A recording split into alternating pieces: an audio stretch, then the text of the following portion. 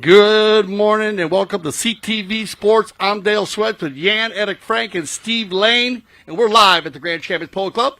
Sent to meet the Polo Farm today on the Aspen Field for the 2023 Avendano Memorial. We have polo going on here all day long. So if you're in town, come down to the Santa Rita Polo Farm. I have our first 8 players right here with our Mountain official, Roddy Matthews. So let's go to the player introduction. And Jan, Eric, Frank. Thank you very much. A very good morning also from myself. And without any further ado, let's get straight down to business, introducing you to the two teams in white. Playing at number 1, the only lady out there on the field this morning. Give it up for April Welker. There she is, coming in at number 1. At number, yes, oh, the crowd like her. At number 2, Cruz Bilbao coming forward. Thank you very much. There is young Cruz Bilbao. At number 3, in the camouflage helmet, give it up for Benjamin Obregon. There he is. And at number 4, Celestino Molos. That is your team in white, Santa Rita. Now over to the boys in orange. GJ Racing at number 1. Please welcome Max Scott Barnes. Good morning to you, young man. At number 2, Santos Teves.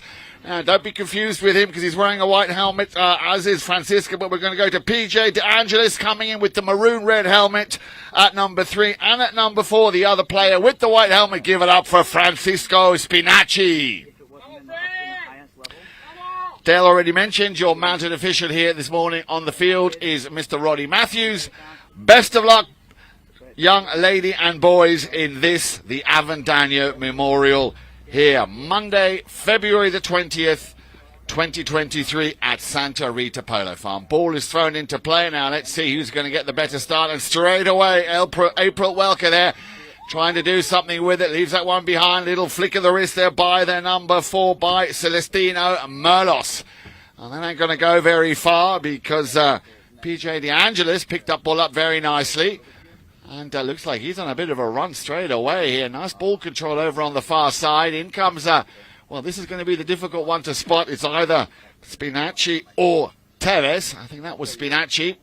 As I said, those two were not only very similar build, but also with a very identical looking helmet. So the orange, GJ Racing, very quickly flexing their muscles and putting a bit of pressure on that goal over on the far side. A little ducking and diving, as you would say, Dale, in front of that goal mouth, just waiting for the goal judge to raise that flag as and when that ball goes through. But nice bit of defending here by Santa Rita. Now, can they get it away from their own goal mouth? Nice pass up to the front door. Again, Santa Rita now on the move very quickly here, Dale. Oh, my goodness. Look at these youngsters go, not wasting any time in putting the pedal to the metal down there over on the far side. Once again, Santa Rita, second row of attack, trying to find a little gap through. There comes the shot on goal. What a clever run here by the number 4, Merlos. And that saved on the back line here. So we're very unlucky, but what a great run by Santa Rita. And the danger isn't over yet. They still want a piece of this. Coming round the outside again with the number 4, Celestino Merlos. Can he find a little gap?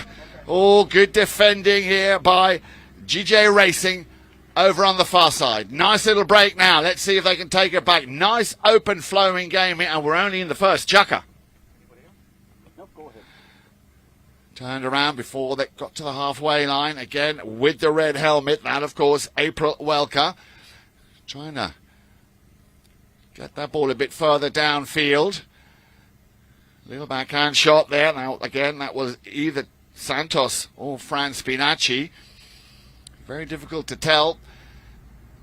A beautiful day here at Santa Rita Polo Farm. Already the temperatures soaring at this early hour. And as Dale was saying, we have a lot of polo coming your way. Hope you're enjoying this first live broadcast here on CTV Sports. Once again, GJ Racing on the break here. Nicely done, Spinacci on the move, just trying to control his pony and that ball. And Spinacci, of course, also playing in the sixth goal. A very, very talented young player. And I remember seeing him play here last year. And look at that, just cruising through that defence. Spinacci, a bit of a bouncing ball. He's got Tevez right behind him. Tevez opens those shoulders, takes a shot on goal. And again, the rotation working very well here for GJ Racing in front of goal. And that ball ever so slightly just going out to the left-hand side. Wow, what an incredible pace these two teams are showing early on. And you know what's so nice, Steve and Dale? Not a single whistle thus far. Well, they're playing pretty clean. They're well coached, well schooled. And you know what? They don't mess around with the ball. All that tapping and dribbling, they just hit away and run. And that makes for an open game and less fouls. Again, nice little backhand shot there from Santos Tevez. Did not quite get the length he wanted. Spinacci trying to control it. Nice stick work here by Francisco Spinacci. Now, second run. He's had a similar run on goal, more or less from the same part of the field. De Angelis, I think that was over on the far side, trying to send that one a bit further down into the danger zone. Now then, Santa Rita, chance here to pick up that ball coming straight down towards those boards. Checks his pony. Nice ball control. Great stick work. Santa Rita on the move, and again, he puts his stick down. Spinacci, of course, a threat for anyone on the polo field. Yeah, that's slightly not controlled, but from the second row, nice little pick up here by the number 3, by Benjamin Obregon. Turned it around, and again, yeah, he got caught there, just slightly cutting across the number 2, Cruz Bilbao. So Fran Spinacci, 2:39, gentlemen, 2:39, and of course the young lady left to play here in this first chukker. Little right-of-way violation right there. Roddy Matthews on top of things where White had that line, and right away, Orange coming across. So we'll have a spot hit, penalty 5A in favor of Santa Rita. Well, I'm pretty sure some of the players are going to appreciate the fact that we've actually had a little whistle. They've been running and gunning. They've been going flat out more or less since that first ball was thrown in. We've got one little pony change going on over on the far side. Fran Spinacci deciding to do a flying change from one pony to the next. He has been working very hard. He's had a couple of good runs on goal and just slightly unlucky or slightly denied getting the finishing touch. So here he comes then on a fresh mount. Fran Very Spinacci. quick there, Ian, on the change. Fran does the Pony Express change from horse to horse there. You see that a lot. Well, but Fran Spinacci playing in all types of polo, not just the Avendano today, but he's also playing in the 6 goal, the 8 goal, and tuned up, as we say. So it's nice seeing him out here in the Avendano. But here we go on the penalty 5A. Cruz Bilbao for Santa Rita, trying to send that one deep down the field, but again picked up, and he's on that fresh leg. I beg your pardon, that isn't. That is, of course, is Santos. Santos with the orange bandages there on the pony, trying to get that ball over the halfway line. Now then, Santa Rita, nice little backhand shot from Obregon. Obregon looking for, and he nearly found Cruz Bilbao. Now then, Spinacci. Spinacci hammers that ball up to the front door. Nice little pick up. Oh, he nearly got it with the number 1. I beg your pardon. Yeah, with the number 1 in orange. Max Scott Barnes, after that great little pass. He's got an incredible eye for the ball, Dale. Not only technically, of course, spending the hours in the saddle that he does, which has made him go, well, from strength to strength. I remember seeing him play here last year, and I was suitably impressed, but my goodness. Yeah, you see that with a lot of these young players, Jan. I love it because, they're growing by the minute, every one of them. We see them every time. That's what's so fun for us here at CTV Sports. But they swing very easy, and that's what you want to have. You want to use that pendulum effect, use the 49 to 53 inches long. The heads are a little bit heavier, so that gives you, and everyone has that sweet swing. And you've noticed not many missed balls. Everyone has great eye-hand coordination. It's going to be turned around here by Fran. Spinacci once again instrumental in that team. Gets it over the halfway line. Nice little chip shot. Yeah, trying to pick it up again. Now then, Santos Tevis with a nice little pass. Once again up over to his number 3, to PJ DeAngelis. Told to leave that one behind. Tevis and Spinacci working very well together. Coming round the bend here. There's the cut shot attempt, but he's going to be left for the number 4 if he can just pick it up for Celestino Merlos.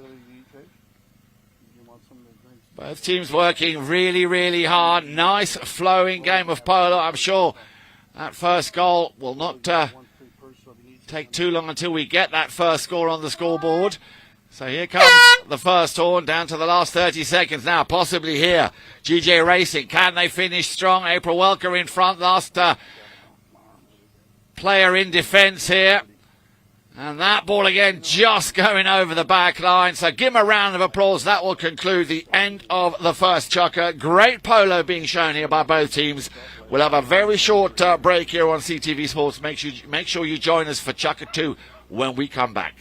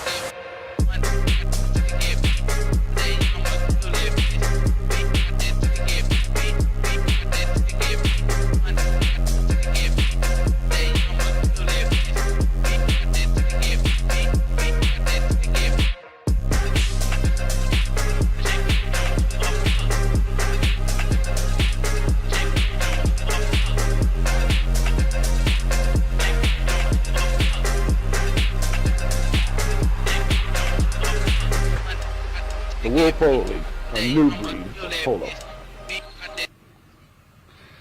Well, welcome back to CTV Sports. As we're all ready to go here is Roddy Matthews, our Mount official, and Dale Schwetz, Steve Lane, and Jan Erik Frank bringing you the action today here on CTV Sports. The 2023 Avendano Memorial, our first game of the day. We'll be switching up all day long for you. And remember, tell a friend to go check out CTV Sports on our YouTube channel. That's the best thing you can do for us, as tell a friend. And it looks like Roddy's got them all ready to go, so I'll throw this back to Jan, Erik Frank, and Steve Lane. Thank you very much. Once again, a very good morning to you. If you've just joined us, well, you have missed a very, very exciting first chukker. It was a goalless chukker, but we were just talking about it in that first chukker break. All 8 players. Let me just go through who's out there for Santa Rita. That's the team in the white shirts. We have the very talented young April Welker with the red helmet. Might make it a bit easier for you to follow the action. At number 2, Cruz Bilbao. At number 3, Benjamin Obregon. And at number 4, Celestino Merlos. In the orange, that is GJ Racing with Max Scott Barnes playing the number 1 position. Number 2 is Scott Teves. And it looks like we could see our first goal. Well, it nearly came through there. At number 3, just to finish the running order, PJ DeAngelis in the red helmet. And at number 4, who has already once again impressed us no end, young Mr. Francisco Spinacci. 0-0 or 0-0 is how they left the field at the end of that first chukker. And conditions out here this morning already heating up quite nicely. Not only on the field, but also the sun, not a cloud in the sky. And both of these teams, like I said, just still chasing that first goal. We've had And I think it's the second whistle of the game. And again, it's going to be a very quickly taken penalty 5A, a hit from the spot. Slight little right-of-way infringement there, and this is going to go in favour of Orange. And the man for those kind of jobs with the number 4, Francisco Spinacci. Let's see if he's got a little set play up his sleeve, or is he going to try and drill one down the field when he's going for the long shot. Over on the far side, that's a nice little pick-up now then. Clear run to goal, the finishing, and this is where they've been struggling a little bit. Once again, nice bit of defending on the back door here for Santa Rita, but the danger is not yet controlled. And now possibly a break, and Roddy Matthews just allowing that play to unfold before blowing that whistle again. It looked to me that we had a slight right-of-way infringement there. Yeah, we certainly did. And, of course, the Orange team, GJ Racing, they're having a great offense today. Just narrowly missing that goal several times, but they'll find that 24-foot opening here sooner or later. Fran Spinacci turning everything on, and now it looks like an open goal penalty in favor of GJ Racing. We could see our first goal of the day here, Jan. Well, I think you might be right there, Steve. And, of course, it's going to be taken by Francisco Spinacci. Nice, calm run up to that pony. And there is the first goal, ladies and gentlemen. Don't be shy. Put your hands together. Francisco Spinacci breaks the deadlock and picks up the first goal here for GJ Racing. Yeah. Actually, that was a penalty too. Yeah. So they come back to the centre. A goalless first chuck-up. And now Spinacci breaks the deadlock and picks up his first goal of this Avendano Memorial. A lot of polo going on here today at Santa Rita Polo Farm after another absolutely cracking Sunday down at, or just up the road, I should say, at Grand Champions Polo Club. We had the first semi-final yesterday of the All-Star Challenge. Remember, if you weren't able to watch the action, you can go to YouTube and once again, of course, see the highlights. An absolutely cracking game.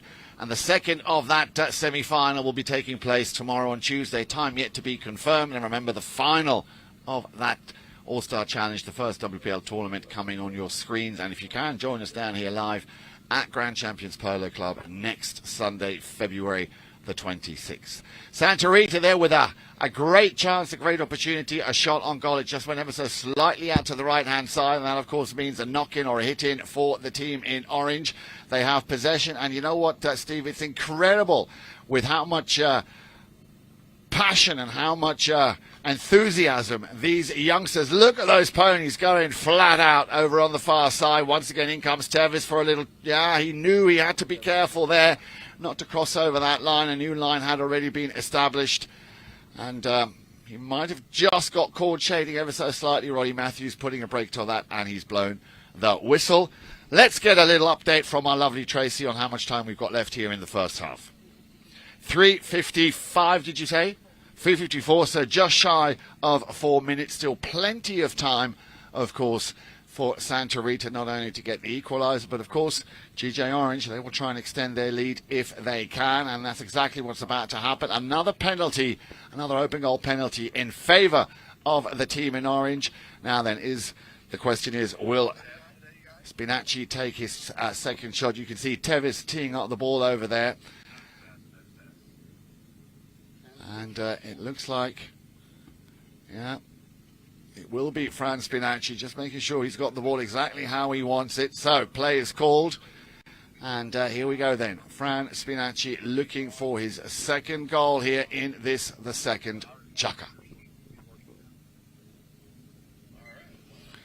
He makes it look so easy. A little round of applause, or even a big round of applause, I think, is in order here. So, Fran Spinacci making it 2 out of 2, 100% on those open goal penalties. And that has put his team, GJ Racing, in a comfortable position now, leading by 2-0. And that whistle will allow for Fran Spinacci to go, and I think some of the other team players will follow suit. Chance here for what we call a little courtesy change. As I said, the temperatures out there already rising and climbing quite steadily here. It is an absolutely stunningly beautiful morning here at Santa Rita Polo Farm, just up the road, of course, from Grand Champions Polo Club. As I said, boys, and I've got Stephen Steve Lane and Dale with me. What a cracking day we had yesterday over at Grand Champions. Oh, a triple header, and that was one heck of a game, that World Polo League game. A lot of goals being scored from way far out, so a lot of long-distance shots, as you would say, Yan. And you know what? They were putting them through the uprights where it counted. And the scoreboard didn't really reflect the kind of game it was. It was up and down the field, and players knew how to use challenges, and we had a few umpire triggers there as well. A great crowd, and you know what? The setting, just the event there, the setting is so beautiful in between fields 1 and 2. So a great day for everybody. Well, if that hasn't made your mind and your mouth water to come down and join us, then I don't know what will. I'd like to also mention our lovely mum, we like to call her Sharon Robb, who of course is watching this with a lot of passion, and she's instrumental, also very much a part of the Grand Champions Polo Club team. So Sharon, I hope you're enjoying the youngsters out there, just waiting for one more player to come back out on the field. And that is PJ DeAngelis, also just getting himself on a fresh set of legs. So once again, a very good morning to you. Great to have you with us here on CTV Sports for this, the Avendano Memorial 2023. We've just seen the second goal being scored by young Fran Spinacci, making it 2 out of 2. But now the pick-up here by Cruz Bilbao for Santa Rita. Over on the far side, Merlos will try and pick this one up as they get closer and closer, or deeper and deeper into the half of GJ Racing. Over on the far side once again. Nice little pick up here. So they are working for it, but they've got to be careful because that orange team, GJ Racing, standing very well. Their positioning play absolutely top draw, but even they need to be aware of the fact that this Santa Rita team, give them half a chance. They will, of course, go through, and that looks like it is the first goal for Santa Rita. And we'll just wait for verification of who actually scored that. There was a lot of traffic in front of that goal. Trying to get a number. That one? Yeah. And the dark helmet there. Well, that I think that's Cruz Bilbao, if I'm not mistaken. Yep. So, well done, Cruz Bilbao, picking up a very much needed and a very important goal for Santa Rita. Ball back in play, and straight away, once again, look at him move, picking up that ball, the number 1, Max Scott Barnes. Great steal. There is the open backhand coming from Merlos, sends it back towards the halfway line. So I stand corrected, it was Celestino Merlos who scored that goal just a few moments ago. Well done, Celestino.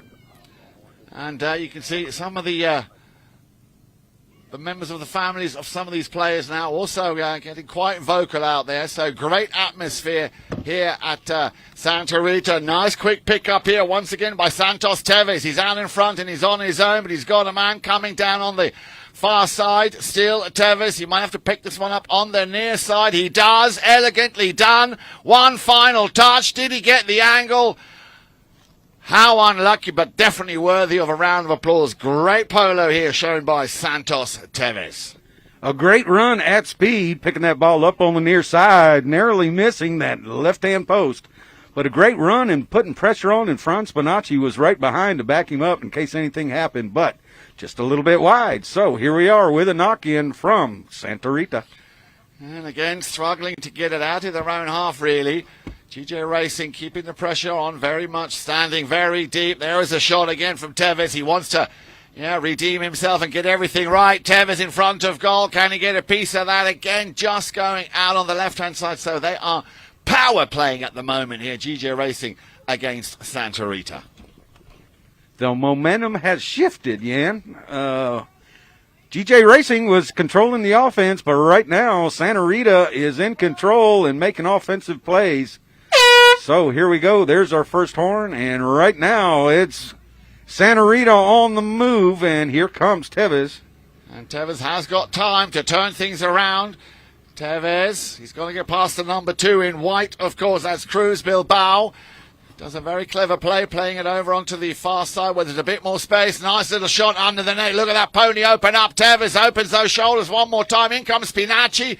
Spinacci can seal the deal, and he just ever so slightly put it wide. So, power play here from GJ Racing. I'm sure they'll be happy with the result thus far, scoring twice both, of course, coming from Francisco Spinacci. That will be it for the first half. So 2-1. Remember, we saw a cracking goal from Celestino Merlos. Make sure you join us when we come back here on CTV Sports for the second half of the Avendano Memorial 2023.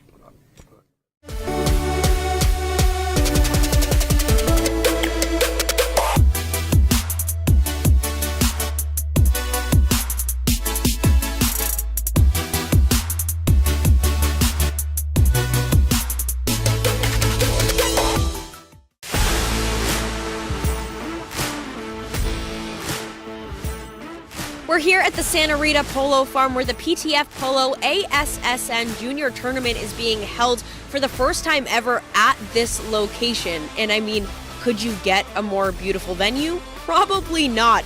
The tournament includes players of all ages, starting with the youngest at just 2 years old and the oldest at 20 years old. So you've got all ages, all skill levels, and a whole lot of fun. Let's go check it out.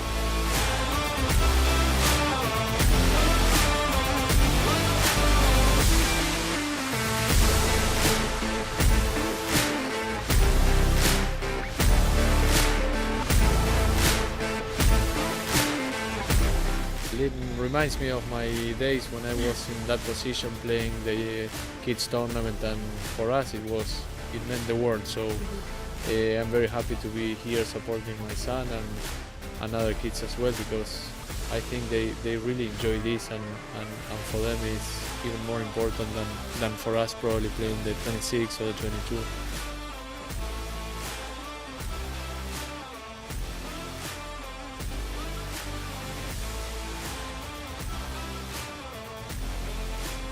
Well, that's a wrap on the PTF Polo ASSN Juniors Tournament at the Santa Rita Polo Farm. So much incredible talent coming up through the ranks. The future is certainly bright for the sport of polo. Now, for more information on the PTF, head to polotraining.org. And of course, head to Chucker TV for all of our awesome content, including full game broadcasts. 1, you're on.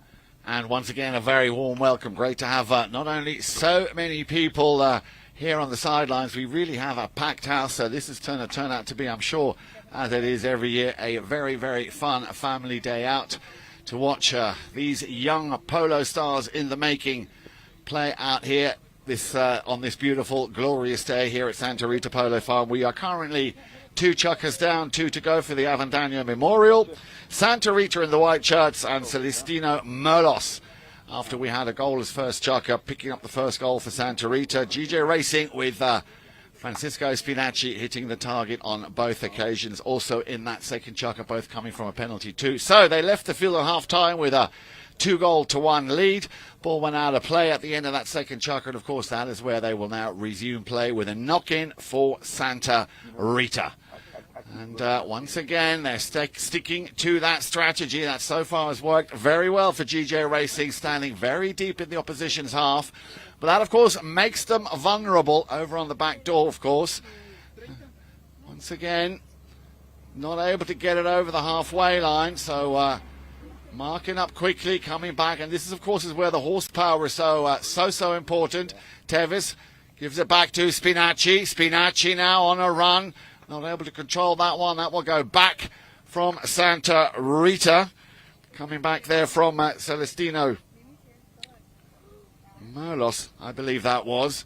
As I say, sometimes not that easy to identify which player is out there. Well, we have, I believe, the third whistle of the game, Steve. Yeah, just 3 fouls so far, or 1 per chucker on the average. So clean polo. And it looks like GJ Racing will have another penalty shot here, open goal, which Fran Spinacci has put 2 in. That they've Orange team's been knocking on the door, but unable to score from the field, but scoring from the penalty line. So here's their third chance, and we'll see if they can get that done. And I'm pretty sure, yeah, you can see him just getting his pony on the right leg. Ball is in place, so his third penalty 2 now to get a hat-trick for Fran Spinacci.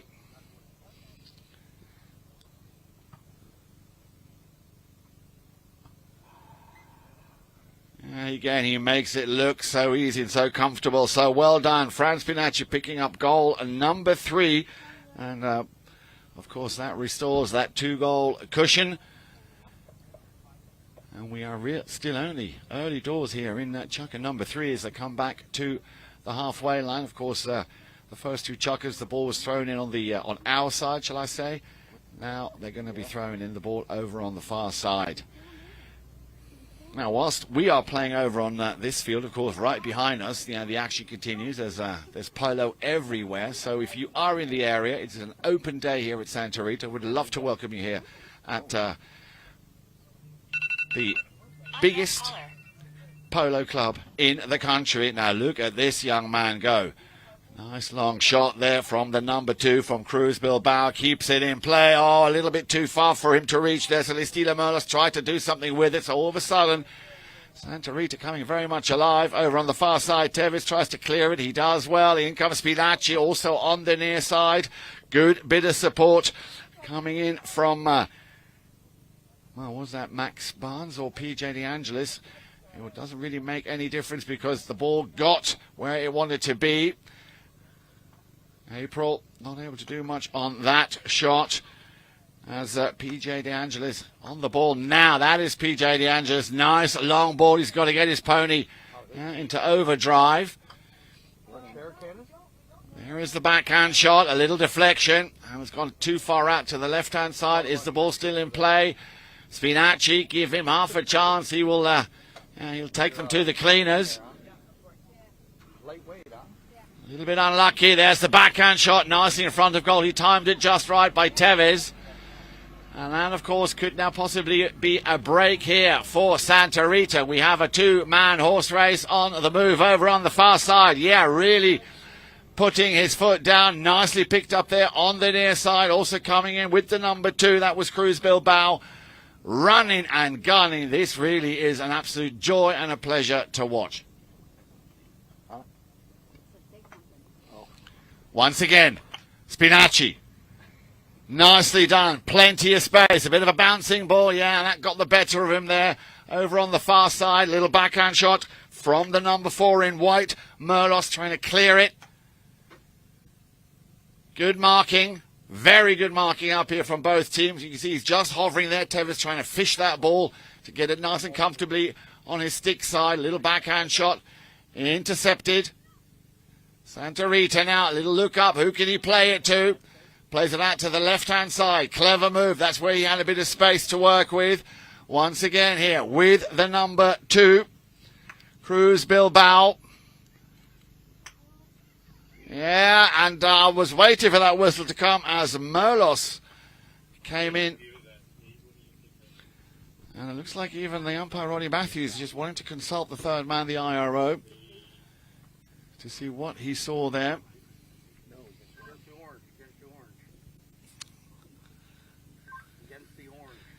Well, they've made a decision and it's going to go against orange. So let's see where umpire Roddy Matthews places that ball, or whether it'll just be a hit from the spot. It was a right-of-way violation. And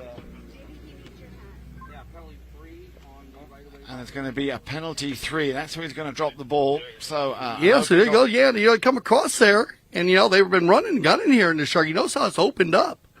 Big hitting earlier was a lot of tapping, as you say, and they were kind of flowing around together.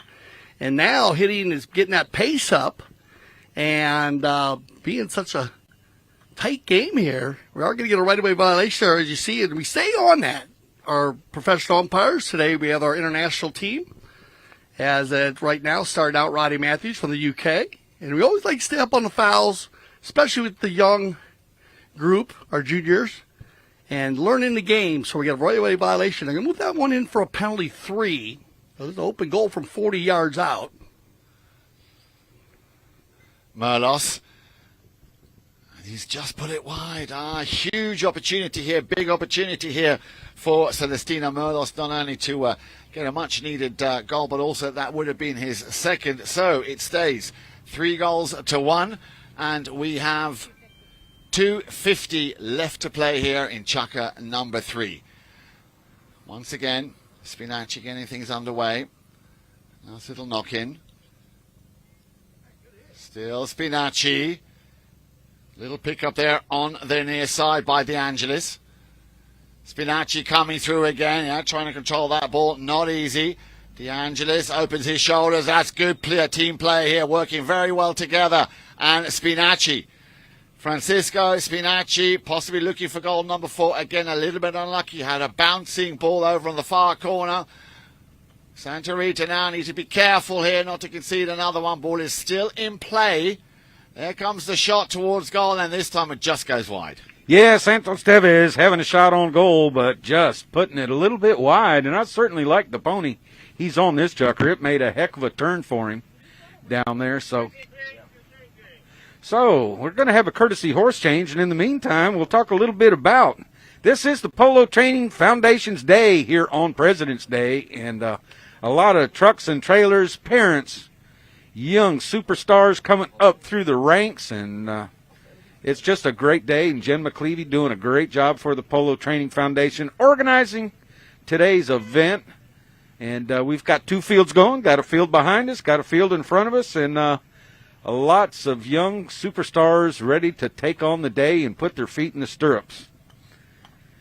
But the Polo Training Foundation has a lot of programs, and of course they work off of donations. It's a 501c3, so tax deductible.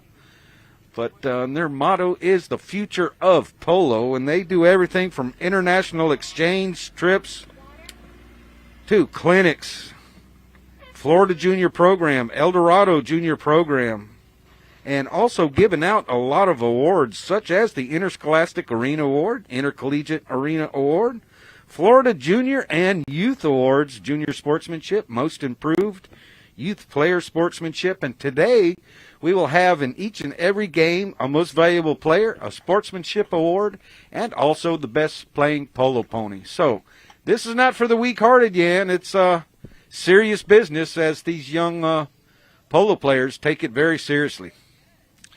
They do indeed, Steve. Thank you for that. Interesting information there. All the different awards. Of course, we will have an extensive award ceremony later on this afternoon. Of course, a very proud moment for all the parents and all the siblings of some of the players that are out there.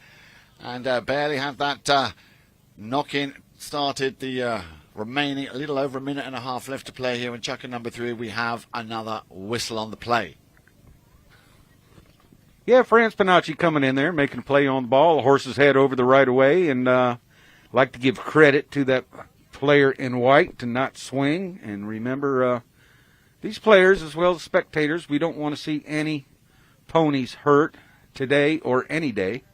So right now, a penalty 5B from the center in favor of Santa Rita here in chucker number 3, looking to put something on the board. So a score of 3-1 thus far, and here comes Cruz. Bilbao knocks that one in, looking for the front. Yeah, the man with the camouflage helmet there. That was Benjamin Obregon. Now coming in is Merlos, round the back way, looking to try and run it parallel off that back line. Again, Tevis, nicely turned, playing it into the open space. Very clever play here, and that's what I think Steve is so impressive about these kids. Not only are they technically very good in the way they stroke or the way they strike the ball, but also playing very much up here. Yes, it's a head game, and you know what? As much as these young folks go out and stick and ball, and you know what? This is making horsemen out of them as well. Horsemanship, a great part of the game, not only on the field but also off the field, and know your ponies as well and take care of them and know how to tack them. And, of course, a feeding program also helps. So we're making horsemen out of these young superstars. Well said, Steve. That's exactly what's going on out there, and a lot of respect you can see both of the teams having for each other. And again, Spinacci, instrumental there in getting his team very deep here into Santa Rita territory. Now that'll be picked up nicely now then. A run here, possibly, unlucky. And we're going to have the horn coming up any second now. There it is. So down to the last 30 seconds of play here in chucker number 3. And only that one goal by Fran Spinacci that we saw very early on. And that whistle over on the far side will conclude chucker number 3. So as I said, another goal by Spinacci. Francisco having scored a total of 3 thus far. Make sure you join us because Santa Rita have it all to play for when we come back right here on CTV Sports.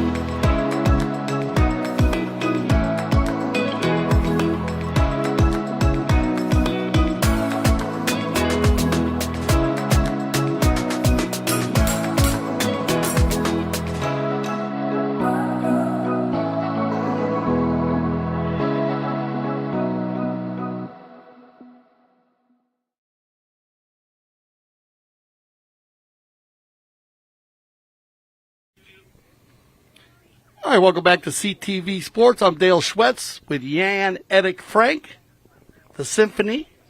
What are we going to We should got to give him a new CTV Sports name, the Symphony. I think we should call him. Jan Edik Frank, the Symphony. He's so smooth.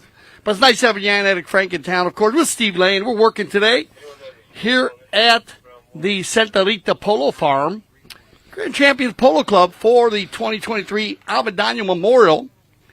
And as we said earlier, as you know, you're watching today, you're watching on our YouTube channel. Tell a friend. And you can watch all of our games on our platforms right now, the CTV Sports YouTube channel, the Trucker TV YouTube channel. And our first game here has been great with Santa Rita and the White, April Welker, Cruz Bilbao, Benjamin Obregon, and Celestino Merlos. And the Merloses, they have been playing now. It's Grayson Celestino. He's one of the youngest of all the Merloses, and all of his brothers and cousins are playing at the Grand Champions Polo Club. And, of course, GJ Racing, Jill Johnson. And I can see Jill here somewhere around here today. She'll be out, and so it's great. As you have PJ, DeAngelis, Santos Teves, Francisco Spinacci, Fran, and Max Scott Barnes. And, of course, Roddy Matthews, our mountain official. This is our fourth and final chucker of our first game of many today. So thanks for joining us again. Yeah? Take it away. Thank you very much. I'd like to also remind all the parents that we've got Casablanca here also, of course, our official partner at Grand Champions Polo Club. And I was told to inform some of the parents that some of the helmets on offer today are 50% off. So if you'd like to treat your offspring to a nice new helmet, Casablanca. Yeah, 50%. 50% off? In certain sizes. That's what I was told. In certain sizes. Wow, that is a great deal, especially with the safety helmets that they produce. Casablanca, top of the line. And, of course, Grant Gansey, the ambassador of Casablanca. We'll see Grant today. He'll be out again preparing, playing in the World Polo League. Remember, the World Polo League also played 6 to 26 goals. We get it all, especially here at the Avendano Memorial. And we especially get this young man, never a dull moment when he's on the field, Francisco Spinacci, and also working very well with him, Santos Teves, but so is Max Scott Barnes, and of course PJ DeAngelis once again. Spinacci having to leave that one, coming charging down the field there was Merlos, appealing to the umpire. He didn't blow on that one. Little cheap trick shot under the belly of the pony there by Cruz Bilbao. It's all happening right in front of the commentator's booth here. And then eventually the umpire did have to resort to blowing that whistle. Got a little bit too clustered there, Steve. Yeah, a little bit. He just cut a player coming off on that short line change. So nobody going anywhere, kind of at a standstill, but a player was robbed of a play. So now back in play, and here comes Cruz Bilbao taking it down the field, working it. They're giving him a lot of room there, Jan. Yeah, they certainly are. And there's the pass. Would have not been nice if that would have gone a bit further to the left to feed the ball to April. She, of course, the only lady player out here this morning in this first game. And once again, Teves not wasting any time. Here we go. Teves, solid second shot here, creating a lot more space. But look, he's got hot pursuit coming. Oh, wow. Shot number 3. Will it be a 4-hit goal here from Santos Teves? Kind of hoping that he was going to have Spinacci right behind him or another orange player. That ball just going out of bounds. So another credible run here by these youngsters. A great run there by Fran Spinacci, and Obregon running him down, putting pressure on him and forcing him to miss that last shot. Obregon just unable to get a hook on that play, but certainly puts pressure on. So once again, Bilbao bringing it back in play.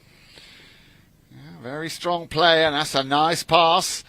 Possibly a little bit too centered. Yeah, you can see straight away coming in for the backhand. PJ DeAngelis, well marked. Teves, yeah, try to get away with it there, but umpire Roddy Matthews, he saw it.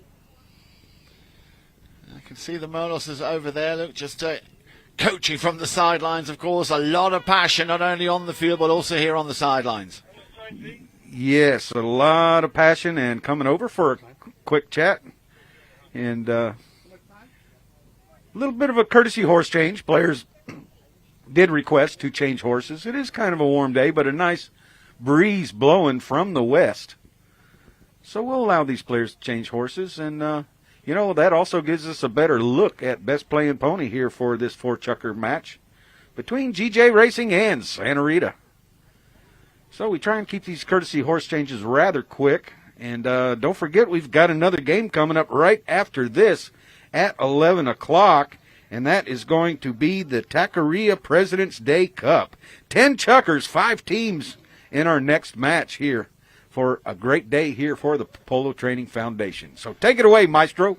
Thank you very much. Well, very much looking forward to hearing my two brothers from another mother take on that next game. I've been jumping at the bit. I know you, Steve. So here we go then. Just waiting for one more player. There he comes to get back. I've got a gag bit on there, Jan, so I can't talk with a gag bit. It's all right. I got a whip. That'll help. They put me in the snaffle. So, all to play for then. Let's see if Santa Rita can claw back 2 quick goals just to get it a little bit more exciting here. But I've got to say, both of these teams, absolutely phenomenal performance. Play has been called. And once again, Cruz Bilbao will get things underway. Nice deep shot down the field. Spinacci. Little mistake. In comes the number 4, Celestino Merlos. Trying to centre that ball. Still Merlos wants to tap it in. Has his pocket picked there very quickly and very cleverly. Tevez straight away to the scene of the crime. Will pick up that ball. Tevez on the near side. Extremely agile and flexible. Of course, at this age. Oh, and a whistle, Steve. Now, this could be interesting. Yeah, Fran Spinacci jumping on that line and Santa Rita coming across and Roddy Matthews blowing the whistle. And once again, keeping all these players. This is also a learning experience for these young players. And, of course, a lot of them play at their home club, and some of them play down here at the Grand Champions Polo Club, like Fran Spinacci putting the ball back in play.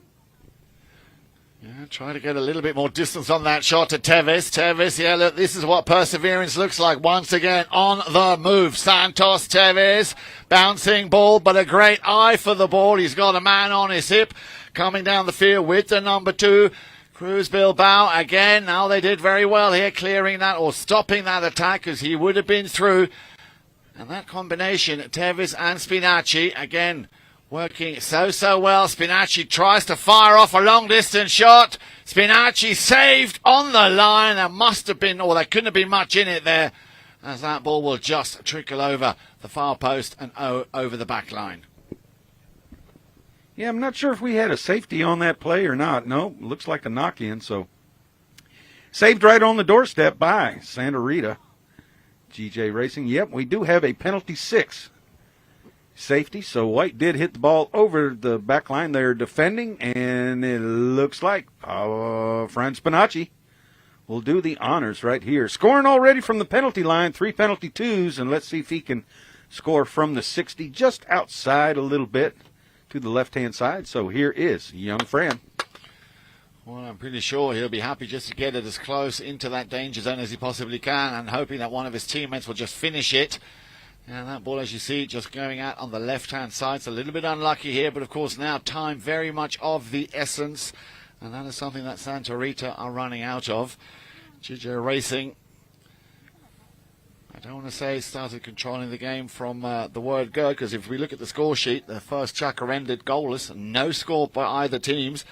And then 2 of those 3 penalty 2s you just mentioned, Steve, coming courtesy of Fran Spinacci in chukker number 2. The 1 goal that came in from Celestino Merlos in chukker number 2.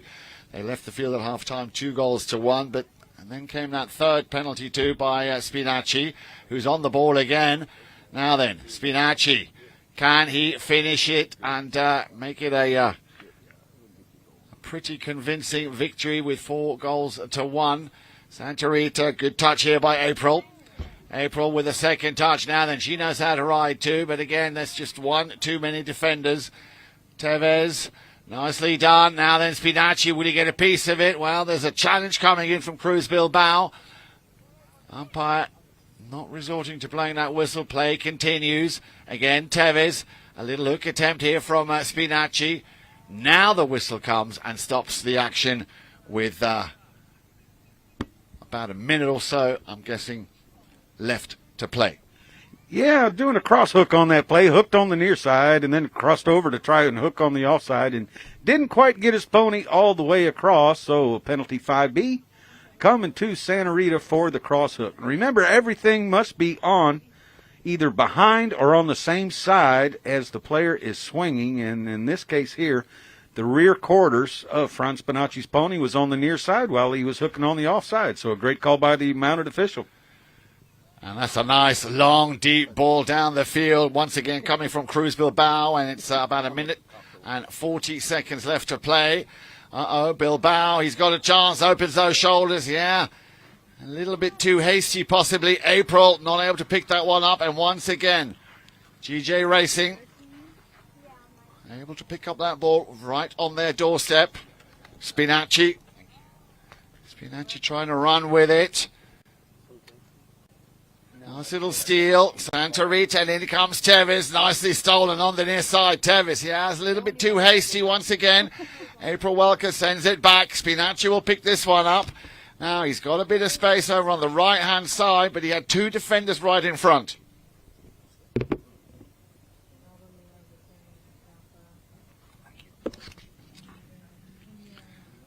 Spinacci on the attack right here, but he's being ridden off. He's going to check down and allow that ball to settle.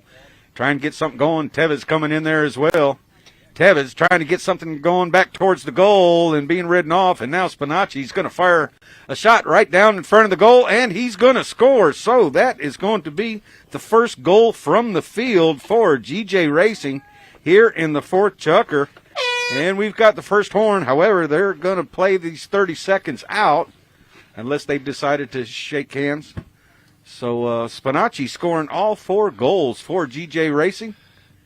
And it looks like a couple of players very slow in returning to the lineup. Franz Spinacci says, hey, we beat you. Here's my hand. But Roddy Matthews going to line those players up. Second horn on its way. So a great day right here for these two teams. And great polo, a lot of long balls and fast-running ponies. And there is our second horn, Yan. And you know what? Can't say enough about these young polo players. No, you can't, except well done. Congratulations. I'd like everybody, please, here. We've got a lot of people here. Give them a round of applause, ladies and gentlemen. A cracking first game. The Avendano Memorial Super Polo being displayed by both teams. And I think it's fair to say Franz Spinacci clearly man of the match, scoring 3 penalty twos and then 1 out of play. Dale, tell us your impressions. Thank you so much, Jan Edick Frank, Steve Lane. Thank you for joining us here today on CTV Sports. We're going to go to a little break, and we'll be back with more polo for you today, all day long here at the Grand Champions Polo Club, Santa Rita Polo Farm, the 2023 Avendano Memorial.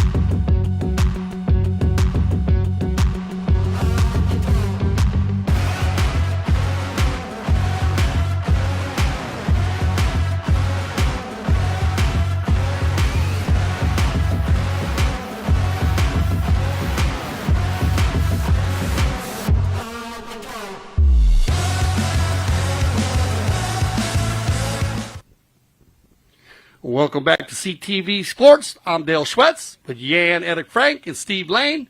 And we're back here at the Grand Champions Polo Club, set to meet the Polo Farm on the Aspen Field for our second game here of the 2023 Avendano Memorial. But this is going to be the Tackeria President's Day Cup. So let's go to the introduction of the players. And the man that we call the Symphony, Jan, Eric Frank. Thank you, Dale. That's a lovely title, and pleasure to introduce these two teams to you. Very simple, very straightforward, in red and blue, of course, so very much part of the President's Day colours. We're going to start from left to right in the blue. Let's welcome at number 1, the charming Robin Leitner. There she is with the white helmet. At number 2, ladies and gentlemen, give it up for the one and only Sebastian Mandelbaum. Coming in at number 2, then we have Ramon Caro at number 3. And at number 4, who was someone to keep an eye out for, Joseph Schwartz. Here he is, the man with the very short hair, that Joseph Schwartz. Over to the red team, that is Red Barn. Of course, the blue team is the Aspen Valley Polo Club. At number 1, Joaquim Vigre de Madrid.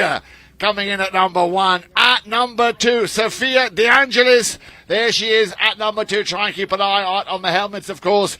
At number 3, Reagan Leitner.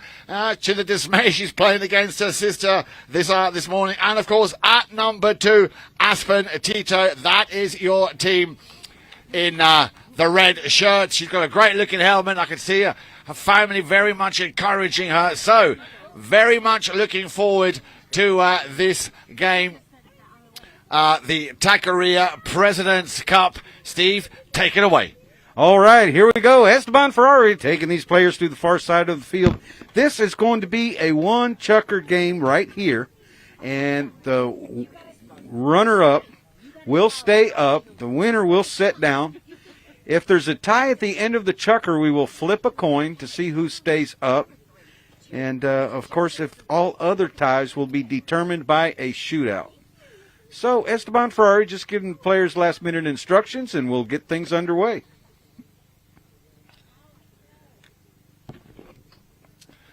Well, I've got some very, very, very excited mummies here. We've got Stephanie, I beg your pardon, we've got Tracy, of course, supporting her son. And, of course, the lovely Alexa also supporting her youngster out there with the number 2, Sebastian Mandelbaum. Here we go then. Ball's in play.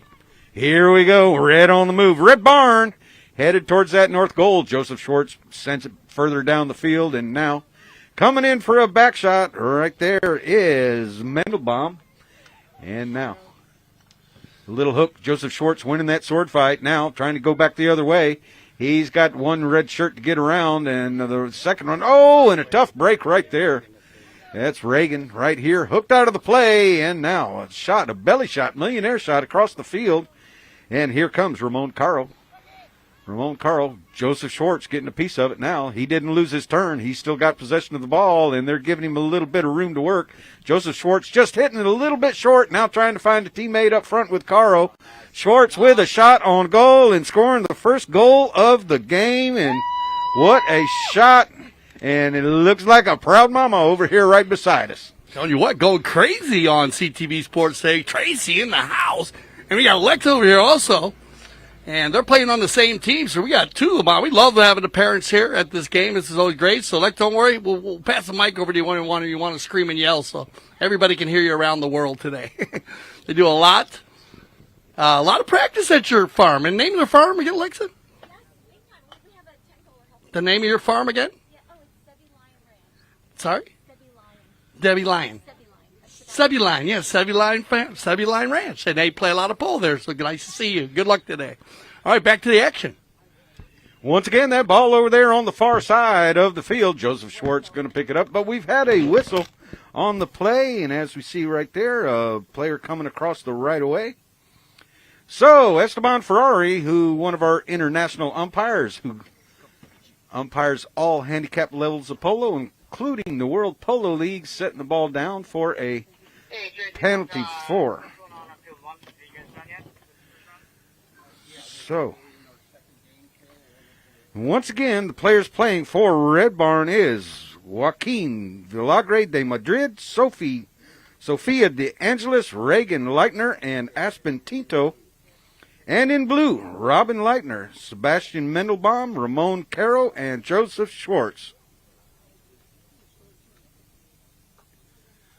So penalty 4, Joseph Schwartz teeing that ball up.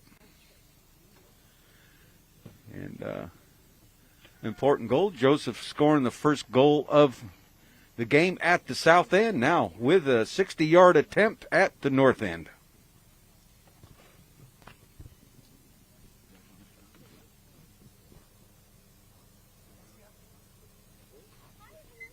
Joseph's got to get a hold of this one, and a nice shot there. Good swing. As Joseph Schwartz also playing with Tackeria in our 6 and 8 goal, actually the 12 goal polo also here at the Grand Champions Polo Club. We've seen a few players here that are playing in the Avendano Today Memorial that have been playing in regular league play. But this is the Tackeria President's Day Cup, and big shout out to Tony Capola and the Tackeria. Back and forth as we get a whistle, and that'll stop the action here. It looked like a couple players came together there, and they're marching towards the north end zone. Yeah, once again, a right-of-way violation against the Red Barn team. So, and that was a little bit dangerous. A hit behind the saddle, so Esteban Ferrari is going to move that ball rather steeply towards that 40-yard mark. So an open goal penalty coming for the team in blue, Aspen Valley Polo Club. And just a reminder, whoever wins this first period will sit down, and the runner-up will go against Power Group Total Care. And Maeve Reicher, Valentina Terrazona, Harrison Reicher, and Jack Whitman will compromise that team. And if you remember, actually Harrison Reicher on the winning team in the 12 goal. And they had a real play. He was actually up in the air for MVP when Harrison played. And, he lost it to Tincho Merlos, a former 10-goal player, so not bad. But Harrison scored 5 goals in that final. So I'm looking forward to seeing Harrison and playing with his sister, Maeve. Okay, on the turn here, it's going to be Robin. I like it. What an approach. What a swing. And the high flag. And Robin Leitner is going to come in here. Remember, she was warming her pony up at the beginning. She is an amazing horsewoman. Look at the equestrian values. I mean, just so strong of a rider. And I love the approach. Well done, Robin. It circled nicely in a sweet swing there, picking up the second goal here for the Aspen Valley Polo Club. So, yeah, 2-goal jump right out here from the start and halfway through. And once again, the ball's on the ground and back in play. And here comes Red Barn on the move. Tough break right there, but following them up is Sebastian Mendelbaum. Mendelbaum keeping that play going up front. Near side attempt right there by Aspen Tinto. A scoring opportunity right here for Red Barn and a nice back shot, but deflected off of a pony, and Blue's going to maintain control. Ramon Caro coming down the line. Caro still with us. Now Sebastian Manuel, he's going to get a piece of it. They come together right there and controlled by Robin once again. She's everywhere here in the first chart. They're going to find Ramon Caro. Good rotation here by Mandelbaum. Now, good run through by Robin. And a nice try there on the hook from Sophia. Now everybody reaching back. Well done, Aspen. Beautiful little bit back shot, but Joseph is going to get down. That's going to bounce off Sophia's horse. And here comes the Aspen Valley Polo Club Blue on the move. It's going to be Joseph, and he's going to find, and that's going to be Mandelbaum down there as Sebastian gets a piece of it. Everybody turning, spinning around, and picked up again by Robin. Robin, very, very active here in the white helmet. Now Aspen gets a piece of it. The ladies is going to it today here for Red Barn. Sophia gets in the mix. Everybody turning around, and they take it on the far side. And they'll try to pick that one up as Joaquin tries to work it out. And here comes again. It's going to be picked up by Robin. Turned around, picked up, clone and controlled. Taken to the inside by Joaquin. Joaquin will lay that one down the center, looking for Robin. Oh, I'm sorry, for Reagan now. Now it gets turned around here by Joaquin. Via Del Madrid. Super fun guy. Looking for Aspen. Aspen, everybody overrides. Look at the riding skills, though, here of Reagan. Later, she is solid. Look at this. Control play by by Reagan. Reagan doing a fabulous job. She's going to play back now. You get a little bit of a rotation here. And a turn inside by Robin. I apologize there. I had Robin and Reagan kind of mixed up a little bit. They don't have the white helmets. And this will be picked up by Robin. Good ball control, but Robin, she's on the breakaway. Near side, offside, near side, right side, left side. Look at this run, 4 in a row. Here comes Aspen Valley Polo Club in the blue. Can they get the finish? Left inside there. And it looks like either Ramon Caro or Sebastian hit that one. That looks like the number 3, so it's going to be Ramon. And there's your high flag as the Aspen Valley Polo Club picking up, and that's going to be Ramon Caro. So make sure, Alexa, if I mix those two up, you let me know, because you know what your son, you know what Sebastian looks like. They both have black helmets on, and but I know Sebastian has the white strap on his, and we know all these young players, but it can be a little bit difficult. It's always easy to recognize Joseph Schwartz. He's got that the Axel hairdo going off. Yeah, you got it. He's got great hair. Trust me, it's coming from a bald guy too. So. Here we go, though. Joseph Schwartz, big ball here, and this has been an energizing Tackeria President's Day Cup. Chucker, there's your 32nd horn. Well picked up here, taken by Joaquin. The ladies will fall into place. Who's going to turn? Well, you know who's going to be there, Reagan. And she's going to leave that one as they try to clean it up. And they do nicely as Joaquin now looking for a breakaway. Can he get it out there to Sophia? Sophia, she rides in, and we get a whistle on the play to stop the clock. And that will be our Chuckers. So put your hands together as the Red Barn Red and the Aspen Valley Polo Club Blue. We will start with a penalty shot to start our second Chucker. Remember, this is a round-robin setup. So they will play 2 Chuckers. I believe I'll check with the boys here, right? 2 Chuckers guys in there flipping. And we'll get a mark on that as it goes, yeah. Well, the second Chucker, I guess they're going 1 Chucker and they're doing runners up, Jen. Okay, so we'll go ahead to Red Barn, and then the runners up here will go up. So we're going to have the Red Barn team will come back. So everybody on the Red Barn team, you'll be coming back to play against the Power Group Total Care here in this second Chucker of our Tackeria President's Day Cup. Stay with us. We'll get all the teams organized. And myself, Jan Attic Frank, and Steve Lane will be right back with you here on CTV Sports.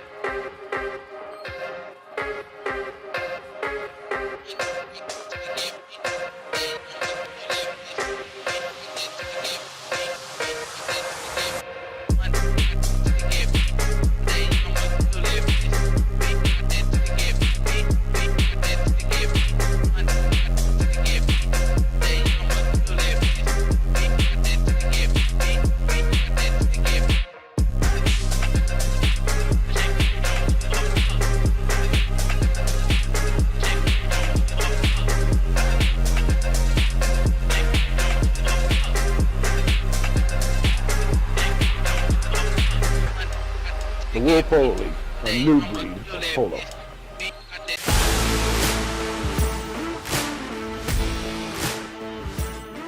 We're here at the Santa Rita Polo Farm where the PTF Polo ASSN Junior Tournament is being held for the first time ever at this location. And I mean, could you get a more beautiful venue? Probably not. The tournament includes players of all ages, starting with the youngest at just 2 years old and the oldest at 20 years old. So you've got all ages, all skill levels, and a whole lot of fun. Let's go check it out.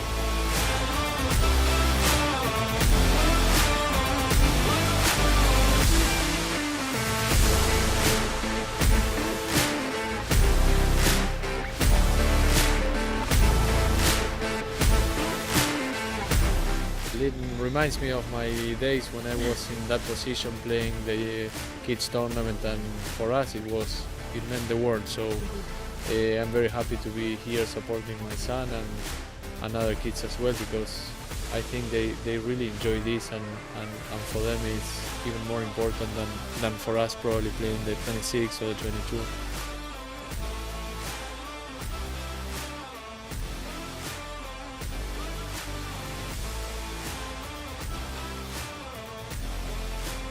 Well, that's a wrap on the PTF Polo ASSN Juniors Tournament at the Santa Rita Polo Farm. So much incredible talent coming up through the ranks. The future is certainly bright for the sport of polo. Now, for more information on the PTF, head to polotraining.org.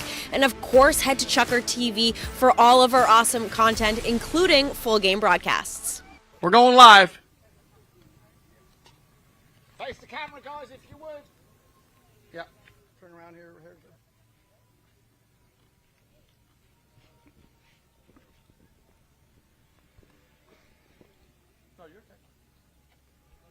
Come on over, everybody in the black jersey. May, Valentina. Welcome back, everybody. Dale, we are live, and we're just going to, as you rightly said, introduce the team in the black shirts. That is the Power Group Total Care. If we could just have you facing the camera, guys, that'd be very much appreciated by all those watching, of course, at home.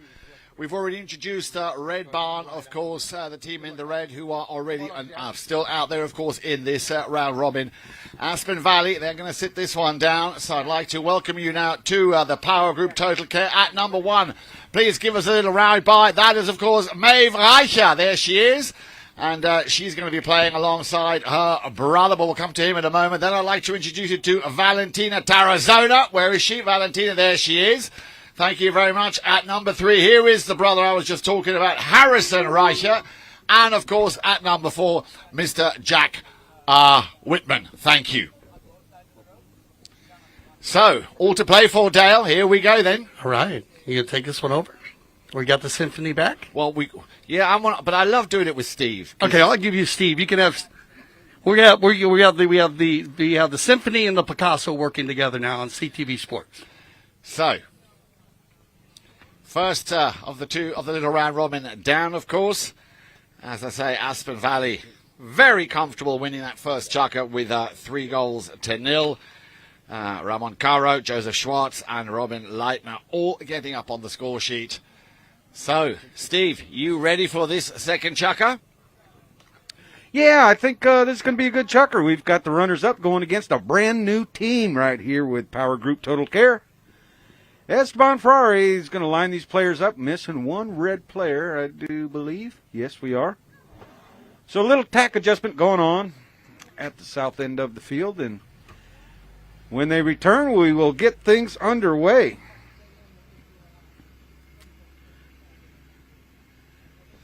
Oh, temperature's starting to really soar now here, Steve. So I think it's going to warm up and be a nice day after all. I think it is. I think it already very much is a nice day, and I'm pretty sure that the players will appreciate the fact that this is a round robin, so they will have an extra long break in between chukkers. Here we go then, all ready to go with chukker number 2 in red, Red Barn versus in black, Power Group Total Care. Lined up on Ferrari. Ferrari shows players the ball, and still a little bit of attack adjustment going on for the number 1 in red, which is Joaquin Vilagre de Madrid. Sophia De Angelis also playing number 2, and we are underway in Madrid unable to get through it, and here comes Maeve Reicher. And a back shot there once again by Madrid, and Jack Whitman now on the ball right here. Whitman. And he's no stranger to polo. He's from the University of Virginia, played in the intercollegiate program up there as well. And now a hook there by Whitman, picks the ball up on the near side, and Whitman going to slow things down. Fake a back shot and turn things around. A little sword fight right there with De La Madrid. Whitman's going to win it, headed towards goal, but he's going to be run down there by a player from Red Barn, and Whitman just narrowly missing that goal right down there. So that was Aspen Tinto putting pressure on, and he heard footsteps, so unable to put that ball where it needed to go.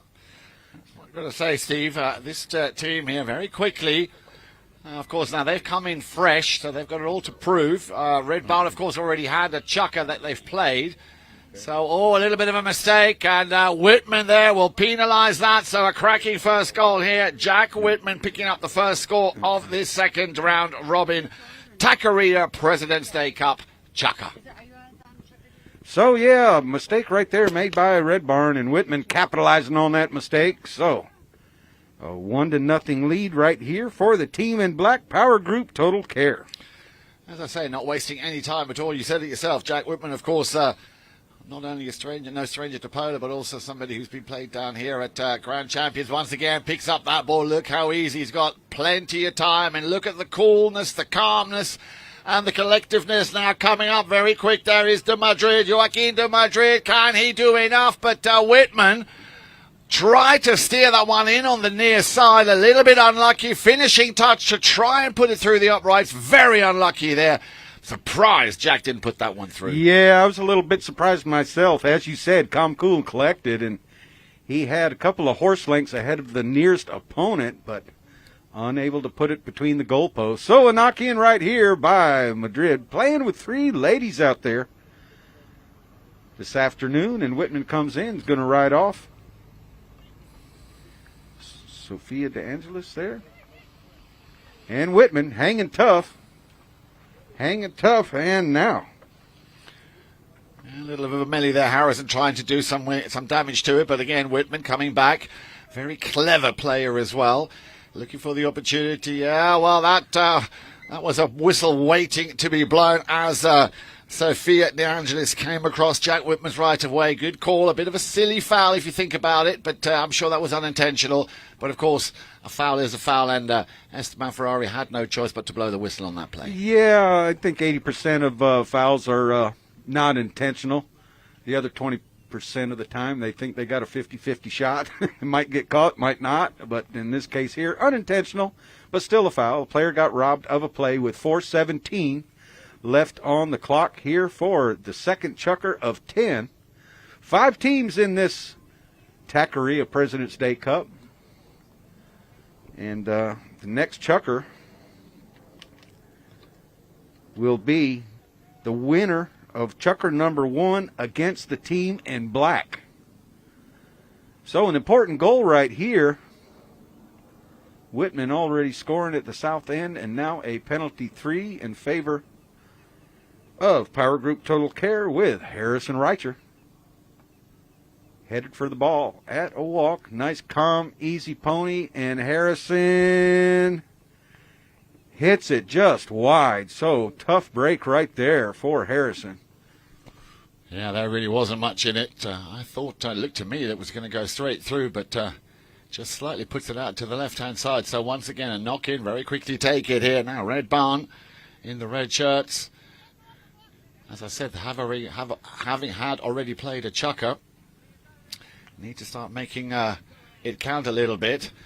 And that's Reagan Leitner right there, too. Coming right in front of us here, Jan. In a bit of a sword fight. She's giving it all she's got. A back shot deflection right there. And now, once again, she's going to pick that ball up and send it right up front to Sophia De Angelis. And Sophia working that ball. She's no stranger to polo either. Her mom and dad both play. And now, Madrid with a shot on goal. Across the goal, and Whitman right there to take it further along, taking it out of danger. Whitman got a player on his hip. He's going to work the near side. able to get back to it, checks down, lets everybody go by, and now here we come with Harrison Reicher one more time, but going to lose the play to Madrid. Madrid turns that pony around, now sends a line drive back downfield, looking for one of his three ladies up front to carry that ball, and here comes Oh, nicely done. Sophie, oh, what a great play. Sophie DeAngelis gets herself right where she needed to be. Yes, indeed, a round of applause. Very much needed, and I'm sure that will be the catalyst for more goals to come. Sophia DeAngelis picking up the first goal here now in this, her second chukker. So we're tied right here at 1 apiece, and we've got 2 minutes and 28 seconds left on the clock. So a lot of time. The next goal may win it here, Jan. And remember, we've got, if the team in black should win, we will have the two winners playing against each other in chukker number 3. Indeed we will. Back to the centre they go then. But still quite a bit of polo left in this chukker. And still people coming into Santa Rita. We really do have a full house. There's an absolutely fantastic atmosphere here on the sideline, Steve. A lot of people here today. We're glad to see them, glad to have all the trucks, trailers, ponies, players, moms and pops. But right now, Madrid, he's not interested in that. He's interested in putting the ball back down the field for another score on the board. So here we go. Madrid, he's going to stay back, play a little defense. And Whitman trying to get around Maeve Reicher. And Whitman on the move right here. Another one of those very clever players, Steve. Look, he sees the open space here. He's keeping his composure, just playing his game. Nice little pickup here by the number 2 in red by Sophia DeAngelis, who, as I said, scored just a few moments ago. Once again with the number 4, Jack Whitman. Whitman. And that one just ever so slightly went wide. And again, incredible pace being displayed here by all 8 players. Yeah, great pass there from Harrison up to Jack. Jack just unable to finish the play. That ball bouncing a little bit down there in front of goal, but he was working the ball on the near side with 1:13 left here in this second of 10 chukkers. Another mistake right there, but this time Madrid able to go back and retrieve the ball, but Whitman, he's not going to cut him any slack.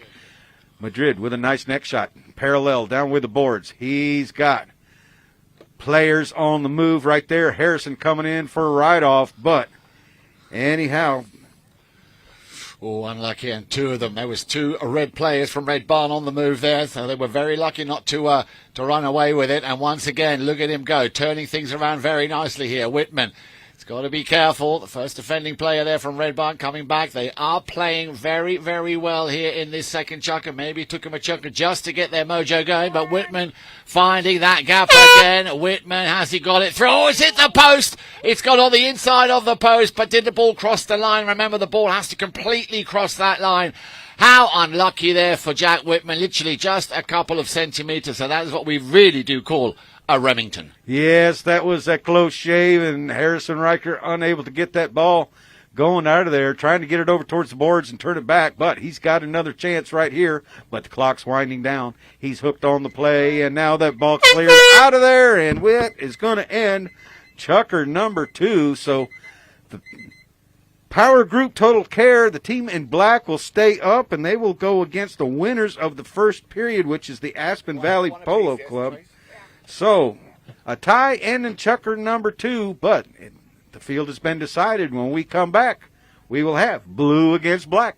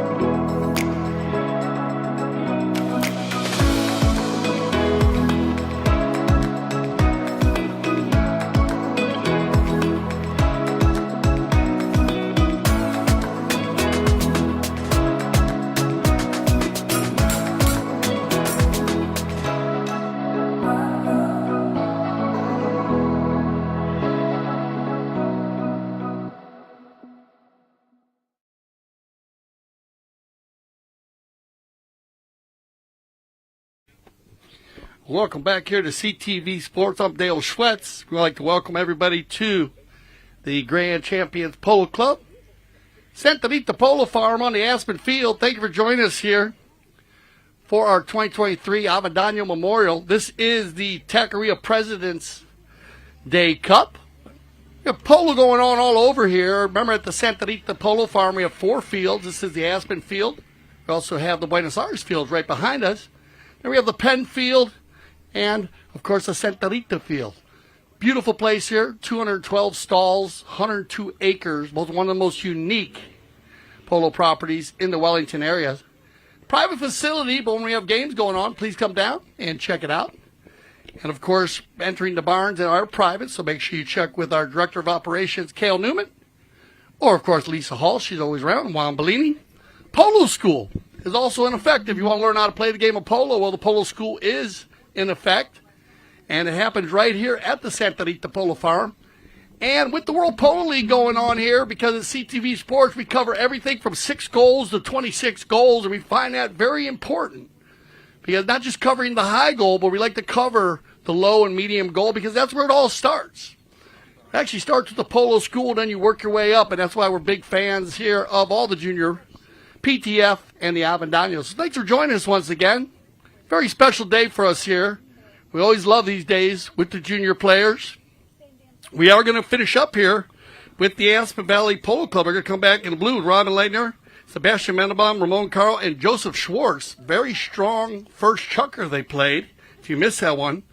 They're going to go back up against Power Group Total Care. This is going to be a good matchup. Both of these teams very strong. And we have a true final going on because both of these teams actually won their first chucker. Today with the Avendano, it doesn't matter on that. It's all about the kids playing the game and juniors learning how to play. That's where we have our professional umpires that work with the World Polo League and the Grand Champions Polo Club, Aspen Valley Polo Club, managed by my man Steve Lane. I work with them also as a professional umpire, not just on the mic here for CTV Sports. We work it all together. Talk about learning and growing the rules, and that's something you'll learn in the polo school. We don't just teach you how to ride or hit a polo ball. We also teach you the rules of the game. And remember, Polo on Demand, the most unique program in the world. You can actually come here or to the Aspen Valley Polo Club, our sister club, and you can play polo. Just demand it. That's all you got to do. Go to gcpolo.com. You'll find Cale Newman, Director of Operations, his number, and Juan Bellini's number on there. They'll set you up with the Polo on Demand program. And when I say Polo on Demand, you can also go to the highest levels, and that's where you come in and you actually try 8 to 10 horses, figure out which 8 to 10 you like, and then they'll put a full polo team around you with 3 professional players, and you can play in anything from the 12 goal to the 26 goal. So, looks like we got them going on the field here. So here we go, our second half action. Jan, take it away. Thank you very much, Dale. Yes, I'm glad you mentioned the Polo on Demand because I demand to play with you, Dale. You got it. We'll get it done. Thank you. Here we go then. Now, this promises to be a very exciting chukker, as you rightly said, Dale. Both of these teams having won their opening chukker. And very impressive out there. We saw him in the first chukker. Joseph Schwartz, it's the young man with the long hair. So a lot to play for here. Now, I'm joined, of course, by the one and only Mr. Steve Lane. Jack Whitman got a little piece of it, but Joseph Schwartz right now on the ball, trying to turn it back the other way, trying to score at that north end. And Schwartz getting it done right here, right now, being very patient, trying to get around those black shirts. But now Whitman's going to come in there for the hook. Whitman followed up right here by a member in blue, and that's the number 1, and that is Maeve Reicher scoring that goal. So a great goal and a little bit of a surprise there. Robin Leitner, I am told. Okay. Robin Leitner. Yes, it was. Yes, it was. So, fans on the sideline. Fans on the sideline. So, Esteban Ferrari brings them back towards the center. And, Yan, I tell you what, it's anybody's ball game here. One chukker of play, and we're going to see who's victorious. And Joseph Schwartz taking the blue team towards the south end. Harrison Reicher right there with him. Bumped out of the play by Reicher, but Schwartz able to recover and pick up the ball on the near side. Going towards that south goal and a little stab to keep the ball in front. And that's the number 2 in blue, Sebastian Mendelbaum, right there scoring that goal. So Well, I was going to say that there's one young lady who'll be over the moon with that. There she is. Yeah, absolutely. But I've got to also give it to Joseph Schwartz. I mean, the confidence that he's displaying here, and his horsemanship, the ability to how he rides, clearly no fear whatsoever. So great to see both of these guys in that team, Sebastian Mandelbaum and, of course, Joseph Schwartz, who has already scored in that first chuck. So you say it's anyone's game, Steve, but has Aspen Valley Polo Club, the team of blue, have they got the slight edge here? Well, they've got the momentum going, that's for sure, but don't count Whitman and company out. And Whitman right here trying to control that ball going south, and right-of-way violation is 2 players coming down the right-of-way. So Whitman reaching way out, trying to turn the ball, and whistled for his efforts. Yeah, it was a bit naughty there by Whitman. I'm sure that was unintentional, but again, you said it, or Dale mentioned it earlier, we do only have the best of the best here as far as the umpires are concerned, and one of those, of course, from Argentina, the very knowledgeable and the very competent Esteban Ferrari. He was right on top of that play, and of course he has no choice but to award an open goal penalty. So Whitman, I'm sure, will not be happy with that. It was unintentional, I'm sure, but a chance here now for Aspen Valley Polo Club, the team in blue, to pick up their 3rd goal. Remember, they scored 3 in their opening chukker against Red Barn. And at the moment, they are very much on course or on target to get another 3 goals here in their 2nd chukker.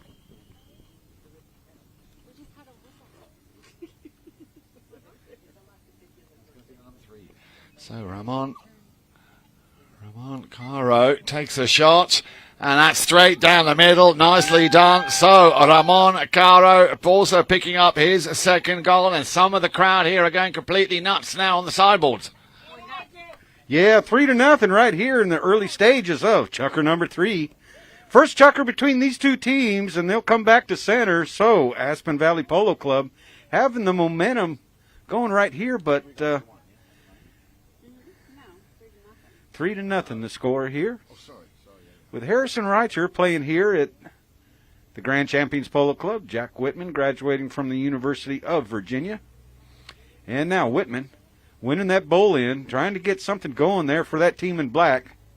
Taking it over to the far boards. Wanted a neck shot, but didn't have the right for his mallet take up both sides of the line of the ball. So a little pop fly right there. He's going to let the ball settle and send it along the ground. Back up front, but Joseph Schwartz going back. Got an opponent on his left-hand side. Chooses turning the ball towards the outside, towards the far boards. And now Schwartz just massaging that ball right down the field. Going to override it just a little bit, and that paint pony's going to come in for a back shot right to Whitman. A little bit of bad luck right there as the ball bounced. And now another whistle by Esteban Ferrari. And that goes to show again how versatile these young players are. And as Dale was saying, you were saying earlier on, Steve, of course, this is a great experience for these young players to be in this sort of an environment, to also see, engage in their own ability and their own progress, how they're going and how they're competing. And I'm pretty sure, Steve, we're going to see a lot of these players with a big future. Of course, this is Grand Champions Polo Club. This is where champions are born, bred, and raised. Joseph Schwartz pounds that ball down the field. Harrison Reicher going on back, and they're going to take an open shot, sending that ball across the field. Reicher's still right here on the ball. Out of the air and keeping it going, working it on that bald-faced pony. Right here, Whitman coming in behind, and now Caro couldn't get all of it, gets a piece of it, and now picked up by Whitman. Whitman doesn't mess around. He knows Harrison's up front by himself. Caro's going to have to go back. Harrison Reicher right here on the move. Caro coming in on the near side, rides ahead just a little bit, but Reicher maintains control of that bouncing ball and going to turn it back around towards the outside, loses it momentarily, and picked up by Aspen Valley Polo Club. And the ball over there on the far boards, Whitman in a sword fight there with Caro. Anybody's ball trying to get it off the boards, and now with confidence, Reicher squeaks on ahead. Caro's going to have to chase him down. Reicher carrying it a little further along. That ball just in front of the goal, but Schwartz takes a big neck shot, sending it way across the field over by the boards. Caro, he's going to check down, get that ball off the boards, and try and send it back down the field, which he does nicely. Whitman in there on the trying for a hook on the near side, but unable to do so. And Sebastian Mendelbaum right here coming through, as is Robin Leitner as well. So Harrison Reicher having to play a little bit of defense right here. That ball knocked down out of the air. Joseph Schwartz picks it up, and now with a back shot towards goal, Whitman anticipates the play, turns, and that ball is over the back line. So a great chucker going on right here with 2:42 on the clock, Yan. Yeah, I like the way Joseph just played that play there. He knew he had to take it around a little bit to get himself in a perfect situation to play that backhand shot. That's exactly what he done. A little bit unlucky not hitting the target. So again, I've got to say compliments to all of the players out there. Playing an absolutely amazing game of polo. Once again, the Blues have it, and that'll be the man with the number 3, Ramon Caro, having already scored twice so far here in this Tackeria President's Day Cup round robin. We have another whistle which will stop the clock with that 2 minutes 11 left to play here in this second chukker. Yeah, 3-goal lead by the team in blue, so a tall order here for the Power Group Total Care. And you know what? We're glad to have all these sponsors, too, as well. Red Barn, Aspen Valley Polo Club, Power Group Total Care. Tackeria will go against Chucker TV in our next set right after this period. So penalty 5A awarded to Power Group Total Care, and Jack Whitman puts the ball back in play with a dribble shot. He's got Schwartz there, a very strong player for the Aspen Valley Polo Club, which forces Whitman to release the ball. Ramon Carroll goes back with a back shot, and now here comes Harrison. Nope, that was Schwartz right there. That was Schwartz. With another huge hit. I mean, he's been hitting these balls so well this game, and once again on the move, a nice pick up here by Mandelbaum, trying to finish what he started, but the pass from Joseph Schwartz once again. I mean, he's not only a tall lad, but he's also a very, very strong player. And on the board saying, get out of my way, that is my line. In comes Whitman for a challenge. Still Schwartz with another monstrous shot. My goodness. What a great, I mean, I don't know what Tracy feeds him, but he is incredible here this afternoon. Yeah, maybe a little gunpowder mixed in with some quiche or something, and that'll do it. But right now, Jack Whitman going to put the ball back in play, and Schwartz, did not want to hit into a pony, but he did put a powerful shot down there for team members, but just a little bit too much, caught it on the sweet spot, and now Whitman coming in as time winds down for the team in black. And taking that ball over towards the far boards, and Power Group Total Care getting a piece of it as well. Now Schwartz on the play. Harrison Reicher's going to go to the back, play some defense, and Schwartz wanted a shot right there, but still maintaining control, taking it over towards the center. Reicher's got no play as Schwartz dribbles the ball, and now with a strong neck shot towards goal, and puts it on through, and the first horn is about to blow, which it has.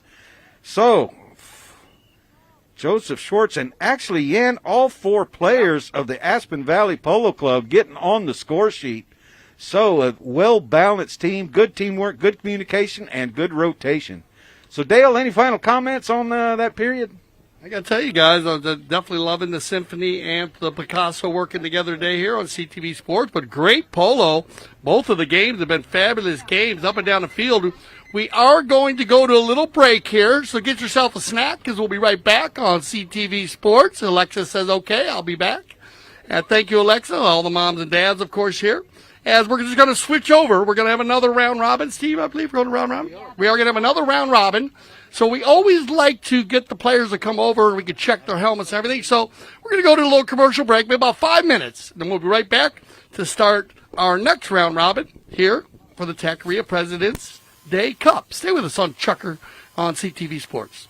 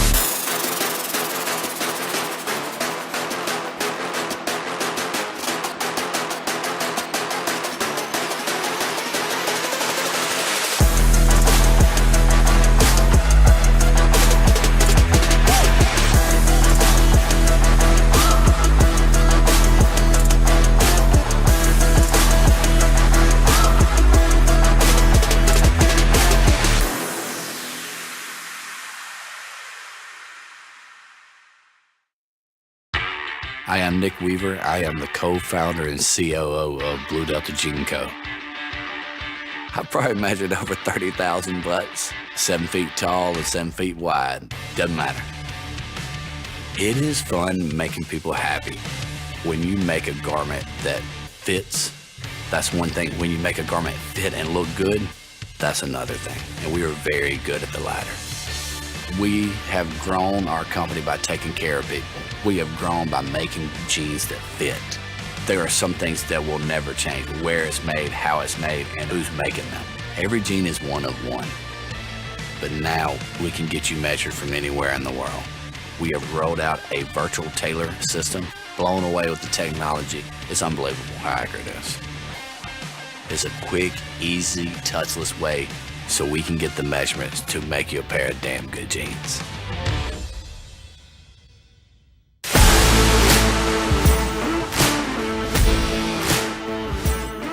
We're here at the Santa Rita Polo Farm where the PTF Polo ASSN Junior Tournament is being held for the first time ever at this location. And I mean, could you get a more beautiful venue? Probably not.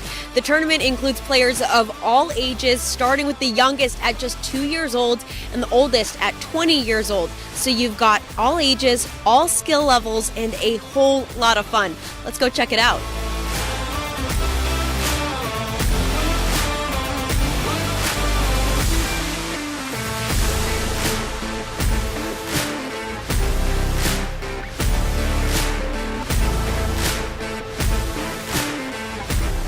It reminds me of my days when I was in that position playing the kids tournament, and for us it meant the world. So I'm very happy to be here supporting my son and other kids as well, because I think they really enjoy this, and for them it's even more important than for us probably playing the 26 or the 22.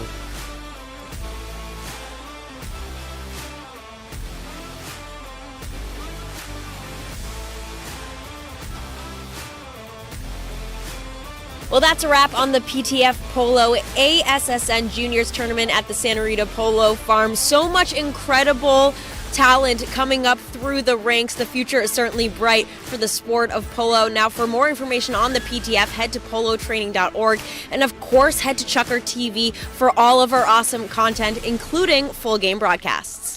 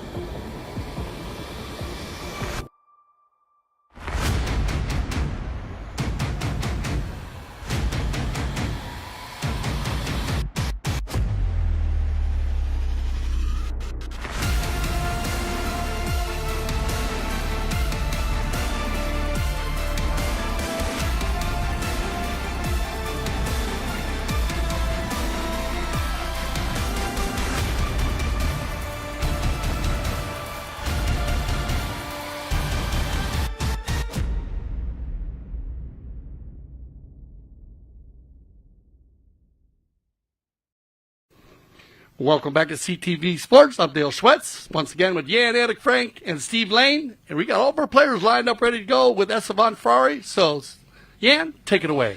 Thank you very much. These are, of course, the last two teams in this 5-team round-robin Tackeria President's Day Cup match. I'd like to start by introducing you the team from left to right, ladies and gentlemen. At number 1, please put your hands together for Victoria Picha.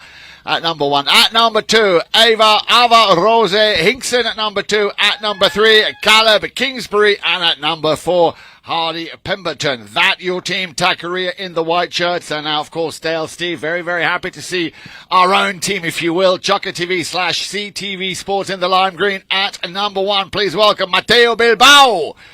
At number 2, Ava Nunes. There she is. At number 3, Artemio Figueras. I'm sure you know that name. And at number 4, of course, Daniel Arnold. Dale already mentioned our umpire, none other than Esteban Ferrari. All right, so this should be a good matchup. Two chuckers here, Jan. And they're going to battle it out straight two chuckers. And this will not be a round robin, so we're going to get both of these teams, Tackeria White. Big shout out to Tony Coppola. Of course, Tackeria President's Day Cup. Esteban Ferrari doing the honors here. And good matchups here.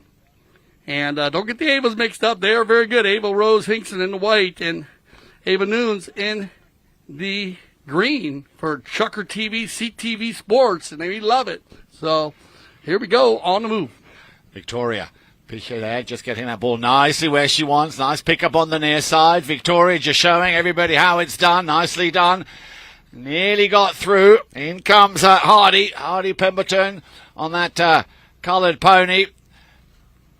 Now, I've got to confess, Stella, I don't know all of these players, but he looks like a pretty strong player to me. And we have the first whistle as we had a player just dismounting there. Not quite sure what the issue was, but straight back in the saddle. Player with the number 3 there, Caleb Kingsbury. Good call there by the umpire just to hold fire, allowing the player to get back in the saddle again. So we're going to have a hit from the spot, or are we going to have a throw-in? That's going to be a hit from the spot in favour of Chucker TV / CTV Sports. Here we go then. Play is called. Now, of course, very important in this final pairing to determine who's going to play in the final. We already know, after the round-robin scenario earlier, that Aspen Valley Polo Club, the team in the blue shirts, they are already through to the final. 5 teams entering this Tackeria President's Day Cup. And both of these teams just still sort of getting a feel for each other, just sizing each other out to see how the ponies are running. And Steve, you said it, those temperatures are now starting to really get a bit high now. Over on the far side, that's Daniel. Being ridden off there very nicely there by Victoria. And we're going to have another whistle just to stop the play there. I'm not quite sure what Esteban saw there that was untoward. Now, of course, we do have a little laptop here. We can follow the action.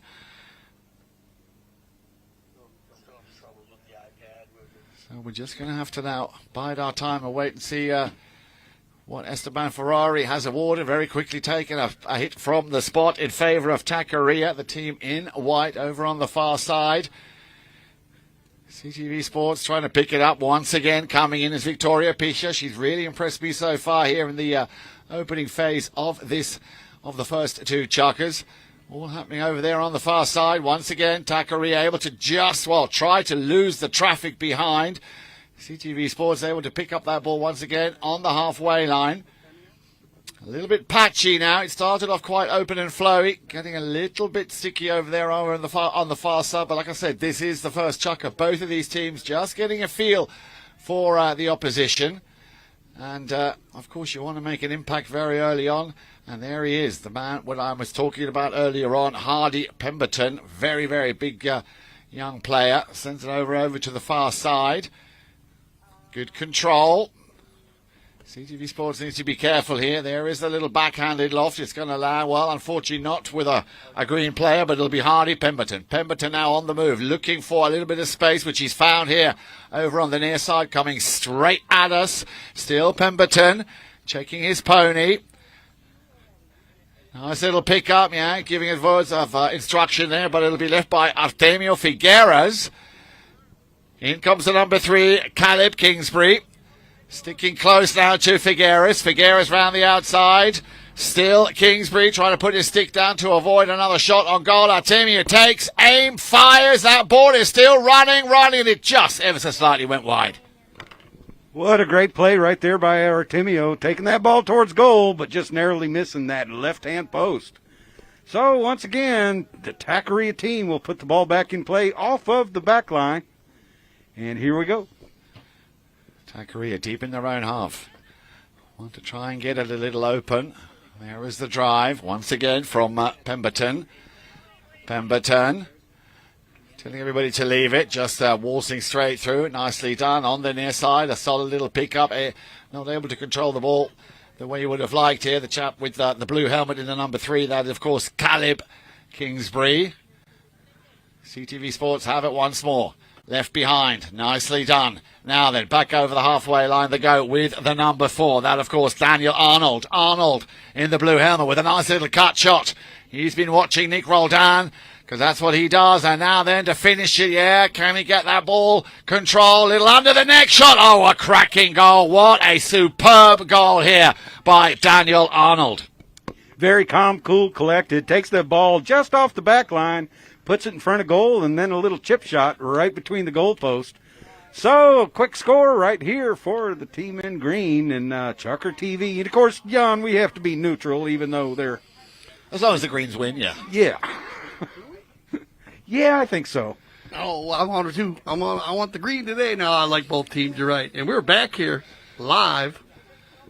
So good goals back and forth here. Yeah, and it's been a very another clean game and picked up cleanly there and taken out by Victoria. Now they'll leave it for Hardy. Hardy with the back shot coming there and a big one by. It looked like going to be Daniel getting a piece of that one. And we get a whistle on the play. Yeah, Caleb Kingsbury going for that shot, but the whistle came just before. So we'll have to wait and see what the umpire's decision is on that play. But again, both of these teams here, well, this Tackeria President's Day Cup really has got all the elements of a cracking polo game, and we've seen that just now. So 2:09 left on the clock, 2:09 here in the first of the final pairing of this 5-team Tackeria President's Day Cup. Very quickly taken. And again on the move here, Daniel Arnold gets deep down into the half of Tackeria. Hinkson. In comes a bit of support there from Kingsbury. But still, CTV Sports have it. There's a shot on goal into the... or through the little gap in front of goal, but doing a very good job there, Hardy Pemberton, just making sure that that ball doesn't go too far to give them another shot on goal. And there is he under the neck, trying to send it back up. And they're over on the far side. Things have started to sort of even themselves out a little bit. It was a little bit patchy the first sort of half of this chucker. Once again, here we go in white. Tackeria on the move, 2-on-1. Where are the rest of the players? Well, that was a little bit unlucky. CTV will pick that one up. Nicely turned here by Figueres. Figueres looking for a little gap. He's found it. There's the lofted shot straight to the front door. He seems to be too far away from that. Down comes the hammer once again from Hardy Pemberton. A little bit of a huddle going on. Nicely done. Now up to the front door. Got to be careful here. Little backhand shot. Nicely done by Pemberton again on that very, very powerful pony. There's the backhand by the number 3, Kingsbury. Able to just clear it. Nicely turned by the number 4, by Daniel Arnold. Looking for possibly for his second goal. Arnold. Now. Was the whistle before that horn?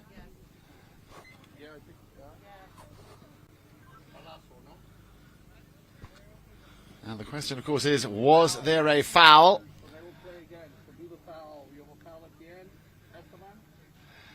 And they will probably, they will play.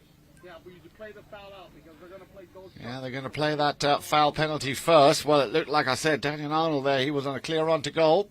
Yeah, so y'all going to get a foul here. And remember, they're playing 2 chuckers, so they'll go ahead and play this foul out. So they're going to go ahead and get on some fresh 4-legged athletes here. And once again, thank you for coming out to the Grand Champions Polo Club, Santa Rita Polo Farm on the Aspen Field. And we'll be right back for our second chucker here on CTV Sports.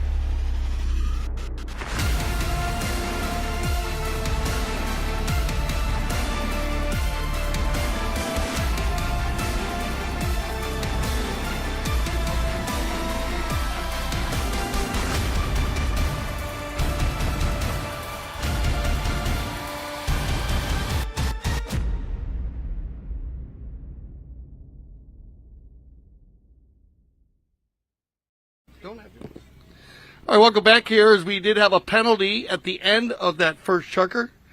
CTV Sport, Dale Sweats, Steve Lane, Jan Erik Frank coming to you live from the Grand Champion Polo Club. It's our Avendano Memorial. And this is the Tackeria President's Day Cup, though. Part of it. And congratulations. And Aspen Valley, congratulations to Tony Coppola, as we always talk about TC. What a man. And we had Tony Coppola actually had some great words, talked about Richard Remo Schneider. What a man was. We had his memorial yesterday. And the polo world. We had a moment of silence for the family. It was great to see the family there. But big shout out to the family, and we want to thank Tony Coppola. TC, remember when the Tackeria was in the back of a trailer, horse trailer, believe it or not? And now you can't miss it. South Shore and Pearson Road, right on the corner. Go on in. They serve all of the equestrian community, everything from dressage through jumping, polo, everything, cross country, all kinds of gifts, sports. Please stop in, say hello to the family there, the Tackeria family. And we always thank Tony Coppola for everything he does. He still does. Still has he never got away from the Tackeria being in the horse trailer. He still has that in the summer. He'll travel around with it. He loves it, he says. That's where he started. Yeah, he used to just carry bridles and saddles and stuff like that, but now it's mallets and everything. I think there's even some coffee cups in there as well, And of course, Tony Coppola been with the Polo Training Foundation for years, given a lot, as well as Dick Reimenschneider as well. Yeah, both of them are amazing guys, and I think that was Artemio Figueres. Yeah, I think you're right. So Artemio Figueres will pick up the open goal penalty. And as you said, yeah, they've done so much. I mean, both of those men have been like a father to me, both of them, and I love all their support and everything they've done for just not myself, the polo community in general. So that quick goal there taken by Artemio Figueres. So that makes it 2-0 early on here in Chucker number 2. And that's a nice pickup here by Eva Hinkson. Still in control. I've got to say, Dale, both of these ladies, or all the ladies playing here this afternoon, also Victoria Picha here, absolutely. What a cracking goal. Now then. We'll just have to look at the replay on that to make sure we get the right name here. But that was a very quick answer here coming from Tackeria. And they needed to come back. Can we find out who scored that? Ask them to raise their mallet.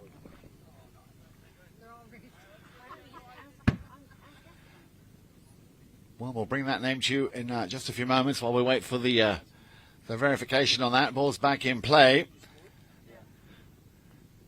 Picked up here by the number 4 in white by Hardy Pemberton. Still Hardy. Nice little riding there. Takes it over to the boards. He gets the support there from the number 3 from Harrison. From Kingsbury. And they're on the move again. Tackeria, all of a sudden, really stepping up to the plate here. CTV Sports, a lot of work here in defence again with the number 4. Nicely done. Hardy Pemberton trying to find a little gap, but it just goes wide. So a ball over the back line, and now it's going to be brought in by Chucker TV. So White scoring at the south end, and now bringing the ball all the way up to the north end of the field, and Chucker TV with a line drive, a one-time shot off the back line, and Green on the roll right here. Well, they've got to be careful here, Steve. They did ever so well in that first chucker, getting that first and only goal, but Tackeria coming back very, very strong. A bit of a miss there by the number 3, Caleb Kingsbury, trying to control it. He gets a second chance. Needs to be careful that he doesn't, of course, ride a circle by crossing any kind of potential new awarded line. Again, on the move, Tackeria finding a little gap. Can he put it through? There's the cut shot. Slightly out to the left there by Hardy Pemberton. So power play pressure coming in from Tackeria. Then it's Hardy.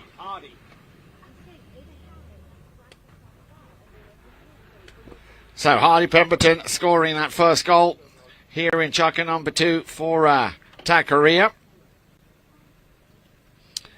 And let's see if they can make it another couple. There's the open backhand, nicely done. Once again by the number 3, Caleb Kingsbury.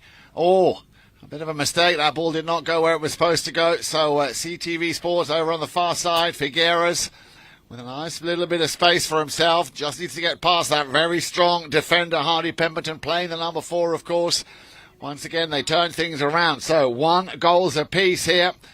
And we do need, Steve, what would happen if we don't have a winner at the end of this period? Well, then they'll have a shootout because this will determine who stays up and who sits down for the round robin. So in case it's tied at the end, we will have a shootout between both teams. Well, there's still plenty of time left to play. A good 2.5 minutes left to play here in the second chaka. Tackeria once again finding a little gap here going through, and a good little stick work there by hooking and avoiding that second shot on goal. But the danger is not yet. Nicely done on the near side, under the neck of the pony. Very, very difficult. You need to lean out of the saddle very far to make a connection on that play. So unlucky now here on the break. Once again, CTV Sports, nice hook. And they're playing very well. They've clearly all learned very well how to hook a player to stop him from making that shot. Once again, here we go with the number 1 in white, Victoria Pisha. She's a very, very strong young lady player. CTV Sports able to regain possession. There's a little backhand flick. And nicely picked up on the near side. Victoria pings it back to her stick side. Pisha, she puts it through, cracking goal, and that is the second for Tackeria White. They are in the lead now. Yeah, I beg your pardon, they get the equalizer. Beg your pardon. You got it. A great goal there. Great ride. I love the 4-legged athlete, the gray pony there, spinning around perfectly to the inside. Super strong riding here by Victoria. And she turned that play perfectly, but great anticipation to get there quickly to stay out of being hooked. So Ava, Rose Hinkson, and Victoria doing a great job in the front of the game here with Kelby and Hardy on the inside on the bowl-in. It's going to be controlled by Daniel Arnold. Daniel now checking the field, looking for the next shot, bounces off a pony, picked up now by Ava. 2 players override, who'll get around quickly, and it's going to be picked up again by Hardy. Hardy will override, and they come together. Ava Nunes gets a piece of it, now picked up again by Victoria. Back shot coming, and a sweet back shot it is by Artemio Figueres, looking for Daniel Arnold. Daniel, now they'll leave it for Ava. Nunes, Ava overrides, checking his shoulder. Hardy, Pemberton, he's got time.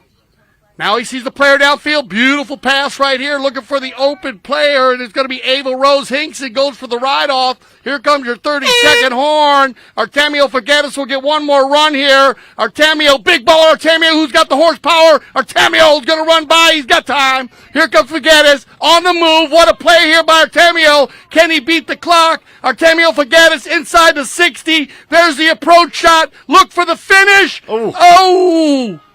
And backed out of there by Hardy, but what a run by Artemio Figueres. Still got time, backed up by Ava.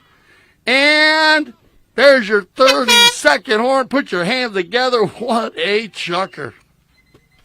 Incredible, Dale. Absolutely incredible stuff. And very unfortunate there for Artemio Figueres. Ladies and gentlemen, give them a round of applause, these young stars, the stars of tomorrow. 2 goals apiece. So now, as you were saying, Steve, we will probably go to a shootout. We will find out exactly what's going to happen. So do stay with us. We'll be back after a short break right here on CTV Sports.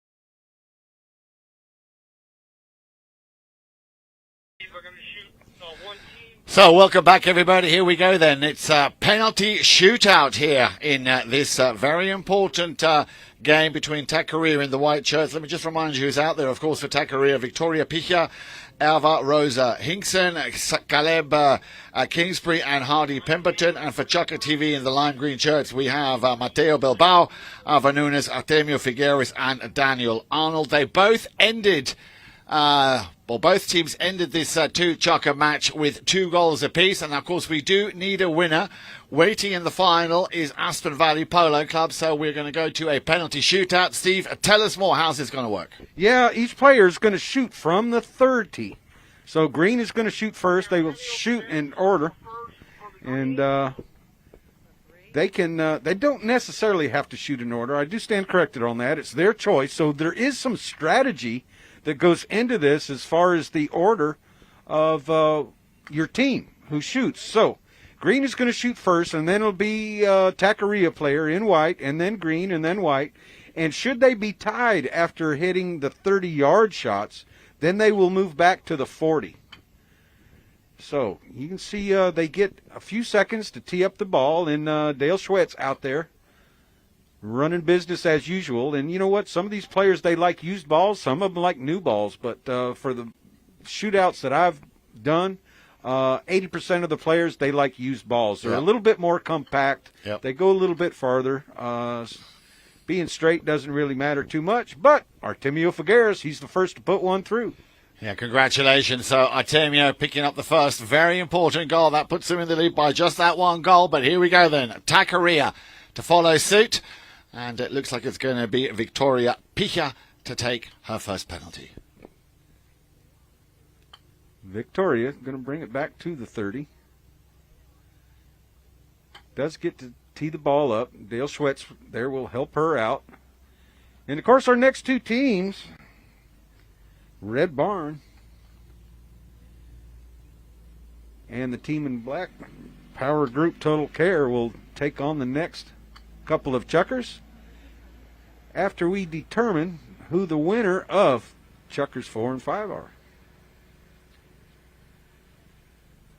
Victoria, she put some lumber to it. Is it gonna go? It's got the distance, but it doesn't have the accuracy, so just a little bit wide to the right-hand side. So, a little bit of an advantage now for CTV, Chucker TV in the lime green shirts. Next up, I think that will be Ava Nunes. I beg your pardon. No, Ava Nunes is green. Ava Nunes. It's all right, still love you.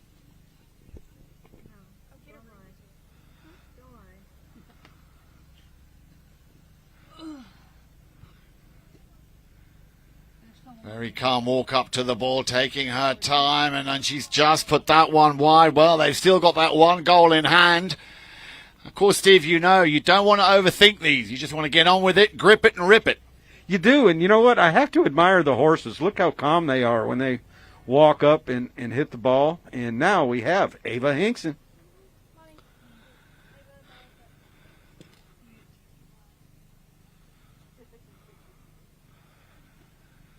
Hammers that one through, no mistake. That is how you get it done. So, congratulations, Ava Rose Hinkson picks up. Oh, it was wide. Yep, a little bit wide to the left. So, Chucker TV still with 1 goal in their back pocket, and Tackeria unable to put one between the goalposts so far.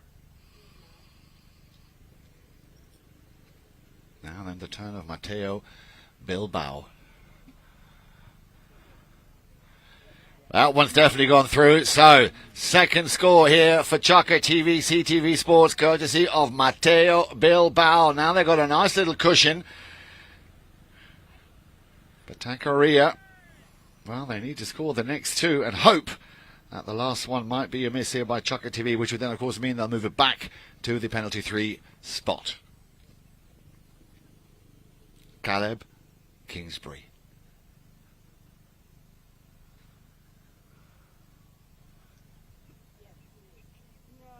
Puts it wide. Oh, that should seal the deal right there. So, 2 for Chucker TV and... Jennifer McLeady's still setting down a ball. So the last player now, and that'll be Daniel Arnold. Remember, he scored and in the regular game in that first chucker. So now I think they've realised now that no matter what happens now, they have obviously had to concede. So congratulations, Chucker TV, CTV Sports, winning this penalty shootout with 2-0. So final score then, 4-2 in favour of Chucker TV, CTV Sports. Congratulations to all the players, and ladies and gentlemen, mummies and daddies, please give them a round of applause. Thank you very much indeed. It was a great 2-chucker game. It's never really nice. I mean, I know that from soccer, Steve. It's never nice when you have to go to penalties. You know, it's basically in the lap of the polo gods. But nonetheless, both of these teams, especially Tackeria in the white, can leave the field with their heads held high. That will be it for us for the moment. We'll have a short little break. Make sure you join us when we come back here in the Avendano Memorial 2023 here at Santa Rita.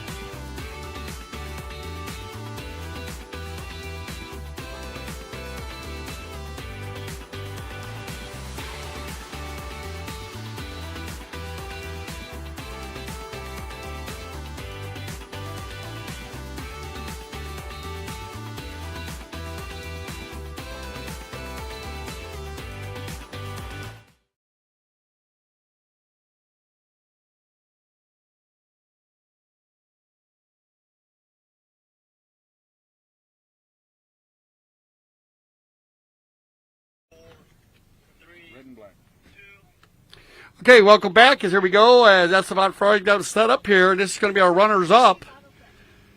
So we're good to go, Esteban. Bowl it in.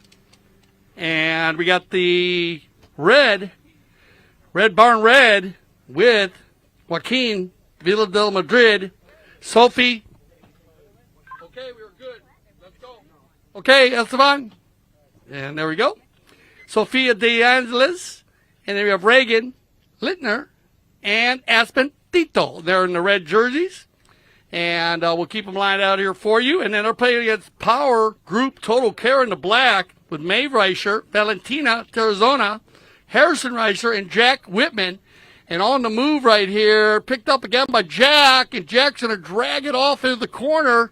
Good riding again there by Reagan, and she is very quick. We talked about her. She played an awesome chucker in her first chucker, but down inside here for Power Group Total Care, and we get the high flag, and it's going to be Jack Whitman to get the first goal of the day. And this is a one chucker, I believe her. It is. It's Consolation round from our round robin, the Tackeria President's Day Cup. Is if you missed our shootout down there, Artemio actually made his first one, and Mateo Bilbao and the white team, they did not have to shoot out because they missed their first three. So on the bowl in, and of course, remember, we always switch directions. Any of our new viewers and anybody here at the game is new to the game of polo. And remember, all players must play polo with their right hand. That is the rules and regulations. We did have a few players that were grandfathered in. And but at the moment, this is going to be one chucker consolation game right here. One chucker, winner take all on the consolation between these two teams. And on the base on the round robin. Everybody comes together and picked up here by Joaquin. And we get a whistle on the play. So we will get...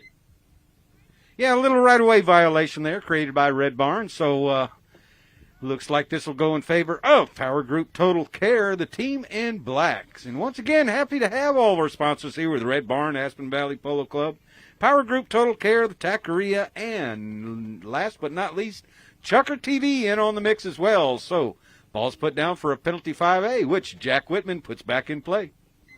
Whitman from a standstill now, looking to shoot that one to the far side, and Whitman looking for Harrison Reicher. This kid Reicher, he scored 5 goals in the 12-goal final.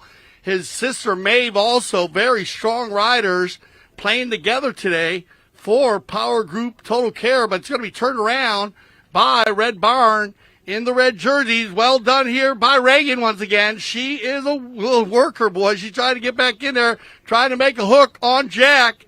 She'll take it back across the center. Good ball placement here by Whitman. Jack with a deep neck shot bounces off a pony.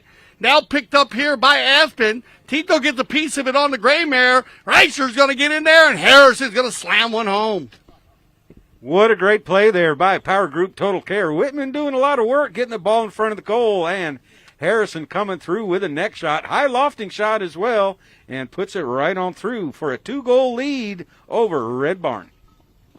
Back and forth, back and forth. All the players warmed up here now, and this is what they need to get you warmed up, ready to go. And you see these games, they get faster and faster.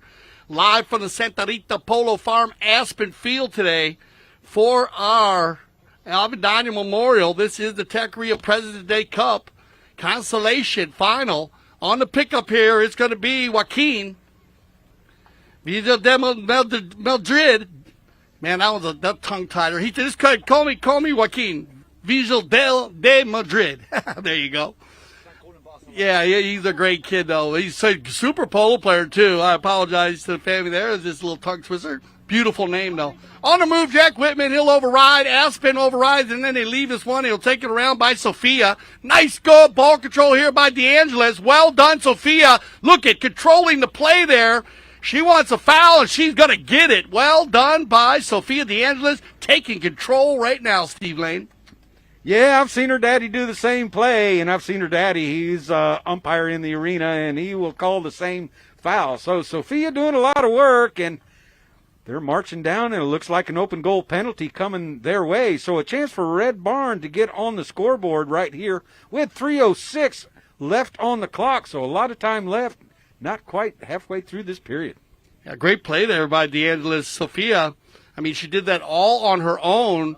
You had 2 players. Aspen was actually in a good spot, so good teamwork here by Aspen Tito, who worked her way in there to make sure that a black player from the black jerseys there, the group, Power Group Total Care, that they were following her. That gave a little space for Sophia. We do have a tack time out here. Tack time for Sophia DeAngelis. She's going to jump on a fresh pony. And I think they might let her do the honors here. And if I would let her go ahead and hit this one. And she did all the work. And I love the way she took that ball back inside and, let the umpire know, look, I have my right of way. And she got shaded there, so a good call by our mounted official, Esteban Ferrari. But it looks like they're going to pass the stick over to Reagan. Reagan, she's already made one today, and put your hands together. Reagan Lindner is going to pick up her second penalty of the day. She made one earlier today, so well done, Reagan. I like that swing, Steve. Yeah, that was a nice, easy swing. You know what? This also tells you this team is warming up in case there's a shootout at the end, because these open goal penalties, as we learned right here in the last shootout, are very, very important. So getting a little practice in case there is a tie at the end. But a 3-team round robin consolation final. Red Barn now on the board, a score of 2-1. And now look at it. Sophie DeAngelis breaking out of that bowl in. Sophie doing a ton of work here in this game. Whitman's going to back one up, and he backs it up cleanly. Oh, you got a breakaway here, and it's going to be Reicher Harrison on the move. Over center field. Oh, he overrides. Good riding by Aspen. She'll override. Everybody's grabbing leather. Turned around now by Joaquin. He's got control. Good help there from Reagan. Now a 3-on-2 breakaway going for the Red Barn Team Red. They have DeAngelis downfield. What a beautiful pass here by Joaquin. Now look at this. So Harrison working hard. Ooh, they come together there. And we'll get a whistle, I believe, on that play. And Esteban Ferrari in a perfect spot to make this call. Looking right down the line, and it's the question of did Red come over and get established, and Black just kind of blew by right there. But you know what? No matter what, backing into a pony, that's an easy sign to call. And, of course, you know what, Dale, we've always said, when you see a player backing the ball on the offside and a player trying to hit the ball forward on the offside, then we are 1,000% sure that somebody is wrong. And in this case here, the way the players are lining up, it looks like the Red Barn player was on the line and the right of way, and Black just blew by and did not have a play and backed into a pony. You got some good riding there by Sophia.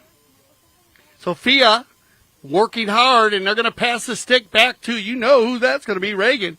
Looking for her third open goal penalty today. She has been phenomenal from the penalty line, and it's going to get a little help here from Joaquin.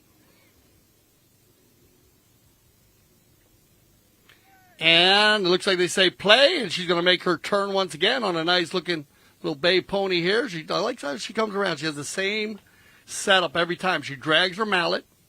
Look at, got a nice little swing here. And let's see if Reagan can put her third one in. So Reagan is going to go ahead and get this one, and that's going to be her third penalty of the day, second here in this game. And it's going to be, she's going to come back to the center. And look at this, Red Barn on fire. Yeah, Red Barn getting that needed goal. So we are tied up once again right here. So here we go. Reagan Leitner putting that on the board. And now just Esteban Ferrari waiting for all players to return to the bowl end. So a tight game right here. And a whistle on the play. A little bit of a horse change here, Dale. Some players do want to change. And Reagan Leitner's second penalty 2 of the period. Yeah, she's great. I love it. And, we talk about how you get ready. Instead, if they go into a penalty shot contest, I let her shoot first. Just take the pressure off everybody. And you're going to get a quick bowl-in foul here. It looked like Joaquin. He's going to go ahead and get the right-of-way violation as he had that ball coming across the center. He'll take a turn here and then regroup and send everybody downfield. He's got Aspen, Reagan, and Sophia downfield to see what he just chooses to do. He's using the ladies perfectly today. I love the way they mix it up. Big hit on the penalty 5A. Loose ball play for Sophia. She's on the bay mare. Ooh, she'll override. Loose ball play. Everybody overrides, and they'll leave this one for Joaquin. He's going to work it down inside the 60. Oh, a little hop right there, but it's going to be set up for Reagan, who's in a good spot, taken out quickly by Reicher, and Harrison's got a clean field to run with. He's going to open the bay, pony up. Oh, nice pickup here by Harrison Reiser. He's got 5 lengths on everyone. Here comes your 32nd horn. Harrison Reiser looking for the finish inside the 30. Will it stay on the field? And just a little bit too hard. And wow, there you go, as Red Barn is going to go ahead, I believe, and take this one. You right, Steve? Final score there, Trace? Oh, 2-2. So we have a 2-2 game here. And remember, this is going to be a round-robin setup. So we're going to go ahead and just draw numbers to see which team will sit down. And stay with us. We'll be back for this is our consolation final round-robin. So we will have our third team coming out. And we'll be right back here on CTV Sports.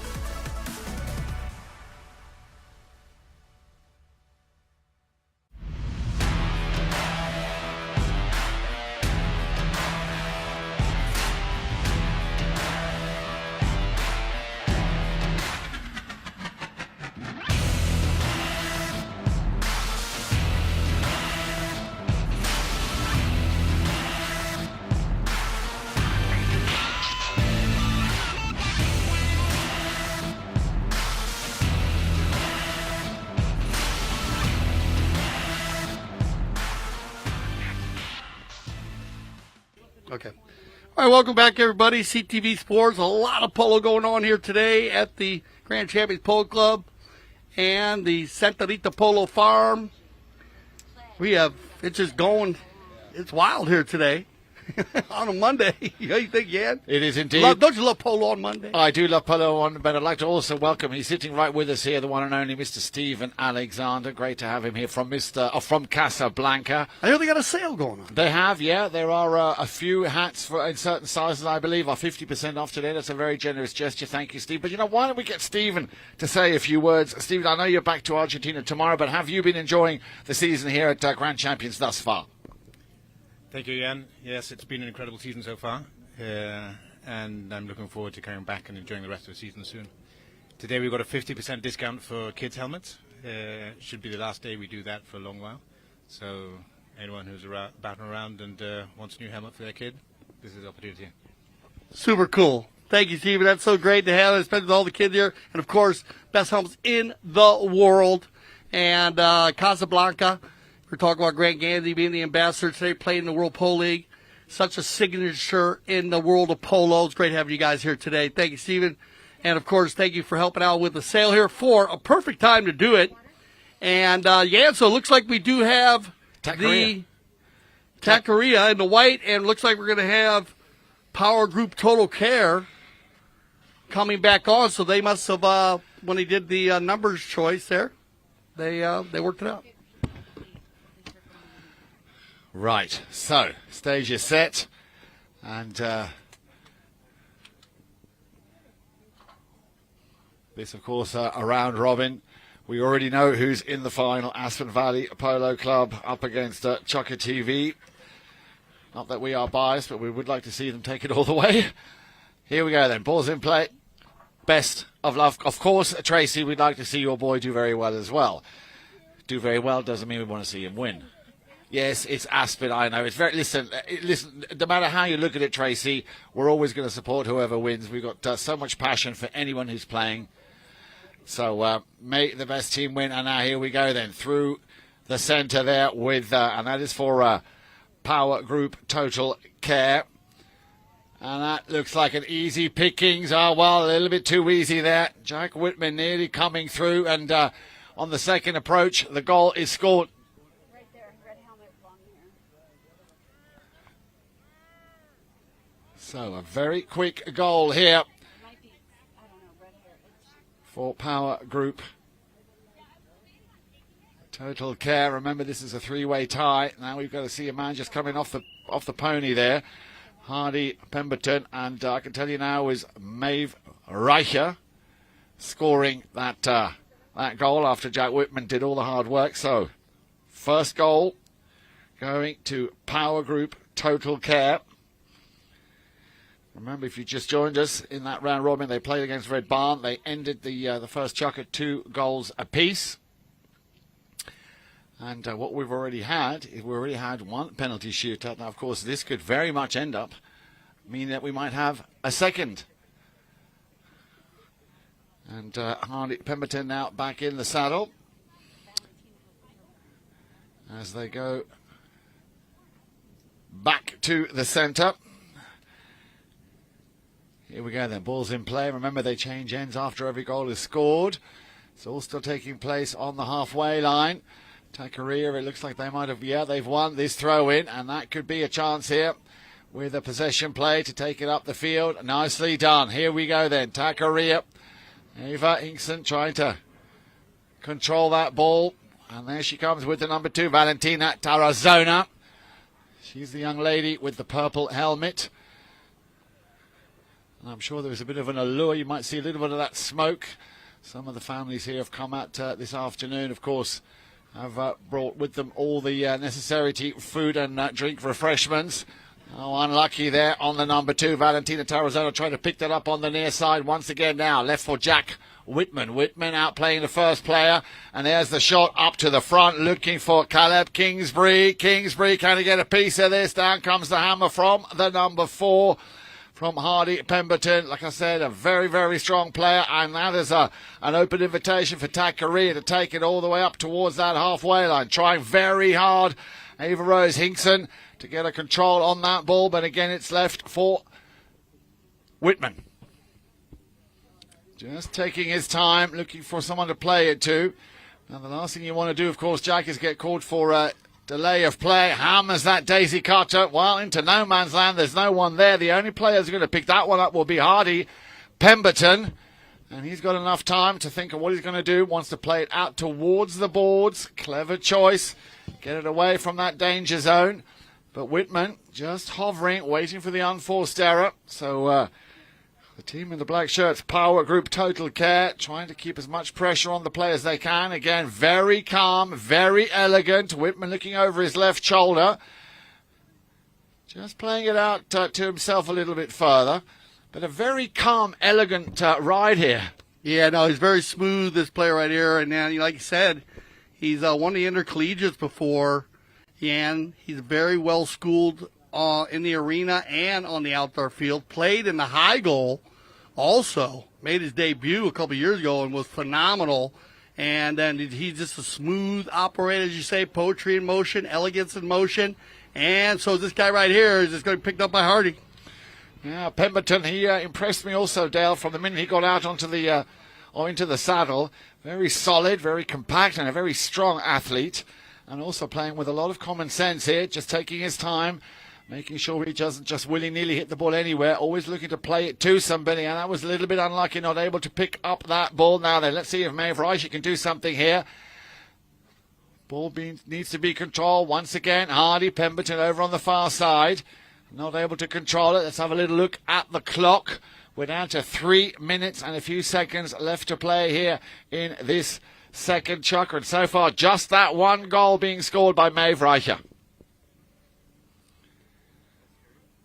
Turned around, and we have a whistle. Esteban Ferrari, and I'm sure Steve Lane will be able to shed some light onto that play.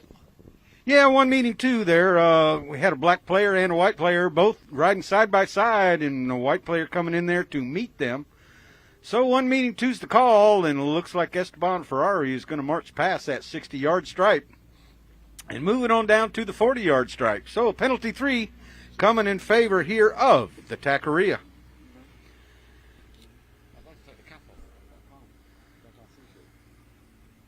So teeing up that ball. Doesn't need to hit it high, just has to go 41 yards. Well, very important this opportunity, Steve. Tackeria, as I say, just down by 1. This could be a 3-way tie, you know. It could be. Can you imagine the ponies out there for a shootout that way? Well, let's see. Up, and they've scored, so no mistake. So Hardy, Pemberton gets the much-needed equaliser here in this chukker. So 1 goal apiece now. And we still have quite a bit of time here, so I don't want to lean out the window too far, but I would suggest possibly the next goal could be the winning goal. It very well could be, and Hardy would like to change his pony out, as well as we had one of the Power Group Total Care players changing out as well. So he's going to lead his pony off. It might be a little bit tired. It has warmed up quite nicely here, Jan, and you like the heat, you like the warmth, and you've got it today. No, I'm not complaining, Steve. I'm not complaining. It wouldn't do any good. But I remember last year and the year before, every time on these days, it just seems that the polo god, gets the sunnies out and turns on the heat here, you know? Well, but, God loves polo. And you know what? And, of course, the Gans, he's picking these 2 fields here at the beautiful Santa Rita Polo Farm. And the asado is one of the highlights of the day, right after the trophy presentation. And a lot of beautiful trophies over there, too, by the way. That the Polo Training Foundation always presents to these young and up-and-coming polo players. So they're going to line up on Esteban Ferrari one more time. And Hardy returning back to the bowling, and here we go. So, are we right in our assumption, Steve, that the next goal might be the winning goal? Ball's in play. Let's see who can get possession of that ball once it's thrown in. That's just happened. Esteban Ferrari, look, they're all going around in a little bit of a circle here. And they know a lot's at stake. Now, this could be the run. Reicher gets a hook. There's the backhander. Once again, Jack Whitman. There was we thought there was a whistle, but there wasn't. That must have been on the other field. So still Whitman launches one up towards. There's a little deflection in front of that goal mouth, and somehow the ball goes through. Now, there was so much traffic in front of that. Steve, could you see who scored that one? I couldn't. I saw the deflection off the black player's pony, but I could not tell if that deflection went in or if it was tapped in with some assistance. But anyhow, that was Maeve Reicher. What was it? That the ball deflected off of her pony. So,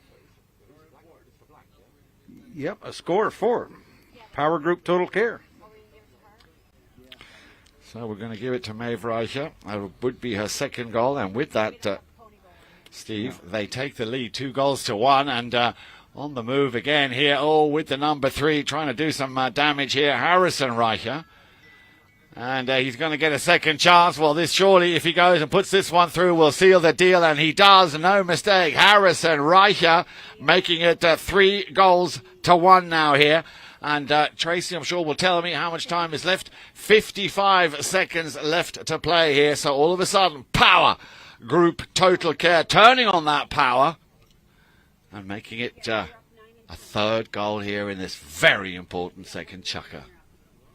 Yeah, and one more chukker to play in this consolation round robin as well. So the Tackeria will go up against Red Barn. And here's our 30-second warning. This is the final period between these two teams, so we will play out the 30 seconds. Right now, Esteban Ferrari's giving the ball back to the players. And let's see if Tackeria can put a dent in that score line. It's going to be a long-distance shot coming in there from Hardy Pemberton, not quite able to find the gap. Well, that ball goes out of bounds, which it has. That will, and also with the incoming horn, that will conclude the end of this chukker. So, what a way to finish here. Power Group Total Care with 2 goals by Maeve Richter and 1 by Harrison Reicher. Win over Tackeria Right, 3 goals to 1. So we just now need the final chukker with Red Barn. We're going to have a small little break. Make sure you join us here on CTV Sports when we come back.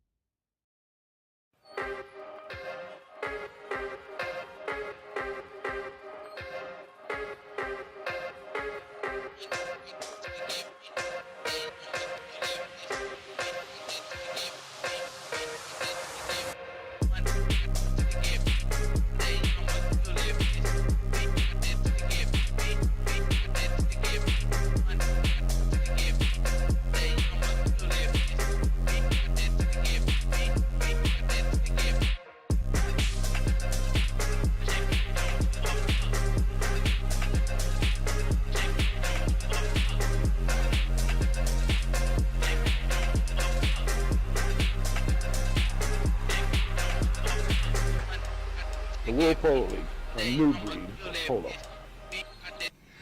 So welcome back, everybody. One more chukker to play. You can see them back out on the field. Red Barn, and what a great chukker they had in the chukker previous to the one we've just seen. So Red Barn now have it all to play for. So Tackeria and Red Barn will play out the final chukker for 5th and 6th place. For third, 4th and 5th, of course. And then right after that, we will have the final between Aspen Valley Polo Club, the team in blue, against Chukker TV /CTV Sports. Turning out to be an absolutely glorious day here at Santa Rita. Steve Lane is sort of melting away there. Yeah, if you see a 3'4" pile of sugar over here, you know I've melted away. So anyhow, we'd also like to mention that Casablanca, today is the last day for kids Casablanca helmets, 50% off. So it makes you almost want to grab a kid and take them down there. They are set up in the southwest corner of the corner of the field. So right now, the third and final chukker of this consolation round robin with the Tackeria going up against Red Barn. Dale, you've been out and about. There's a lot of people up and down both sides of this field, isn't there? I mean, they're melting your sunscreen there a little bit, but you've got a chance to see all the traffic and the cars and the people. You said it. I was just doing a little travel. We'll say hello to people down there, and it's amazing. It is packed from end to end, and I actually had help with my sunscreen. People were handing it out to me. You should have a sunscreen set. Casablanca should sell some sunscreen. That might be a new deal, Steven. The Casablanca Polo sunscreen. That'd be cool. Have a nice Polo mallet container or something to put it in. 2% on the deal. 54 deal. So, yeah, here we go. We're going to go back to the game's been up and down the field. He said it's a nice breeze out here at the Santa Rita Polo Farm today. Very breezy, and they got the asado going on. We always have an asado during or afterwards, after our trophy presentation, and if you see a little smoke on the camera going across the Aspen field, don't let it alarm you. That's the Asado. So there is a little bit of a mist blowing, and boy, it smells very good out here. I was just down there talking with the guys as they get organized on their cook. But here we go, back to the action, and looks like we got Tackeria against Red Barn, and well, there she is again, Reagan. She is all over the place. I got to tell you, I love her polo knowledge, and she picks out. Look at this. She's going to try to scoot by and control. As everybody comes around, Sophia's going to get run. Now, all the ladies are getting in there for the Red Barn team. Sophia and Aspen. And now Ava's going to get in the mix. A group right there. As Steve said, you can throw a washcloth over 4 of them. Now they come around there. Ava had control, but they're going to let them work it out as Sophia gets a piece of it. Loose ball play picked up here now by Reagan. She got room to work. Reagan on the sideline right here in front of us, right in front of our announce booth. Good pick up here, though, is Ava with the ride-off. Very strong. And Reagan slams on the brakes. Look at this little play. She's going to sneak away here. Try to get outside, but good riding there by Ava. As Ava Rose Hinkson, she said that's the best way to take them out. Just put the man on your hip. That's the way to do it. When you've got the man and they've got the ball, at least you're putting pressure on and they're hearing footsteps. So whistle on the play. Number 4 in red just got caught. That's all. So spot hit. Nobody was going anywhere. A spot hit. Penalty 5A in favor of the team in white, the Tackeria. So Hardy, Pemberton, putting the ball back in play. And now tried to be broken up there by a near side back shot from Red Barn, but keep on going. And another whistle on the play. And it looks like we are going to have a red player pushing a white player into the pack. So, yeah, that went straight over their heads, Dale.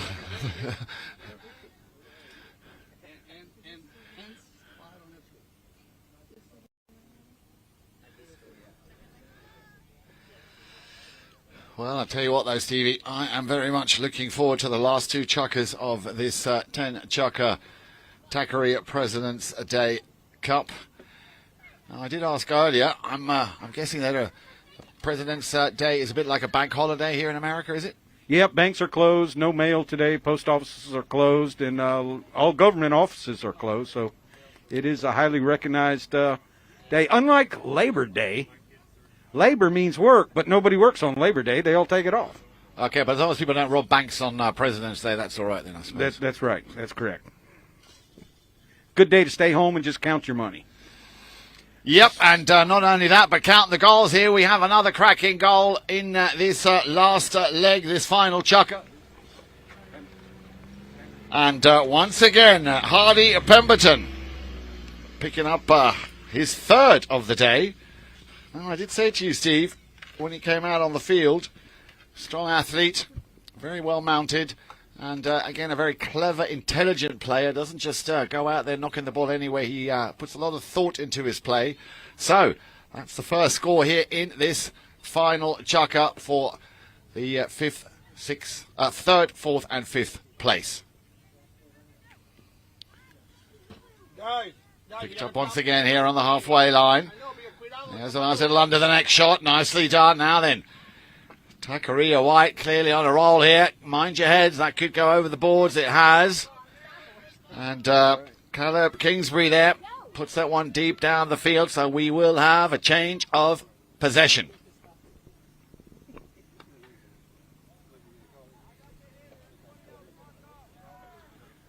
Okay, a change of possession play. Ball hit out of bounds by a Tackeria player, and now we will have the ball back in. Red Barn on the move right here, trying to be turned around by the Tackeria. And that's Kingsbury. And now Ava Hinkson on the ball, taking it towards that south goal. Oh, bad luck right there, and attempted back shot there by Red Barn. And turning on the play, and Hardy picking that ball up right now, going for the deep neck shot. Doesn't quite get all of it. A back shot there by Hinkson. And now coming in. Yeah, a lot of talking going on out there. Of course, Red Barn want to finish strong. Let's have a look at the clock here. 3:52, plenty of time, and let's see if they can get a run here. Leitner right here on the ball, being followed up by DeAngelis.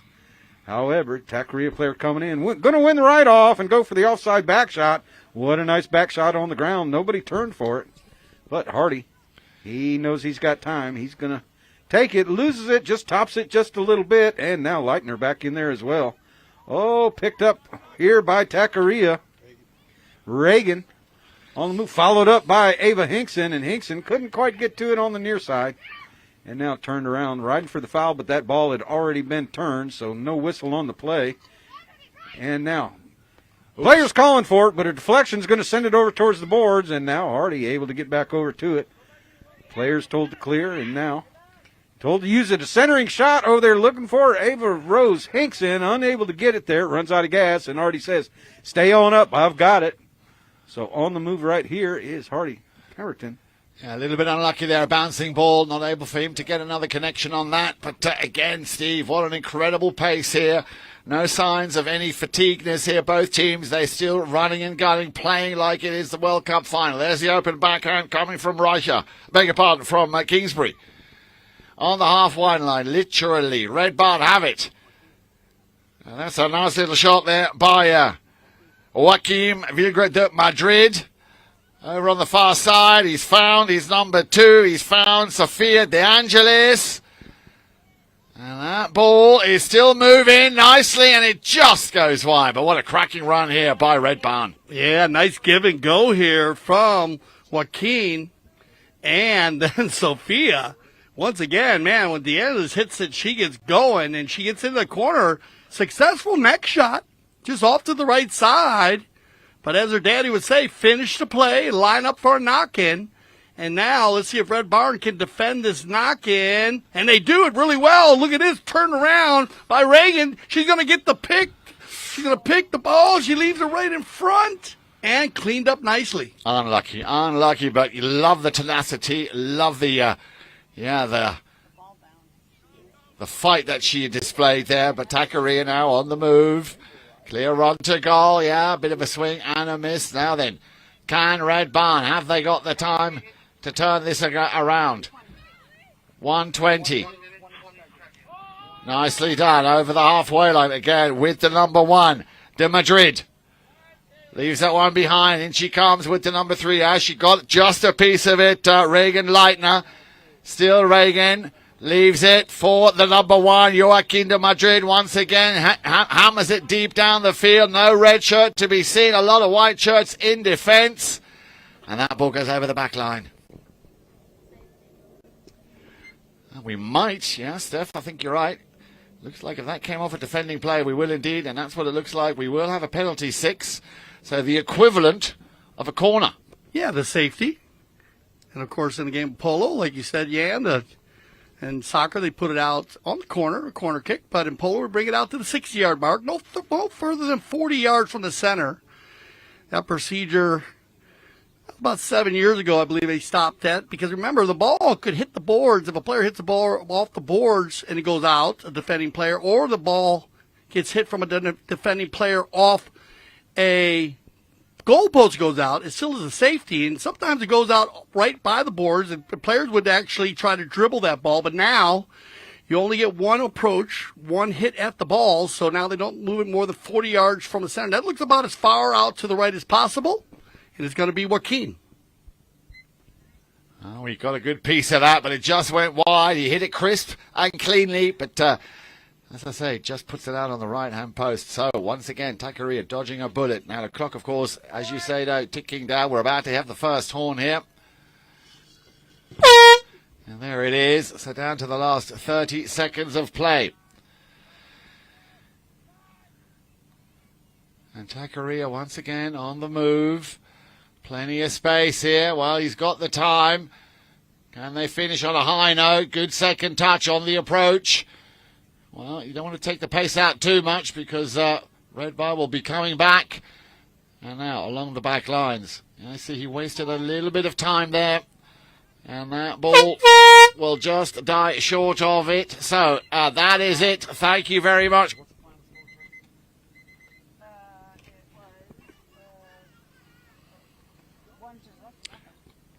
So 1 goal by Tackeria again.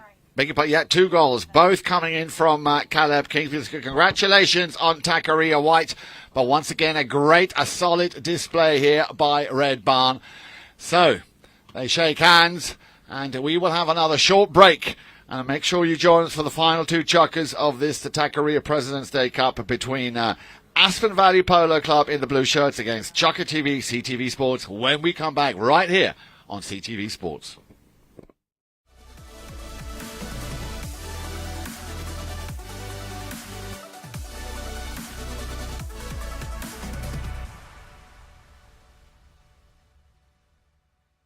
My name is Augustine Malman. I am a chef. I trained with my uncle in Argentina in several restaurants, and now I travel the world creating unique experiences, all cooked with fire. For this event, we came from California. My team and I had some previous events there, and we traveled with my wood oven trailer and all of our grills from Santa Barbara, California. Well, when we got here, we always arrive about a week prior to the event. There's several things that we order from out of town, like the firewood. We make reservations of all of the rental items, kitchen equipment, anything we need prior to our arrival is already reserved. And then once we arrive into town, we'll source out whatever products are on the menu, like fish, red meats, fruit, vegetable, anything that we need specifically for that menu that we chose. We will source it once we get in town.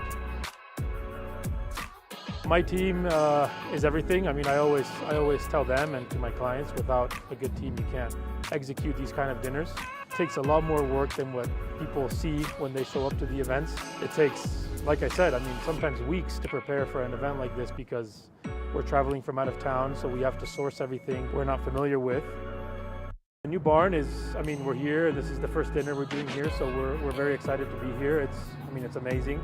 It's a great place to be, and it has this inner courtyard, which is amazing to do dinners, with a special area back here behind me to do all of our grilling and the fire showcase. So it's great to be here. It's a beautiful place.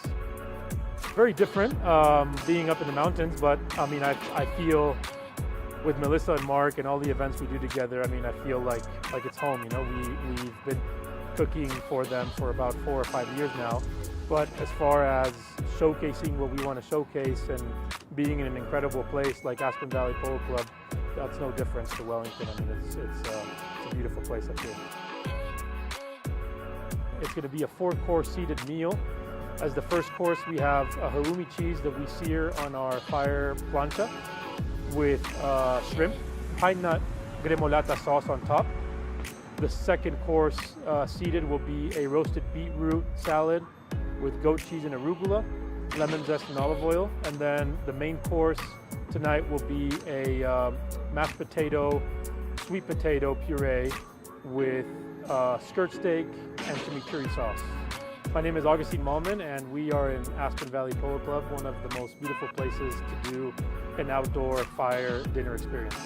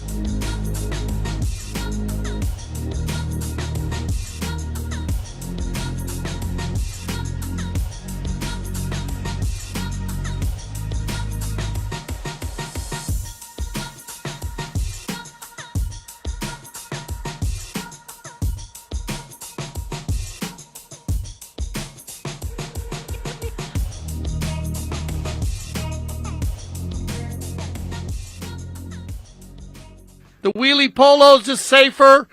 Whoever is the parents of the young children here on the wheels, we need help keeping them back for safety reasons.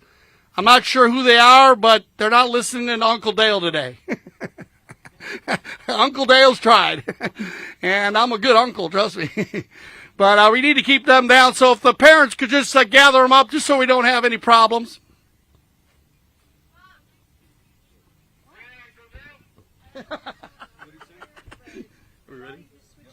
Okay, welcome back, and we're ready to go here. So let's go. Let's have fun. Dale. Todo bien. All right, here we go. All right, well, this should be a good one here as we have Aspen Valley in the blue with Robin Leitner, Sebastian Mendelbaum, Ramon Caro, and Joseph Schwartz going up against Chucker TV, CTV Sports in the lime green. And that's going to be Ava Nunes, Mateo Bilbao, Artemio Figueres, and Daniel Arnold. And away we go, Jan Edick Frank. Yep, and there is the first score of the game of the final, Dale. Awesome. Just came out on fire. And it looked like in the green there, so that's going to be picked up by Daniel Arnold. So Daniel Arnold will get the first goal here for Chucker TV, CTV Sports, in the green jerseys. Yeah, that's a good way to start here. This what ultimately is the final between these two teams. As Steve Lane is just working out who came fourth and third and fifth. Well, we know who came fifth. We're just doing the maths as we speak. So once again on the move. Nice little pick up here from the number one player. Hits his own teammate. Now how unlucky can you get there as Robin Leitner got denied that shot on goal. There's the open backhand from Joseph Schwartz. Again, just shaving the front of that goal mouth. So an easy pick up here. But again, dodging a big bullet. That would have, could have, should have been the equaliser here by Aspen Valley Polo Club. On the boards they go. And that ball will go out of bounds, so we will have a change of possession. A little bit unlucky as that ball just got chipped and went over the sideboards. Now then, we know what a big hitter this young man has been. He's proven that. Incredible eye for the ball. Now then, Joseph Schwartz hammers that. Did you see that? The technology behind that was absolutely superb. Just ever so slightly wide. But that is textbook, the way he opened those shoulders there, got himself in the half seat and just hammered that ball down the field. I've got black, white, red.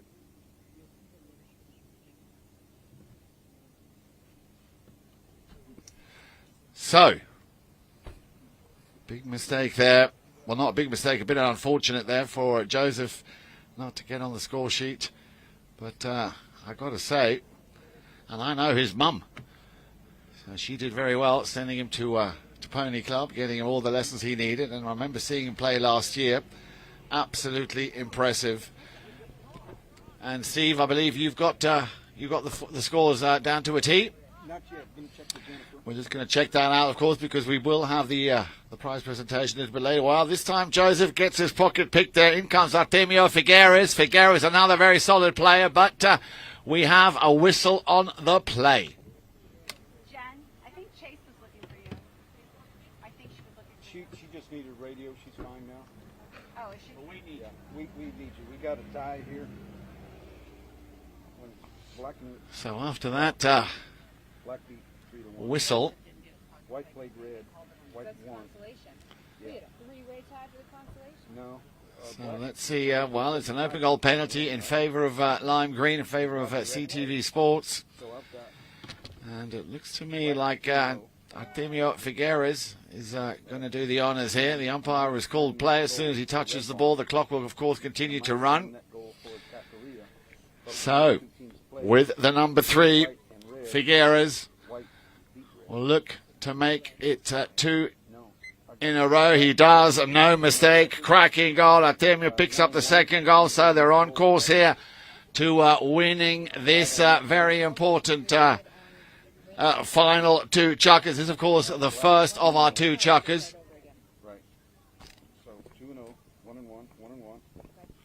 So back to the halfway line they go. -1 net goal. But then when these two played with -1 net goal. Now then, the boys in blue. Aspen Valley, Robin Leitner, Sebastian Mandelbaum, Ramon Caro, and Joseph Schwartz. Well, they've done so far the right thing. They've won the throw-in, but once again, a little bit of a steal there. Now Schwartz, give him an inch. He'll take you for a mile. Down comes the hammer on the near side backhand from Daniel Arnold. Again, another very strong player. Having scored also in the first period of this game. Back down to Artemio. Sends it downfield. Intercepted by blue number 3. And that, of course, is Ramon Caro. Now then, maybe Aspen Valley Polo Club can take this one a bit further down. They have a 2-on-1 advantage. Just need to hold on to possession of the ball. And it's stolen. Well, hang on. There is another player coming out of the second row. He opens the shoulders, goes to the under the neck. Slightly overcooked it. The third play is going to be left for Schwartz. Joseph Schwartz will just have to walk this one in, but likes to send it all the way up down to Miami. Cracking goal there from Joseph Schwartz. Yeah, I think that did land in Fort Lauderdale, too. Passed through, went through Fort Lauderdale into Miami. So what a shot there, but here, Aspen Valley Polo Club working well together, Jan, following each other very well, working hard. We've talked about Robin all day long, and Sebastian Mendelbaum and Ramon Carl have done a fabulous job in front of Joseph Schwartz. Joseph playing the Secretary of Defense today, but launching the ball, hitting it very deep. He's got his swing down and playing great polo here and using his teammates very, very well as he wins the bowl in here. Loose ball plays is picked up by Artemio. Now they'll come together there. Daniel goes for a foul. No whistle on the play. Or, yeah, we do. No, and it's going to be Joseph. Schwartz once again. Now, he definitely had an extra portion of oats for breakfast this morning. The way he's hitting that ball, absolutely super impressive. Coming down there is Sebastian Mandelbaum as well to lend a helping hand. 3-on-2 as it stands. Still Joseph Schwartz coming round the bend here. Look at that pony open up. Yeah, he's appealing. And the appeal's been heard by Esteban Ferrari. As that whistle will stop the clock with a minute on the nose left to play. Hi, can you hear me, Kale? No. Round 2. We have a 0-0. So, you got to go on. Okay. 1 minute left to play, and it's 2 goals. There you go. Okay, we'll get that. He switched over to talk Kale. That was him talking about Kale. To 1. 2 goals to 1 in favour of Chukka TV, CTV Sports. But that might change now if Joseph Schwartz can convert here. Penalty. Well,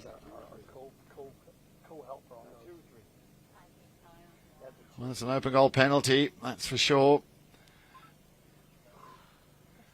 And as soon as Esteban Ferrari says play. Now then, this is a must make or break shot.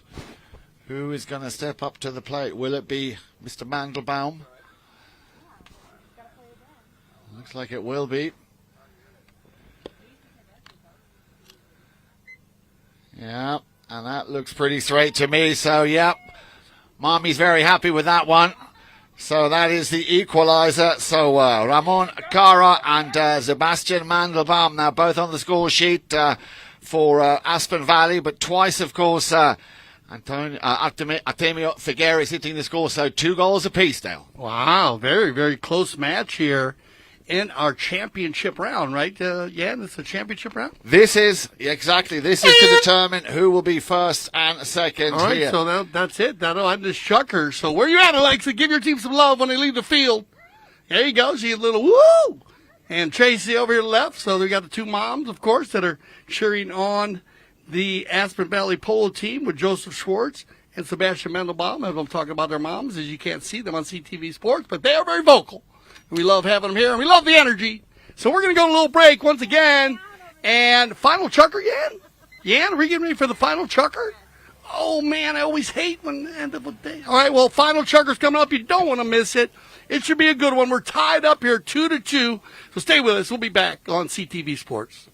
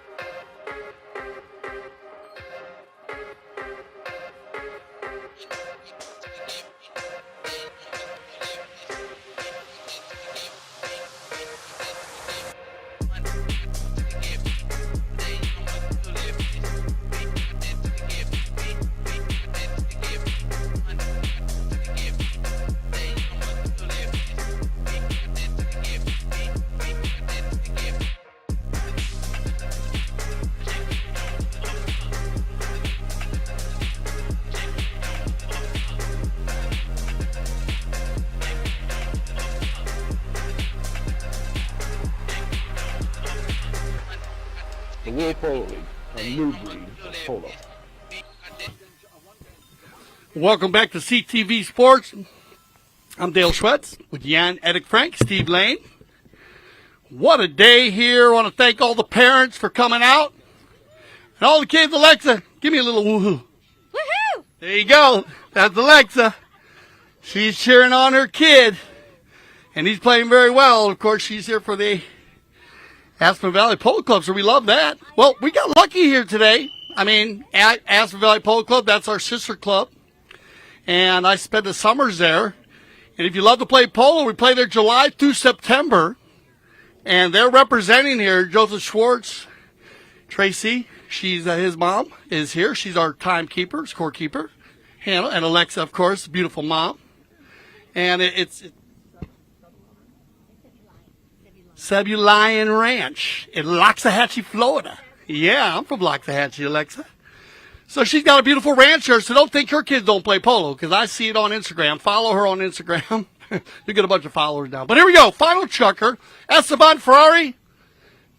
Bien jugar, mi hermano.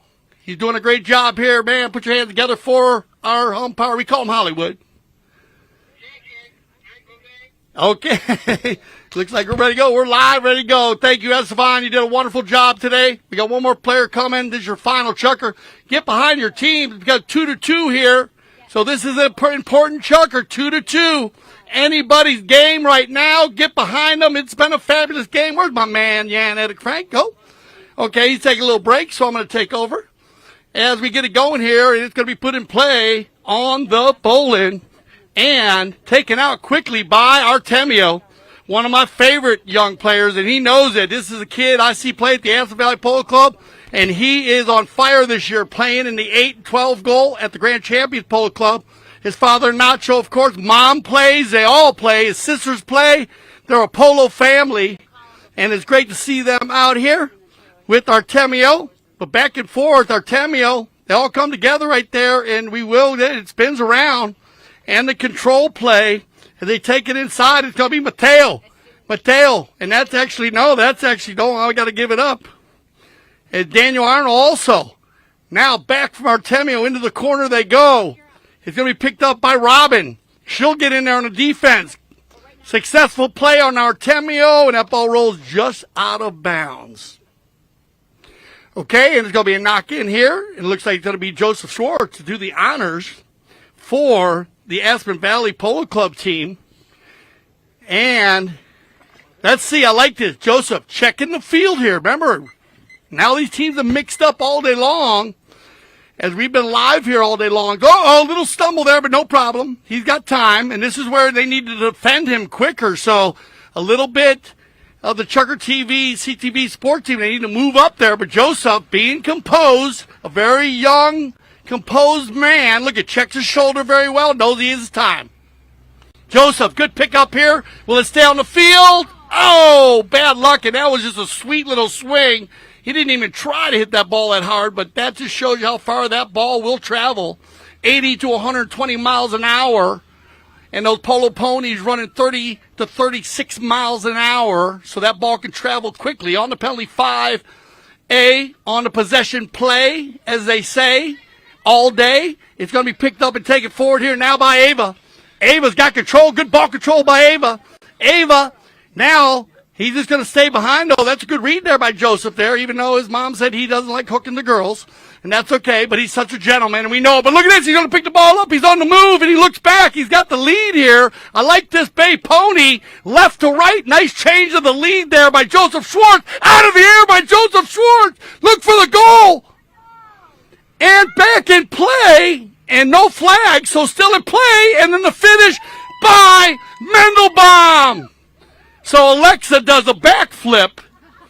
And you can't see that on CTV Sports, but his mom just did a full backflip. Unbelievable for her son. But what a play by Joseph Schwartz. You got to give credit where credit is due. Joseph Schwartz worked that ball from more than half field. Remember the pole field, 300 by 180? He ran it 160, took it out of the air. A great play by Ramon Caro to keep it on the field. And then you had Robin right there, but the finish from Sebastian Mendelbaum. And Alexis gives me a woohoo. That is the little one. All right, back to the bowl. I got excited there. That was good polo. All right, we'll cool it down. And you slow it down, and now it's going to be Joseph. Joseph stolen away there by Artemi. I don't like that. They're letting them run here. That's fine. Letting these two teams play. They are the finalists, so you might as well let it be a little closer, and that's a good darn call. Loose ball play here by the Aspen Valley Polo Club inside the 30. Everybody converging with a green jersey on. Can they stop the offensive attack? And it looks like you're going to get a little work there by Robin. Still in play. Ramon, Sebastian, Joseph, they're all involved. Joseph Schwartz. Ooh, and the low flag. Very unlucky, Dale. Very unlucky. But let's just talk about Joseph Schwartz. What a development that young player has made. Amazing. Absolutely. You know all of them, though, Yan. We've watched Yeah. these kids. That's what we love about this. Yeah. We see these kids come back, and they grow, not just in size, but they grow in polo intelligence, and we love that about it. That's why we always say we love the polo at CTV Sports, and you're seeing it happen right here at the Santa Rita Polo Farm Aspen Field. And here he comes again, Joseph. Yeah, hitting it straight down the centre line, Joseph Schwartz, and he's also an intelligent player, looking over his shoulder, trying to gauge how much space he's got, taking the pace out a little bit. He's very kind to his pony. Great stick control again. Schwartz, he's got his number 3 right behind him there, Ramon Caro, just to back him up a little bit. Now then, Schwartz, nicely done, biding his time, again, playing with a lot of intelligence. Joseph Schwartz, they call him the Axl Rose of polo. There's an inside backhand, and again, look at that, just anticipation. He's got an incredible sense of reading the play, Dale. That was super play right there, yeah. I don't mean to interrupt you. I don't do it much, but you need to do it on plays like that. You do indeed, Dale, and you can always interrupt me. You know that. You are my on-demand polo man. I love you, brother, but that was just a great play by Joseph to stay composed there. Now, listen, he's a long-legged, long-armed individual. He is great on a polo field. And so he knows how to use that length. Like Chris Campson and a lot of players are built that way. It does help in the game of polo. You know, you can reach out and make plays and not leave the line of the ball. You notice he never moved his horse. His riding ability has gone to second level. I know his father and his mother very well. His father was one of my mentors as I became a professional umpire. So I have big love for Horton Schwartz. So here we go then. He stole it, and he's playing with so much vigor and tenacity. Schwartz again, look at that, just holding back, trying to finish it, and he does with elegance. Cracking goal here by Joseph Axl Rose Schwartz. And we got to get one from his mom now. Give me one. There you go. So now we got both the moms involved, and they're spreading the energy here for the Aspen Valley Polo Club. Alexa on the right, Tracy on the left, Steve and I in the middle, and Jan's giving it on the left side, doing it right all night. Yes, trying. So, what a cracking play here. And remember, they were down by 1 goal at the halftime break. Remember, they're only playing 2 chuckers. So, this team in blue, the Chelsea Blue, I like to call them, have come back very, very strong and have just literally taken control and, well, I wouldn't say annihilated, but they have definitely managed to play their game here, and I think they're on course. Let's have a look at the clock. We're coming up to the 1-minute mark left to play. Solid poll here, Jan, by both teams, as you said, and just getting it done. You know, the Aspen Valley team, the Chucker TV, CTV Sport team has been right there. Just great play by both teams and just getting the luck of the draw as it comes along. Good shots on goal by the team in the blue. Mendelbaum's going to know. Ramon Carl's going to shoot one now, and that ball goes just wide. But you know what they say, Jan? The clock goes tick, tick, tick. It does indeed, and at the moment, they are very much in the driving seat here, leading by 4 goals to 2, Dale. And the horn is coming up any second now. And there it is. So down to the last 30 seconds now with all the math that we can do in the world. They've got to run it down the field, score, get back to the halfway line, score again. And I fear that they might just run out of time, but it'd be nice to see CTV Sports finishing on a high now. Artemio Figueres with a nice little last run, well, what could be the last run of the game. Joseph Schwartz just clearing it. So he has not only been instrumental in scoring those goals, but he's also been an absolutely super defending player. So there you have it. Congratulations. The boys in blue win the Tackeria President's Cup. Congratulations to Robin Leitner, Sebastian Mandelbaum, Ramon Caro, and Joseph Schwartz. Well played. Chucker TV, CTV Sports with Mateo Bilbao, Alva Nunes, Artemio Figueres, and Daniel Arnold. What an amazing day, Jan, Eric, Frank. Thank you. Esteban, Ferrari. Get a picture of Steph? Get a picture of Hollywood there. He's an amazing guy right there. If you can, our umpire. Esteban, what a player right there. This guy, it makes a lot, and we got to give love to the umpires. Give me love, Esteban. Come over here. I want you guys to meet Esteban Ferrari, one of our top umpires of the World Polo League. Esteban, tell me how good your day was. Good? No, thank you for invitation. Thank you. I'm so happy to make the referee of the young people, because I'm too old now. This is my shop now. Yeah. Yeah. I love it. Thank you very much. Thank you, Melissa and Mark, for it. Thank you, World Pro League. I've been here 5 years. I'm so happy. Thank you very much. You're the best. Esteban Ferrari. Put your hands together, man, for my man, Esteban Ferrari. Thank you, Esteban. His English has grown with us also, and he's worked on that so much, and I love that, being bilingual. He's one of our top umpires, but it's very important. And that's why I want to put those guys on the showcase, because I'm a professional umpire myself, and you got to be safe. You got to keep everything clean between the boards. Hope you enjoyed our day here. Is it still going on, believe it or not? And if you're in town, come on down, because we have an asado that we're getting ready for. But we are going to close the show out, but we're going to come back. About 20, 30 minutes. You can keep a line on that. We'll send you a message for our trophy presentation. But as you can see, a day like this at the Tackeria Polo Farm with as many players, it does take a little bit of time getting them all organized. So we want to thank you for joining us here for the 2023 Avendano Memorial. Tackeria also, big love TC, Tony Capola. And for Steve Lane, Jan, Eric, Frank, I'm Dale Schwetz. I speak for the whole CTV family when I say thank you for making us the leaders of polo broadcasting. And always remember, when you see something like this, all these young players, 6 goals of 26 goals, you understand why here at CTV Sports, we always say, we love the polo.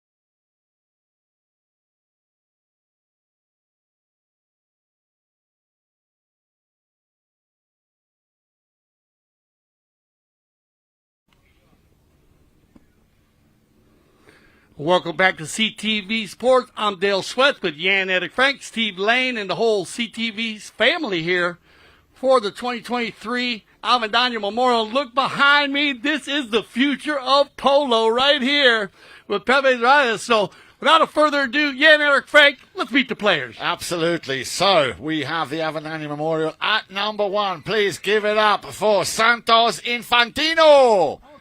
Go on, Santos. Let's show us who you are. Yeah, it's your line. There he is. Give him a round of applause. Santos Infantino, ladies and gentlemen, at number 1. At number 2, please make some noise for Pedro Lisioli. There he is. And at number 3, Marcos Lisioli.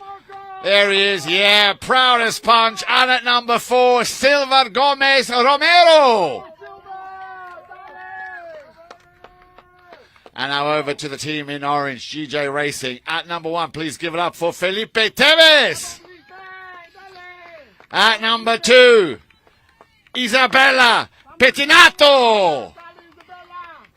At number 3, Milo Vinci. And at number 4, Antonio Dorignac.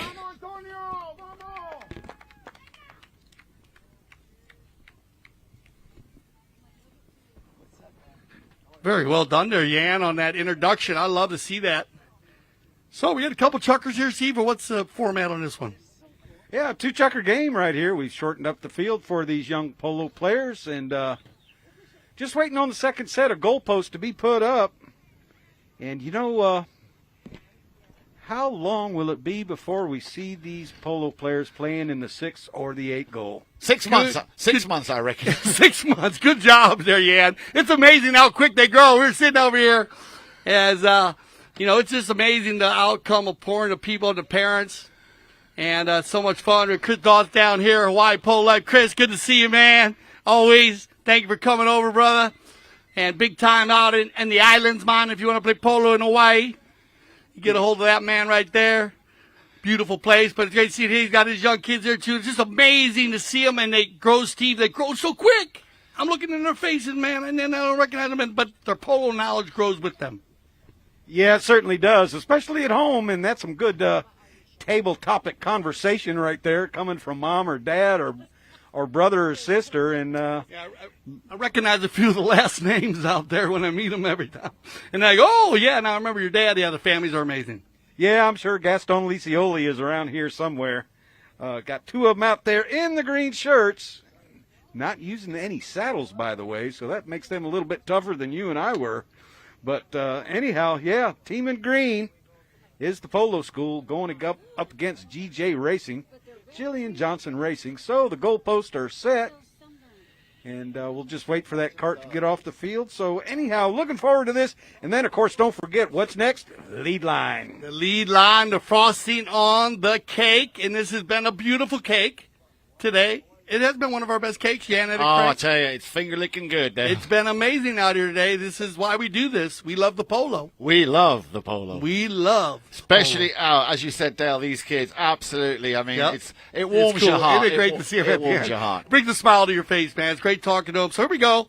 This is it's like what do we call this league? It's our walk trot, right? Avendano Memorial Final, but walk trot is remember they go lead line to walk trot, and of course what you've seen through the days. So take it away, yeah. I will do my best. Isabella Pettinato. Now, if that is an Italian name, I'm sure you'll agree with me. Trying to get that ball towards that slightly shortened polo field. But now then, in the green shirts, playing for Grand Champions Polo Club. Ball goes over the halfway line. Nice swing there and a little backhander. Nice little lean out of the saddle there by the number 2, by Pedro Lisioli. And now the pickup here by the number 4, Antonio Dorignac. Of course, from the big Dorignac family. Oh, a nice shot here. Taking it down the field by the number 1, Santos Infantino. Still on the move. GJ Racing. Just biding their time, Don't want to rush anything, Dale, do you? And umpire Arija helping players out, saying, get back there 30 yards. And now Lisioli brings it in off the back line, and players in the center, that ball is stopped. And now Orange trying to get a little bit of a run right here, and that's the number 2. Isabella Pettinato. Nice. That goes through. Oh, what a cracking goal. Felipe Tevez, yes, and the crowd go completely nuts here at Santa Rita. Felipe Tevez scored for Orange. Yeah, nice goal. The next shot, we just saw the replay on that, and a nice goal. So Orange going up by 1 with Felipe scoring that goal. So umpire Pepe Araja, one of our international high goal umpires, bringing them back to the center, trying to get players to line up correctly. This is a good learning tool for all these young up-and-coming polo players. And the ball is bowled in fiercely from the hand of Pepe Araja. Now then, let's see if the team in green, Grand Champions Polo Club, can come back with an answer. And again, the confidence, look at that, taking the ball deep down the field. Nice little pick up here. They all overrun the ball, but they get a little kick, a little help from the pony. Turned around nicely, and still in orange, GJ Racing looking for their second goal. They're within shooting distance. A lot of traffic. In comes Dorignac. Yeah, and I think the ball, no, it's still not over the line. A lot of hard pushing and riding off going on over there, and lot of talking. There comes the backhand up, just sneaking underneath those ponies' bellies to try and find its way over the back line. Yeah, and as he goes around and around, and Al Leggett love it, said, because I saw, and a lot of these players, Milo was playing in the lead line last year. So you see him moving up, which is great to see. There's my boy Fernando, my brother. What's up, brother? Head trainer for Wambolini there. And a big shout out to all the grooms and trainers, Jan. I think we got to spread the love there. Absolutely. No, especially on a day like today, we take care of these four-legged athletes, off the field. And here we go, Milo. Milo on the move. Nice pick up there by Milo. He gets kicked inside. And now Pedro Lisioli taking a stab at it with his brother right behind him, Marcos. Marcos working the ball, turning it around, and now it's picked up by GJ Racing. And that's going to be Isabella Pettinato trying to turn it back towards the goal. And now Chucker TV team, the Polo School, trying to get something going there. And Isabella once again puts a little bit of lumber to it.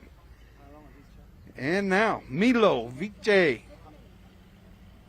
takes a stab at it, and now a run right here. Oh, almost intercepted there by Pedro, and a goal scored. I do believe that one was through. So we will get word on that. That was Isabella, right? Or no? No. It had to have been the other team because Orange already scored. Pedro, who scored that goal? So we're trying to get word on who scored that goal. But Orange ahead 2-0. Right here in the first of two chuckers. Number 2, so that's Isabella Pettinato scoring, getting on the score sheet right here in chucker number 1. Number 2 and number 4 was involved. Yeah, Antonio Dorignac did have an assist on that play. So, and actually Antonio played in lead line last year too. So, moving on up, just like the Jeffersons. And here we go, Orange on the attack one more time. Oh. And here comes through, busting through there is Felipe Tevez. Felipe still on it, going to work the near side now. Felipe unable to make contact, but he's got help coming from behind. And that ball just in front of the goal, and Isabella one more time. Going to put it right on through. So Isabella scoring 2 goals here in chucker number 1. A 3-0 lead for the team in orange, GJ Racing. And here comes our first horn. And that's going to end chucker number 1 right here in the Avendano Memorial. So we'll see if they keep on playing or whether they'll go change. But anyhow, that's the end of chucker number 1. So we'll see if these players want to change. And we see one pony down at the end. So you know what? We're gonna stay live right here with you because we've got one horse change and the rest are gonna stay on their ponies. So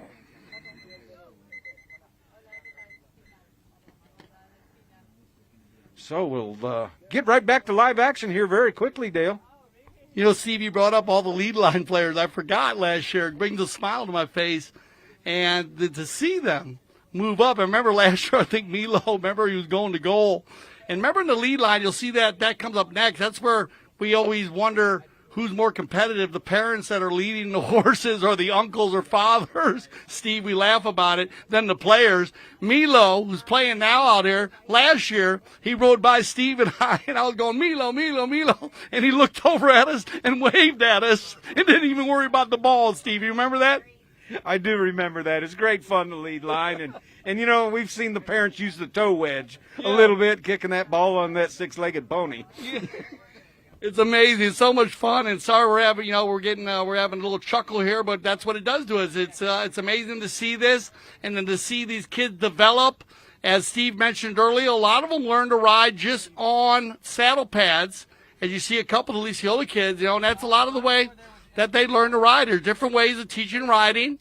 They're very comfortable that way. They do very well. They're very safe. Their parents are right here with them. Safety always first. Grand Champions Polo Club, Aspen Valley Polo Club, CTV Sports, top umpire in the world, Pepe Rida, in the saddle today. Of course, myself and Steve Lane working the outside also. Pepe also explaining the rules, the regulations to the players the whole time they're out there. He does it in English and Spanish. He is bilingual. And that's a big part of what we do also with our professional umpires. And I really like to recognize Pepe and Ryder coming into the family and doing a fabulous job this year in the World Polo League and the Grand Champions Polo Club.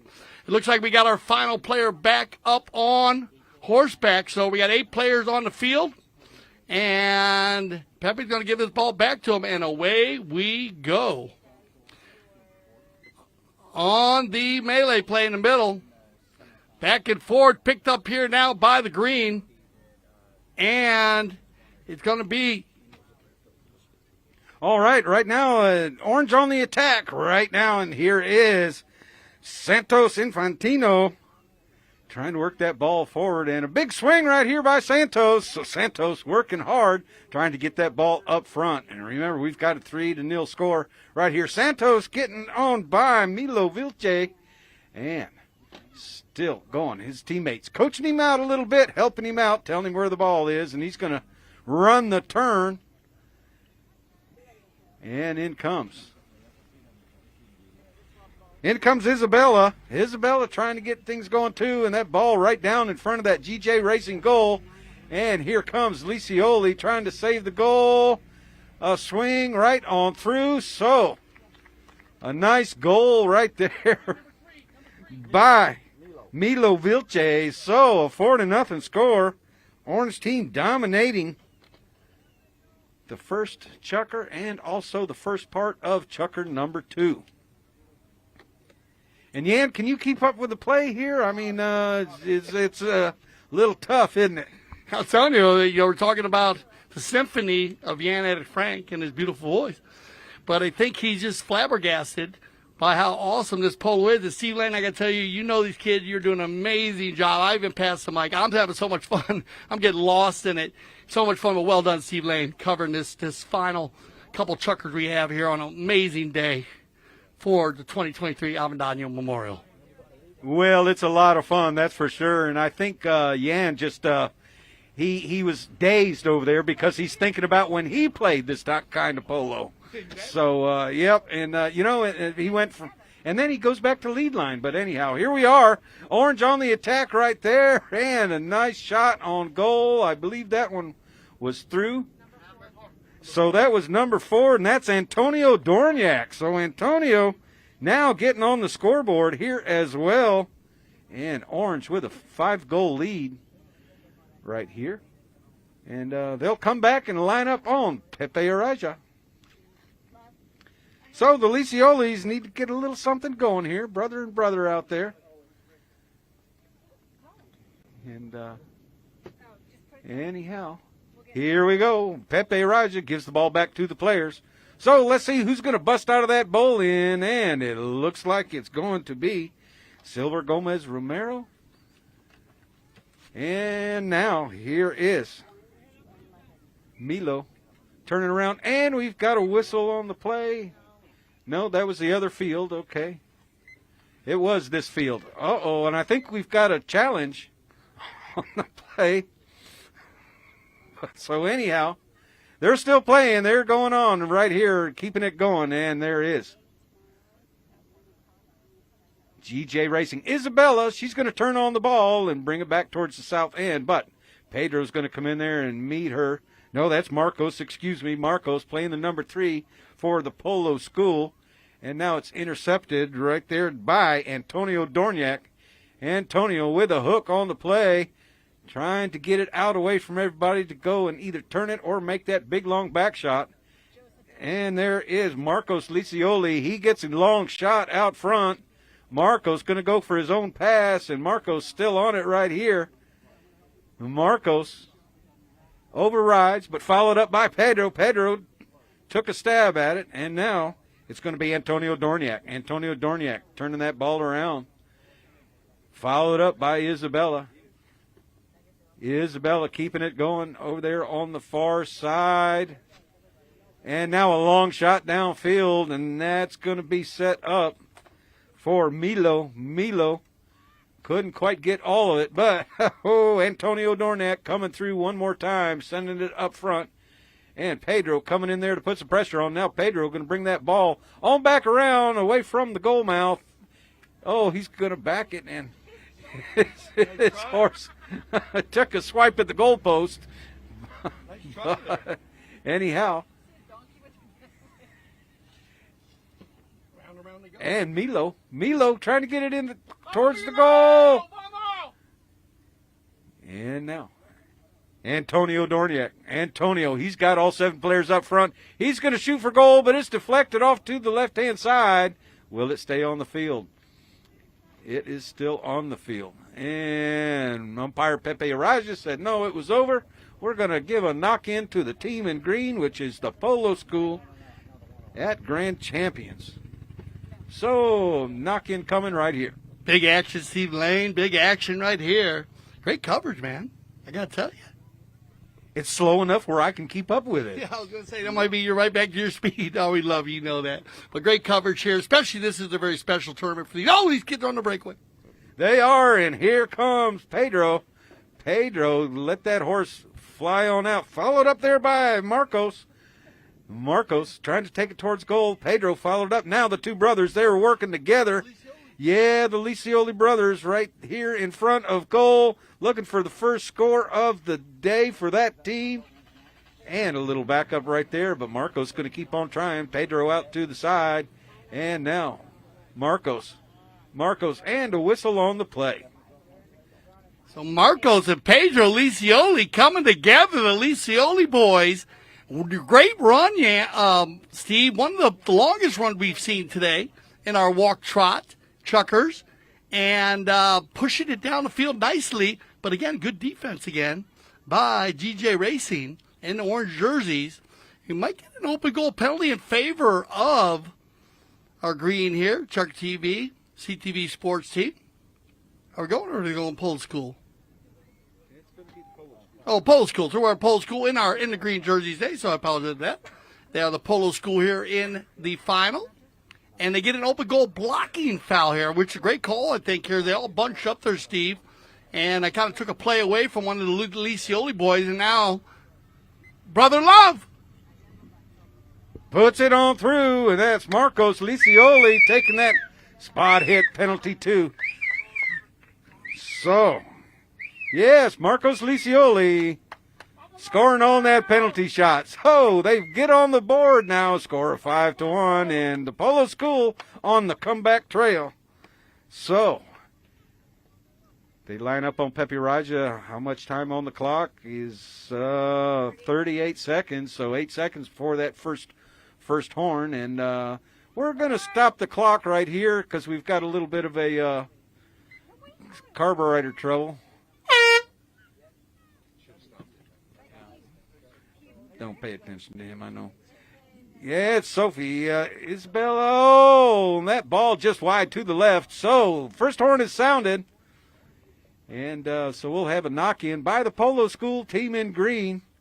And the Licioli brothers talking about who's going to take it. And Pedro says, hey, I've been hitting better today. I'm going to knock it in. You go down the field, Marcos. So anyhow, a knock in by Pedro, and there is the second horn, and that's going to end this two-checker game with GJ Racing in the orange with a score of 5-1. So give your hands, put your hands together for these young players. Great to see them out here today. Great to have them on the field, learning polo, playing polo, and just an all-around great day for these youngsters. So we'll take a short break, and we'll be back with an exciting game, the lead line, with the parents involved. So stay with us, and we've got one more to go right here on CTV Sports.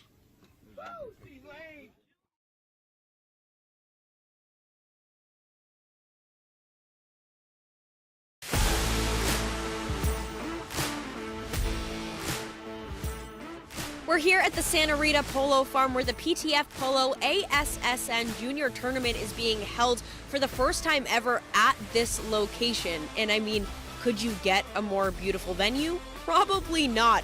The tournament includes players of all ages, starting with the youngest at just 2 years old and the oldest at 20 years old. So you've got all ages, all skill levels, and a whole lot of fun. Let's go check it out.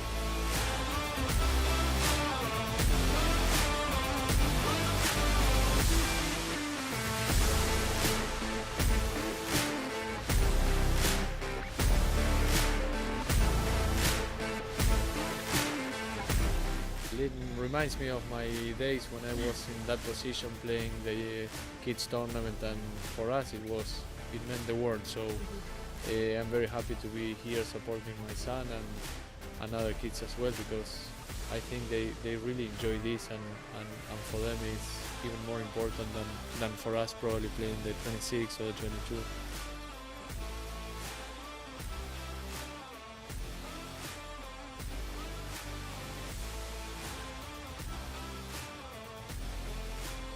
Well, that's a wrap on the PTF Polo ASSN Juniors Tournament at the Santa Rita Polo Farm. So much incredible talent coming up through the ranks. The future is certainly bright for the sport of polo. Now, for more information on the PTF, head to polotraining.org. And of course, head to Chucker TV for all of our awesome content, including full game broadcasts. Welcome to Chucker TV. I'm Dale Sweats, and we're live at the Aspen Valley Polo Club, the arena here for our Chucker TV Arena Series. Going to go on every Tuesday night. You can join us here.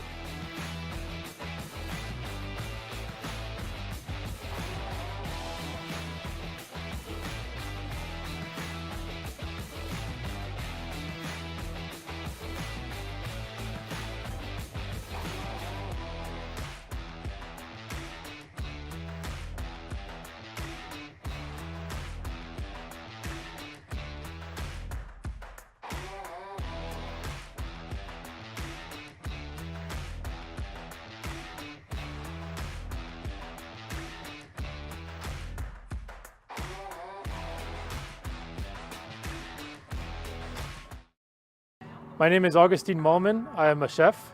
I trained with my uncle in Argentina in several restaurants, and now I travel the world creating unique experiences, all cooked with fire. For this event, we came from California. My team and I had some previous events there, and we traveled with my wood oven trailer and all of our grills from Santa Barbara, California.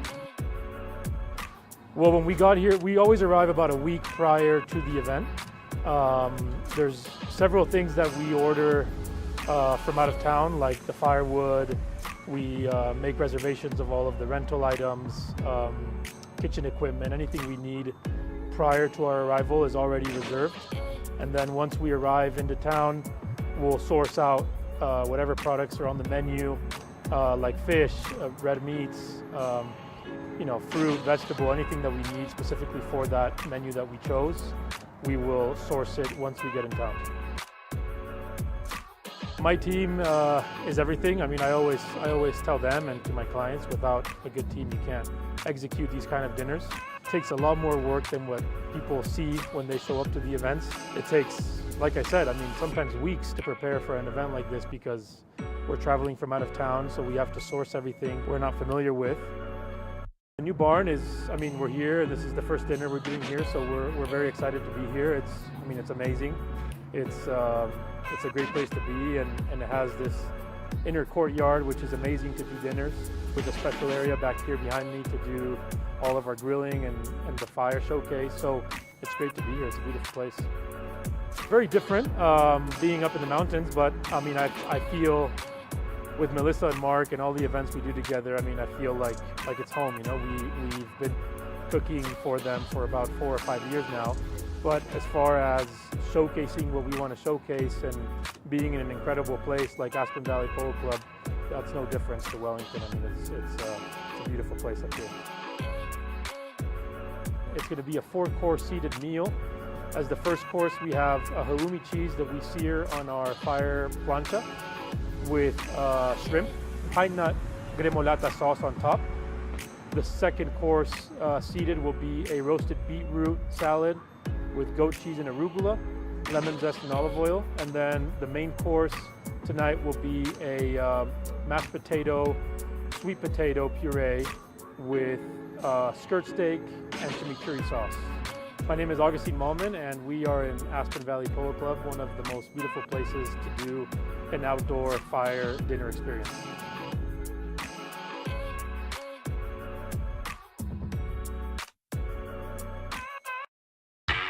I am Nick Weaver. I am the co-founder and COO of Blue Delta Gene Co.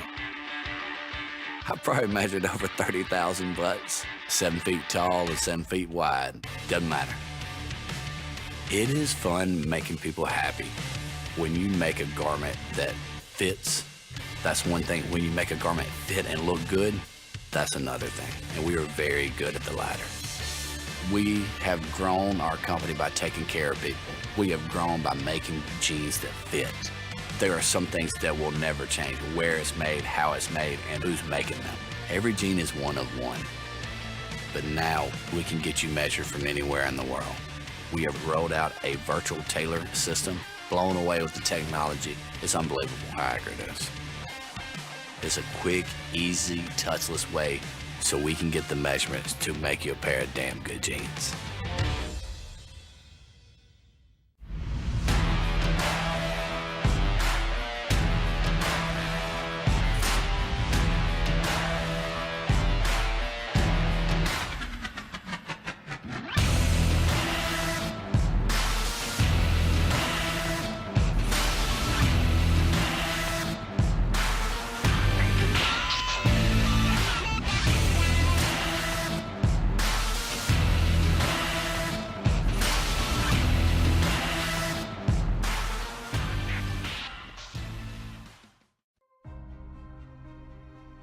Foot golf is a kind of life, and also it's a combination about golf and football. So I got into sport through social media. Someone approached me on Twitter and said, "Have you tried it?" I'd never heard of it at that point. So I went to my local course and tried it and just completely fell in love with the game. This is not as easy as it looks on your body. It's a lot of kicking. We don't normally kick this many hard kicks in soccer. For me, this and the U.S. Open are the 2 top U.S. tournaments. It's something we all look forward to every single year. Great fun, and I think everyone will enjoy it when they try it. You can't not have fun.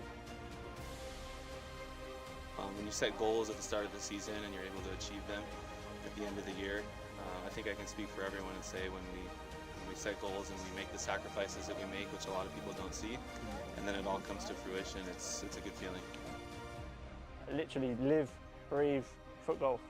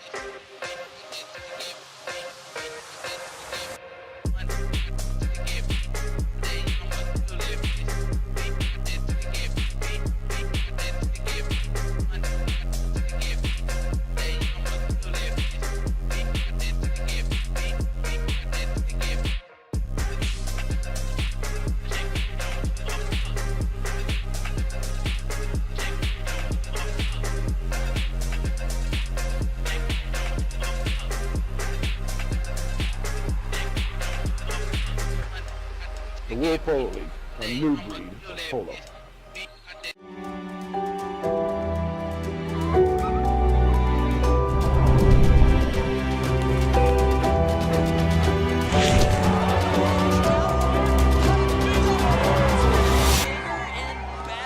My favorite part about AVSC is seeing all my friends. I have so many friends here at AVSC and USASA, and don't know what I would do without them. Just hanging out with my coach. Hanging out with my coach would be really fun too, but I just need friends too, you know? Everybody needs friends. AVSC is like a really fun place because you're gonna make jumps, new friends, and get to ski a lot of places. When you see kids, they are smiling, they are happy, they are laughing, they are telling jokes, they are just glowing with excitement, and that just makes me feel confident that we are really doing something right, and that's really what it's all about. You know, this is AVSC's largest fundraiser for our club, you know, and I think the true importance of this is we are making a conscious effort to make sure that kids in the Roaring Fork Valley have the opportunity to get on snow, ski, and snowboard. So I've been a part of the Aspen Valley Ski Club since I was 10 years old, and growing up in the valley was a really special experience because you're open to so many different opportunities, and one of which is being able to ski. And I never really thought that my dreams would come true, but now Aspen Valley Ski Club has allowed me to ski for a living, and I can never be more grateful for being a part of the club. We love AVSC! We love AVSC!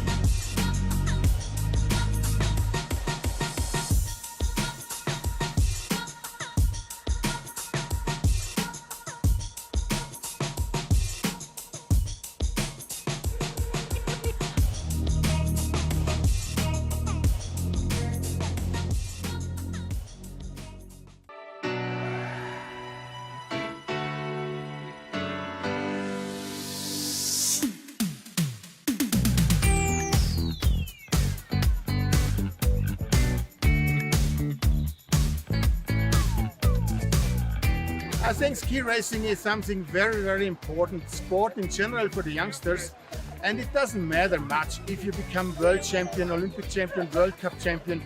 The most important thing for the youngsters is to have a goal, a target to fight for, and to feel that it is not easy to achieve a success. That is the most important lesson out of sport, out of competition. But if you at the end become a world champion, is not so important. Come on, Timmy, let's do this! Hop up!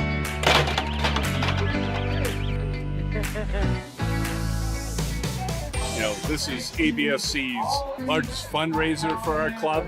And I think the true importance of this is we're making a conscious effort to make sure that kids in the Roaring Fork Valley have the opportunity to get on snow, ski, and snowboard. And in this particular year, we've got over 600 kids that are receiving over $600,000 in scholarship money and financial aid. And that's possible for our club because of this event.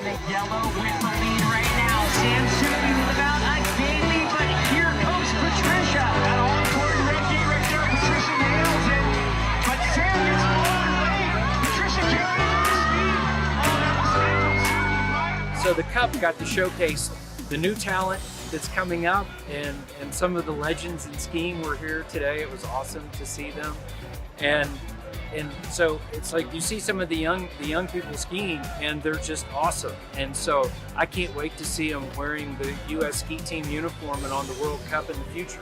The 2021 winners of the Audi Ajax Cup. We love ABSC! We have ever seen a team go undefeated into the final. We're really looking forward to a fun day and get more kids on snow.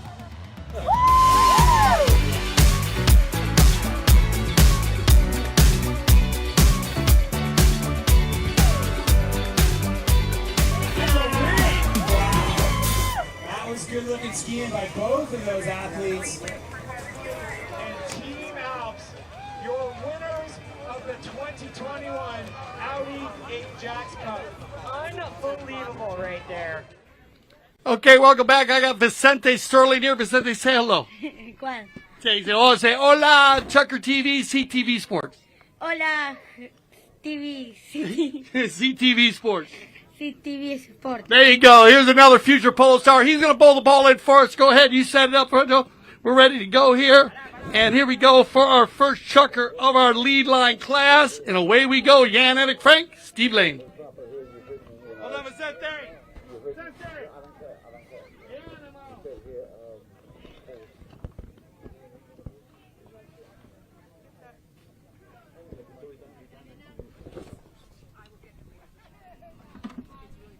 All right, that ball's in play. Yeah, indeed it is. And, they're going flat out. Novijo Estrada working it over there. Led by his father, Alejandro. And, we've got a mallet on the ground right there. But good sportsmanship there by one of the parents, handing it back to him, even though he broke it in half. But anyhow, that ball right there in new territory. And number 2 black. Don't have the numbers down there for these guys. Number 2 black, and little bit of a mix-up right there, but this is where they start. This is our future of polo. And now. Oh, and we've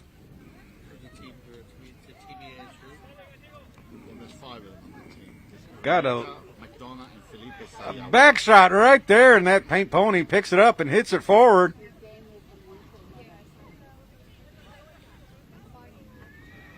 And an Estrada coming on that big gray pony right there.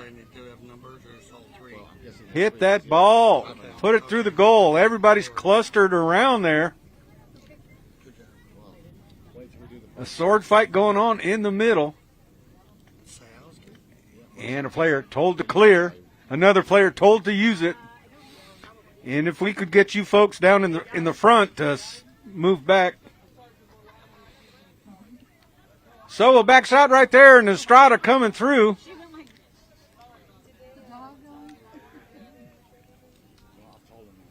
And now.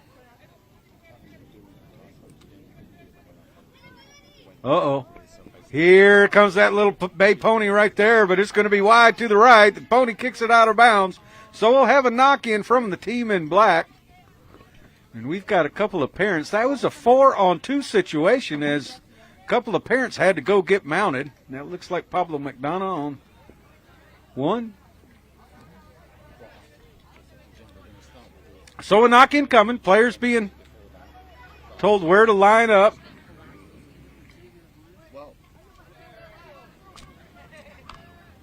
Number 4 told to clear out of there. McDonough coming in there with a little flip shot over towards the center of the field. It's going to be met there by Estrada. Estrada hitting it forward towards goal.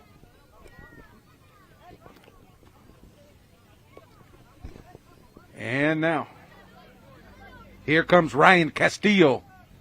Ryan on that paint pony, trying to get something going. He hits it up to a teammate. Teammate getting some help from the pony.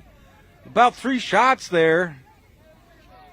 And now Castillo once again going to the whip, which is allowed. The ball's in play. And Estrada right there as well. Alejandro sandwich going on right there. Turn back around. And now a shot out front, and that lead liner's pulling that number 3 black right to it. Can he bend down and make contact with the ball? Followed up by White, turning it back the other way.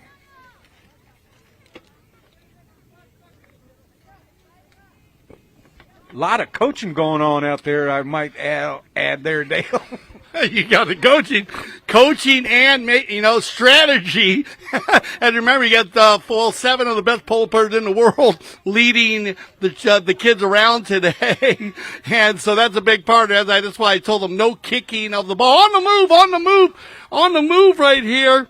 It's going to be actually an Estrada. Oh, and who puts that one away? Is the number 4 is going to be Justo. Want to play by Justo, but want to play by the Estradas of Facundo Lorenzo, doing a great job. And Facundo, he's saying in the center, he says, I'm coaching. We call him Facu, he's right there. You say, hey, Facundo, I see you. Put your mallet in the air, buddy. Put your mallet in the air. Arriba. Hey, taco arriba. He likes playing on the wheel. But his father, Alejandro Naviza, shot, of course. But Lorenzo doing a great job there, Steve, taking it down the field. And I think we might have a few more players that are going to be graduating from the lead line class to the walk trot next year. Yeah, we'll definitely see them on the field in a higher class next year. And I don't know who'd be more happy about that, the players or the parents. So they don't have to do lead line. The parents may not want to do lead line. But right now, it's on the far side. And it is Rylan Castillo trying to get that paint pony going. Going to the spur right there, and now he's got it going, and the horn is coming. Castillo with another shot being met right there by Estrada. A little bit of sword fight, but Estrada's got contact to it. Estrada trying to get his pony going. Oh, and that mallet underneath the pony's belly. Some kind of a shot there that we've never seen before. And I believe that was a Pierres. Yeah, Tomacho did a shot underneath. So they're making up shots in the lead line class. That is a first. And we get a goal there? Another goal by Justo, I believe. So, looks like they're going to go back to the bowling here. And that's a horn, that's Chucker? So Chucker, we got one more Chucker, right? We're playing 2 Chuckers, so we'll bring it right back. You ready for our second Chucker play? Yeah, that's going to end Chucker number 1. So 2 Chuckers. We'll see if any of these players want to change horses or parents. So, Dale out talking with Alejandro right there. So, and this is Lead Line, Polo Training Foundation. The future of polo right before our very eyes.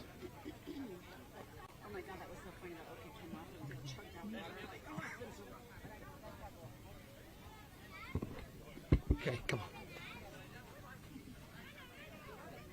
So I'm going to say, hey, Vicente, and then you say, we love the polo. And you say, we love the polo. We love the polo.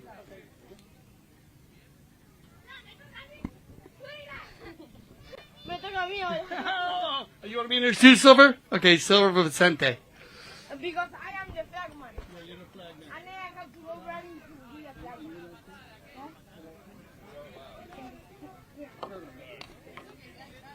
And Izzy, come on in here, Izzy. Izzy, come on in, Izzy.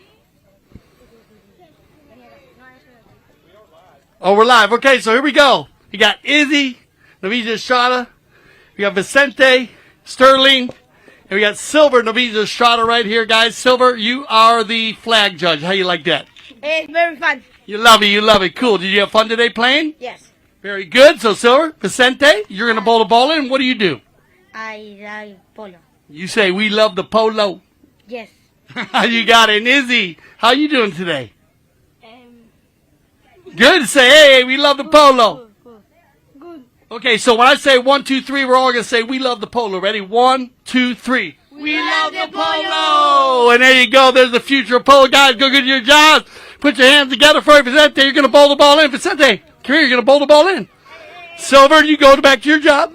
No. You go back to your job. Izzy, thank you, buddy. I love you, bro. Okay, we got them lined up here. Love the future of polo. That's what it's all about.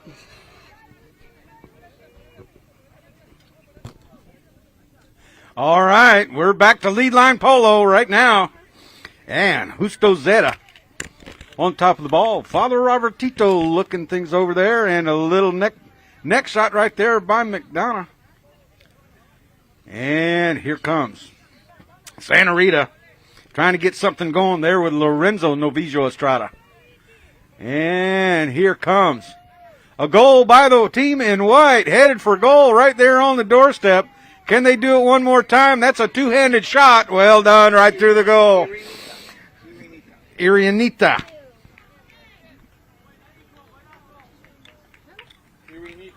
Irianita McDonough. Okay, yeah, 2 McDonald's out there.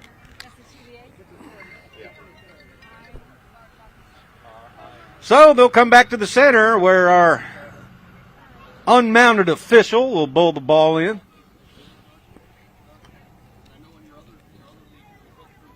So looking for a clean lineup. How much time on the clock do we have here? 4:46. All right. And it's back on the ground and out bursts Vicente Martinez Ferrario. And that lead line dragging on the ground. The horse stepped on it and hooked out of the play. Right there, but trying to get it going. Father's getting sandwiched in there on the play by 2 ponies, but that's okay. And Estrada back in the ball, turning around on that big gray pony.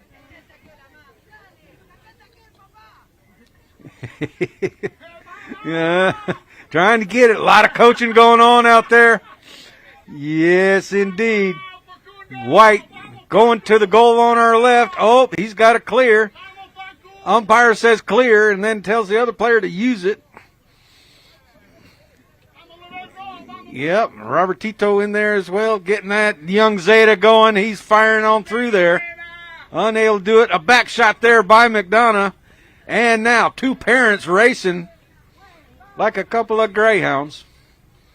And here we go. Lorenzo Novillo Estrada. Couldn't quite get a hold of it, but Facundo, he's trying. He's going to turn that ball around, just getting away from it. Alejandro leading that pony, but not very fast. Maybe Facundo needs to go to the whip. And, all right. Little help from the pony there, and followed up by the paint pony. And Rylan Castillo. Rylan is in there. Okay, all right. Very good to know. One of the top trainers for Melissa Ganzi, and Rylan still on it, but being hooked out of the play there by Estrada. And Father right on top of the ball. So, yeah, we might have to have an umpire trigger. And here.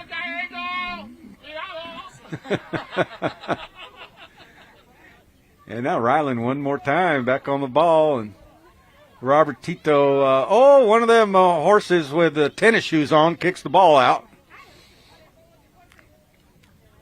Number 4 in white coming on through there, Justo Zeta. Justo with a shot, overrides it just a little bit. McDonough coming on it, followed up by Estrada. Coming on through there. Estrada just over the top, moving that pony over the top of the ball. Back shot out of the play. And don't forget, we'll have our trophy presentation right here after the second horn. Parents all around, ponies all around, a little push from behind. Looks like Zeta got hit behind the saddle by his father.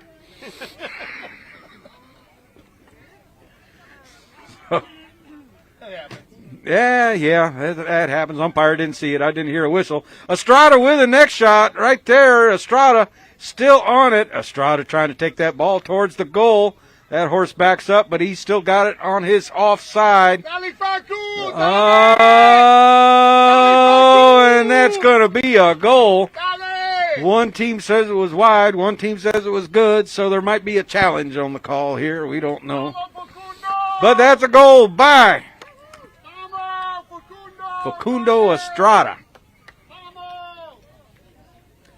Alejandro Novillo Estrada getting the assist.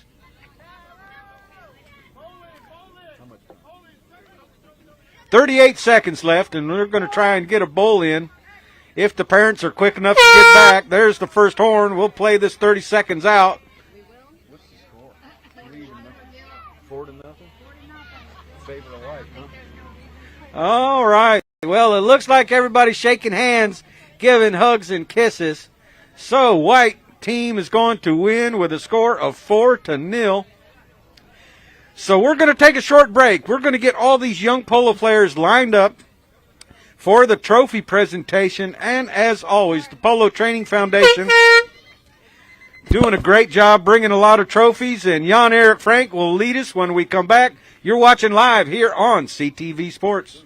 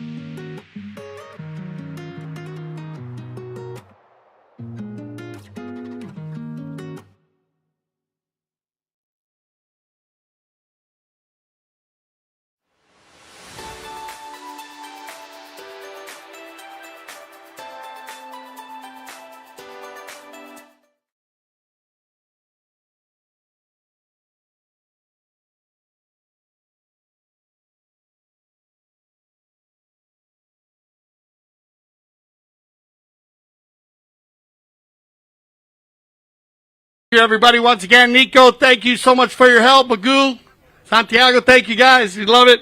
Appreciate you, Santi, being our presenters today with Tony Coppola, TC in the house, Tackeria. Here they are, everybody. Put your hands together for the 2023 Avendano Memorial and the Tackeria. TC, Tony Coppola in the house today to do our final presentation. There they are. It's all about the kids, all about the youth. This is the future of polo right here in front of you. One more time, put your hand together for everybody. Well done. We saw a lot of players advance this year.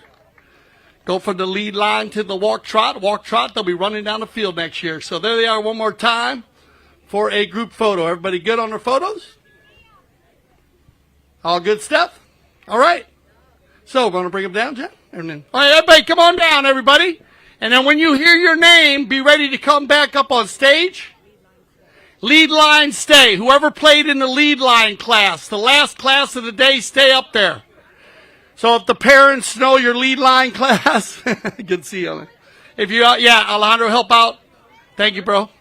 Any of the parents that were with the lead line class, please come and help out. And remember, be ready, everybody, because you're going to get your name called. Silver, you guys are going back up, so don't leave. Don't leave. Don't leave, all you guys. All the players will get called back up when I turn this over to my man, Jan Erik Frank. Thank you, Rosie.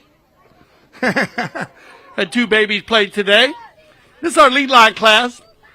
And you didn't play the lead line class, didn't you? Hey, Juan.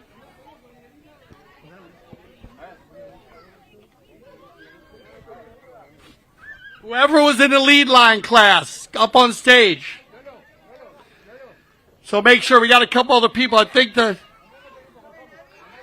had some other players, right? Didn't you guys play in the lead line? We got all the lead line up there? Gallego, we got all the lead line classes up there? Gallego. Do we have all the lead line players up there? Yeah, for the lead line, they're all up there? Didn't those two play? Yeah, can you help them? Oh, they already played there. Okay, cool. All right, thank you, guys. Good to see you guys. Good luck this year. My boys. All right, here they are, the lead line class. Jan Erik Frank, you with me? I'm with you. All right, take it over, baby. Thank you very much. Now, ladies and gentlemen, let's give the little ones a round of applause here. Santa Rita in the white shirts and Maya Ranch in the black. Let's start with the runners-up. Thank you very much, Nico Pierres. We're going to start with the runners-up playing for Maya Ranch. Please step forward at number 1, India Uranga. Hello, India. That's it. Lift that lovely trophy. There she is. Moving on to number 2, Vincenze Martinez Ferrario. Yep. Arriba. He knows how to do it. Arriba. At number 3, very proud moment. At number 3, Kalani Gomez Romero. Dale Romero.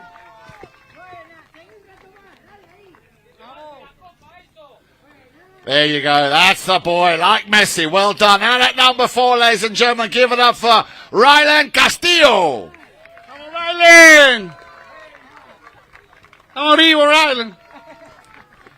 And now over to the winners of the lead line of the Avendano Memorial 2023. Ladies and gentlemen, at number 1, please welcome, with a round of applause, Lorenzo Novillo Estrada. Come on, Lorenzo.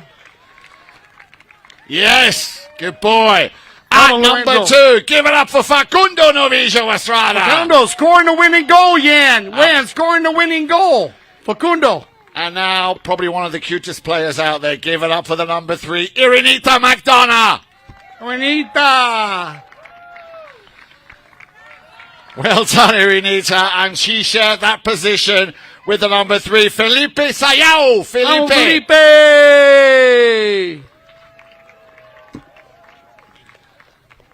Don't be shy. There you go. That's it. Good boy. And at number 4, scoring 2 goals, ladies and gentlemen, give it up for Justo Zeda.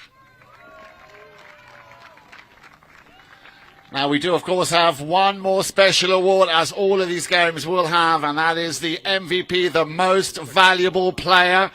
And the most valuable player of the lead line Avendano Memorial 2023 goes to Facundo Novijo Estrada.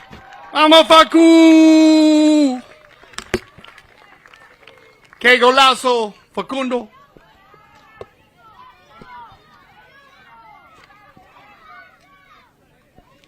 Thank you very much to Stephen Alexander of Casablanca for providing that MVP award. That's it. Face the camera, guys. Face the camera.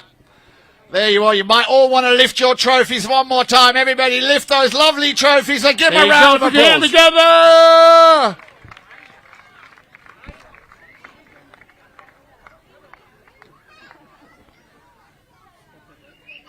All right, everybody, come on down, everybody. All right, everybody that was in the walk-trot level. Walk-trot level, I need all the players. There you go, Bill. Well done. Come on down, everybody. Everybody that was in the walk. Well done, Jan Erik Frank. We're getting ready for the walk-trot now. I'm ready for you. Okay. Yep. No, we got Nico. Nico, you're up there one more time. So we keep Nico up one more time. Yeah, I for the think we walk-trot. should keep Nico up there one Thank more time. you, Nico. Where's it? Nico Pieters, of course. Guys, give your hands give an applaud to Nico Pieters here, playing this year, 2023. Playing some good polo also. And Dale, you might just want to have on standby Melinda and Sydney Cohen. If she could be on standby, those two young ladies, we'll need those as well in a moment. So Melinda and Sydney Cohen, and please. Melinda and Sydney, I need you guys to come up over here on the side. Cohen, I saw them earlier, Melinda and Sydney. If you guys could come up, there you go. Come on over, you guys. Come over here. Thank you again, Nico. Let's get everybody who was in the walk-trot class. And all the parents, if you could help out with that, who was in the walk-trot class? And Antonio Dorniak, Isabella Penato, Felipe Tevez, Emilio Vice, Santos, Marcos Licioli, Pedro Licioli, Silver, Gomez, Romero. I need you up on stage. Come on. 1, 2, 3, 4. 1, 2, 3. No, there's one missing. It looks like we've got them all set up yet. You sure? There's one missing, I think, isn't there? 1, 2, 3, 4, 5, 6. We got a few extras over here. Okay, yeah, well. I love these two. I don't know these two, but they've been fun, man. They've been running around having fun. Well, ladies and gentlemen, again, let's give both of these two teams a big round of applause here in the green. That, of course, was our Grand Champions Polo Club, and in the orange, GC Racing. Round of applause, if you will. So, let's start off then with the runners-up, and that was GJ Racing. Let's start off with the runners-up. That is the team in green. Now, I do believe there is one in a white shirt, but let's start off with the number one. Give it up for Santos Infantino. Who isn't there?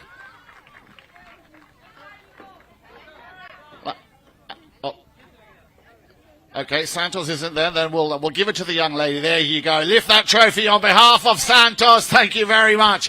At number 2, and I'm sure he's up there. Give it up for Pedro Lisoli.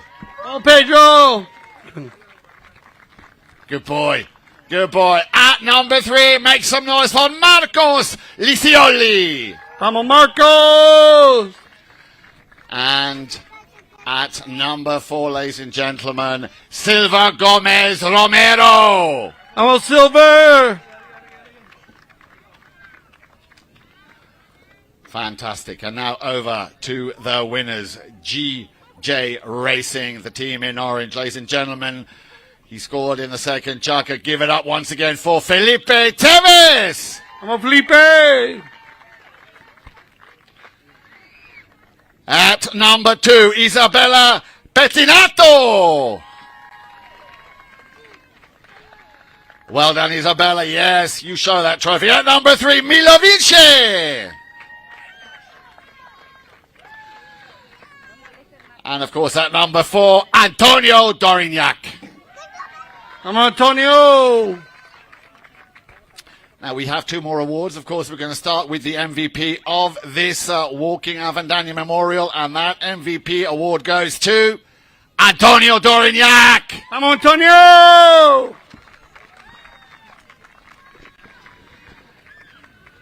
And now I would like to ask Isabella and Sydney to maybe come up on stage to give a very special Isabella, award. Sydney, Isabella.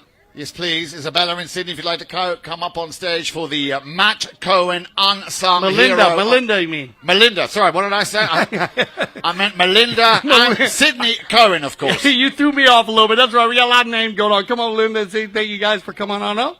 Watch your step, please. Watch your step coming This up. is a very, very special award. It is the Matt Cohen Unsung Hero Award, which Melinda and Sydney Cohen will be presenting to a very special young lady. Ladies and gentlemen, the Matt Cohen Unsung Hero Award goes to Isabella Pettinato! Vamos, Isabella!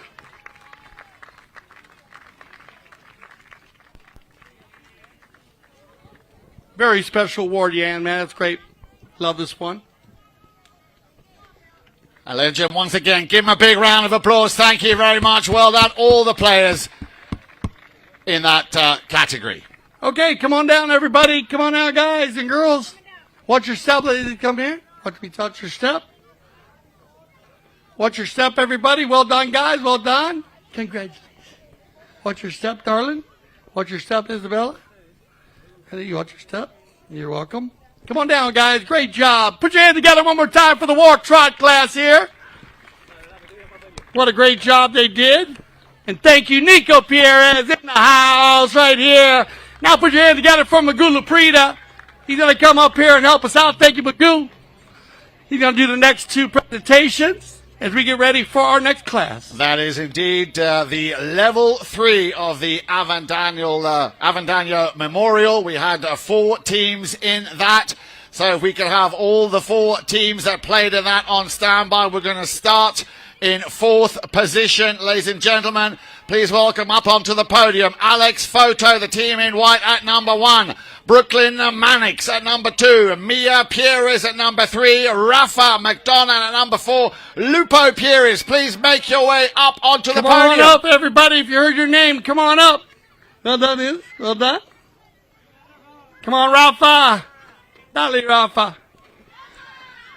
And we'll start once again. I think we got one more, Yan. One more. Well, want to do 3rd place as well? Do we have another player, or that he said 3? Well, I did say 4. I said Brooklyn Mannix. I said Mia Pieris. I said Rafa McDonald and Lupe Pieris. Yeah, Lupe. Where's Lupe at? We got Lupe here? No? Oh, Lupe's not here. Okay. Her papa's here. Tamachapi. All right, well, let's start once again. If Lupe is here, let's give it a warm welcome. Please step forward, Brooklyn Mannix. Woo! Well done, Brooklyn. Put your hand together for Brooklyn. At number 2, then give it up for Mia Pieris. Mia Pieris, one of my favorite players, man. We watch her play in the lead line at the Avendano Polo Club, Yan. She's amazing. And then, of course, at number 3, make some noise for Rafa McDonough. Rafa, Polo star. Thank you very much. And I think, we'll take that award, ladies and gentlemen. Give them a round of applause for all 4 players, also for Lupe Pieris. And maybe if we'd like to have those 3 players now exit stage left so we can get... Okay, come on down, guys. Come on down again. We can get all the 3 other teams up there in 3rd place. If we can have Gedin and Hertz Key Advantage to please make your way up there. Maya Ranch and Red Barn. Those 3 teams coming in 1st, 2nd and 3rd. Please make your way up onto the podium. Once again, Maya Ranch, Gedin and Hertz Key Advantage. Please make your way up there. And, of course, Red Barn.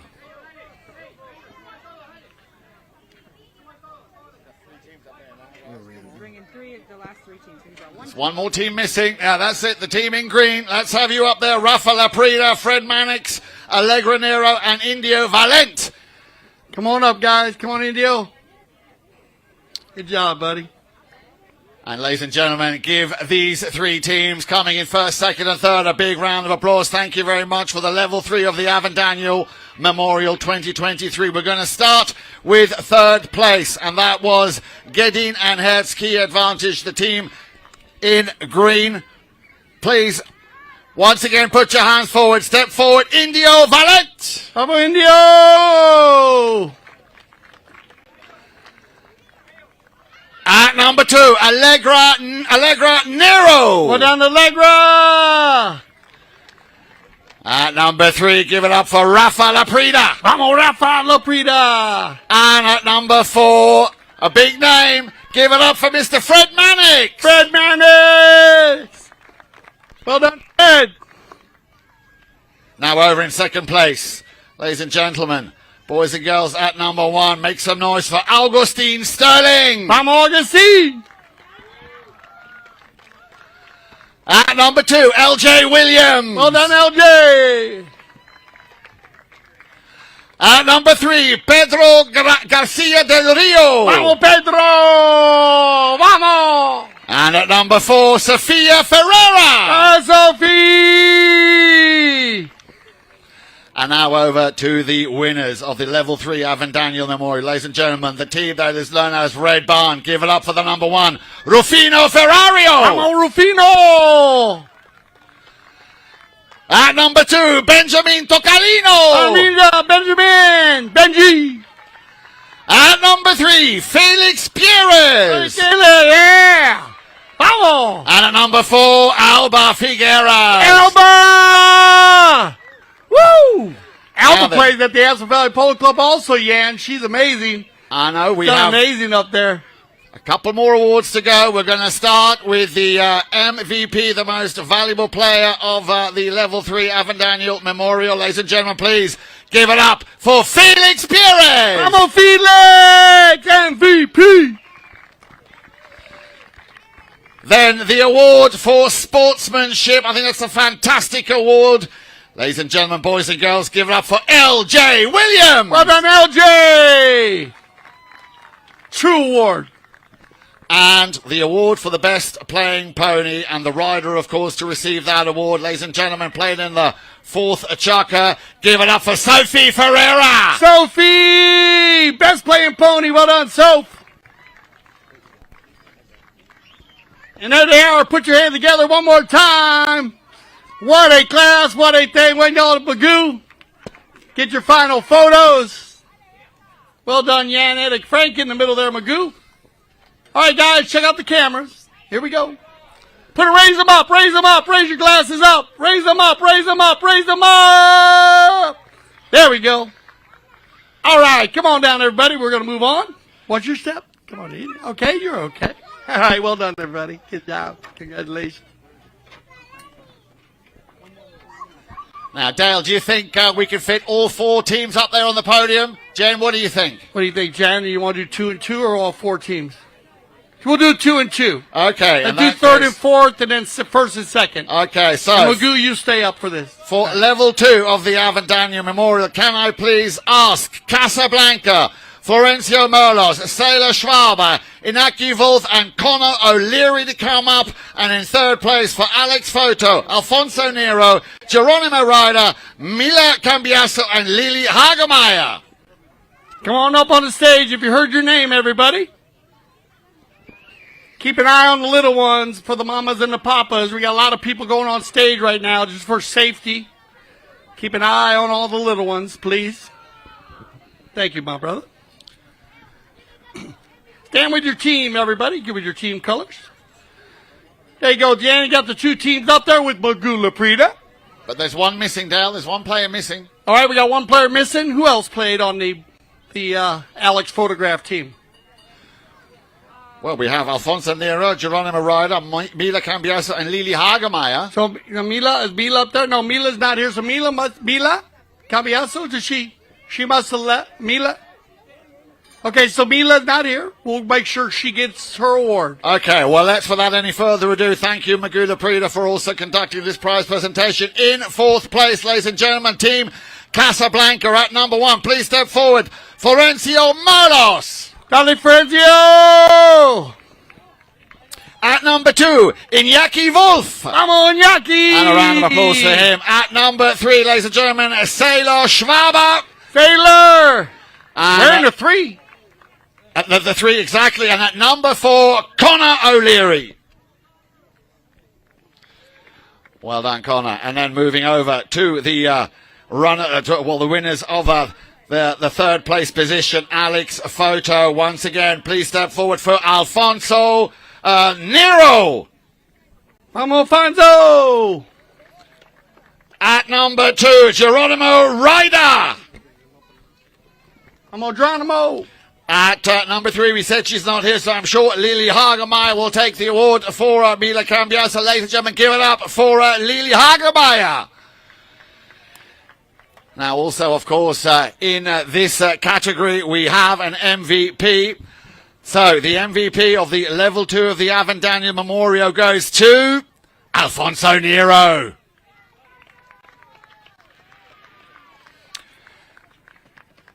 The award for sportsmanship goes to Lily Hagemeyer. And the best playing pony, ridden also on a horse in the 4th jockey, goes to Emilia Wolf. Come on, Emilia.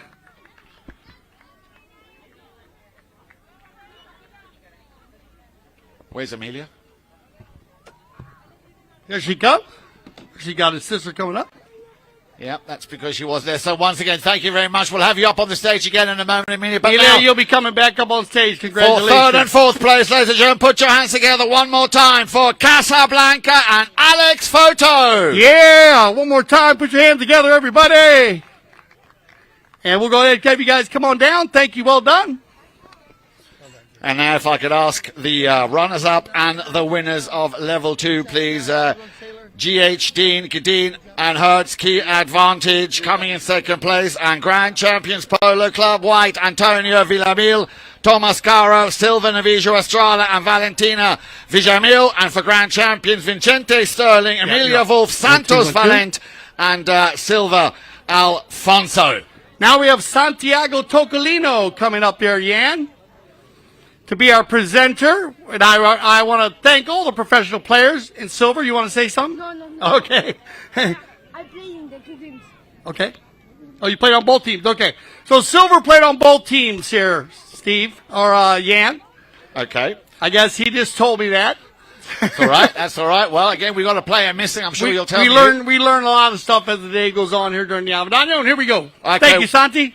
Well, yeah, there's what there. Is that the 4th player that we needed? Because, there we go. Yeah, there we need him. Maybe you might want to put your shirt on. Yeah, go to put it over the top or put it over the top for the photograph. That's very, very important. So, on, whilst he's putting on his shirt, let's get on with the business at hand. In 2nd place, runners up, Gadeen and Hertz, Key Advantage. Please step forward. Silva Navijo Estrada. At number 2, Valentina Villamil. At number 3, Antonio Villamil. And at number 4, Tomas Caro. And now, ladies and gentlemen, over to the winners of the Level 2 of the Avendano Memorial. Please, once again, put your hands together for the winner. That is Santos Valente. At number 2, Emilia Wolf. At number 3, Silva and Alfonso I've got down here, but I think we've got Silva up there on the stage, so well done. And, of course, at number 4, Vincente Sterling.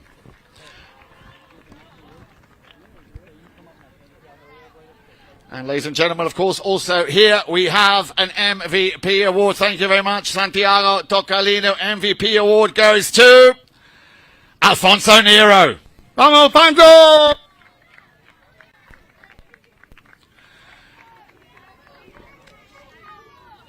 Well, we've already done the award for sportsmanship. Get a shot there with Santi. Yeah, that went to Lily Hagemeyer. So, ladies and gentlemen, that's it then for the Level 2. Thank you very much, please. All right, guys, put your hands together for Level 2. Well done, everybody. Come on down.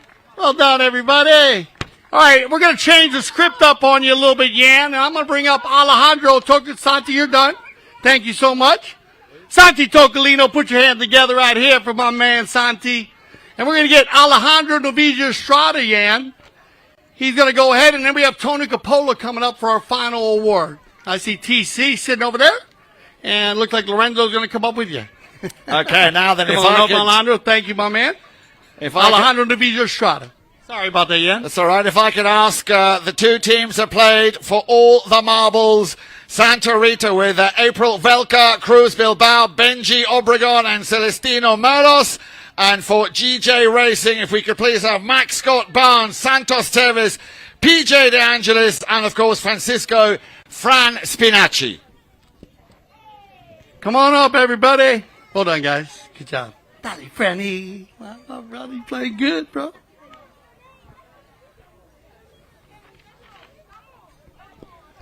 Oh, we got one more orange, Jan, or we're just... Well, we should have one more orange. So we got Max Scott Barnes. We got Santos Tevez. Santos. PJ De Angelis. Okay, they had to go, so Santos had to leave. Oh, Santos had to leave, but we've got... Max Barnes left. But we've got Fran Spinacci, I hope, up there. Yeah, Max left.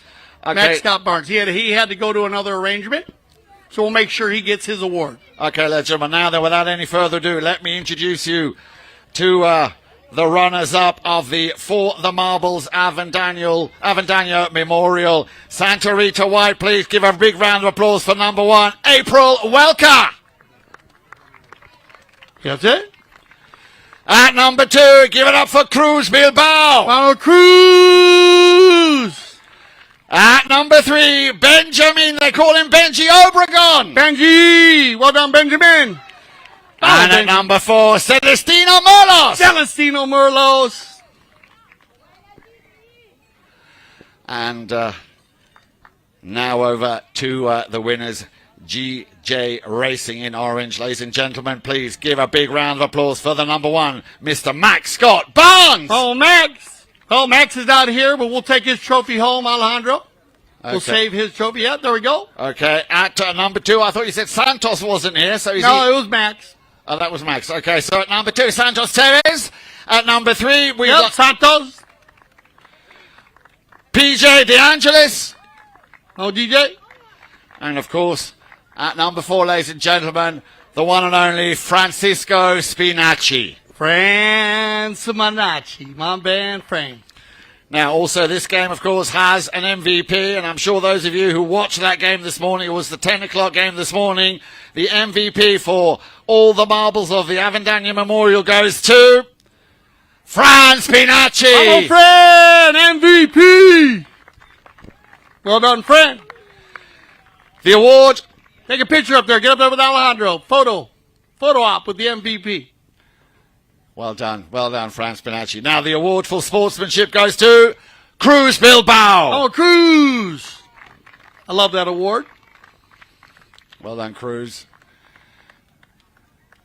And of course, the best playing pony ridden in the third chukker. That award goes to Santos Tevez. Vamos Santos. He got it. Big award right here. Always the four-legged athletes. Well done to the Tevez family. No. And ladies and gentlemen, that concludes it for that. We're going to have a little break. That's okay. We're going to have a little break. But ladies and gentlemen, as they're still standing up there, give them another big, big round of applause. It was a cracking game this morning if you were able to watch it with us.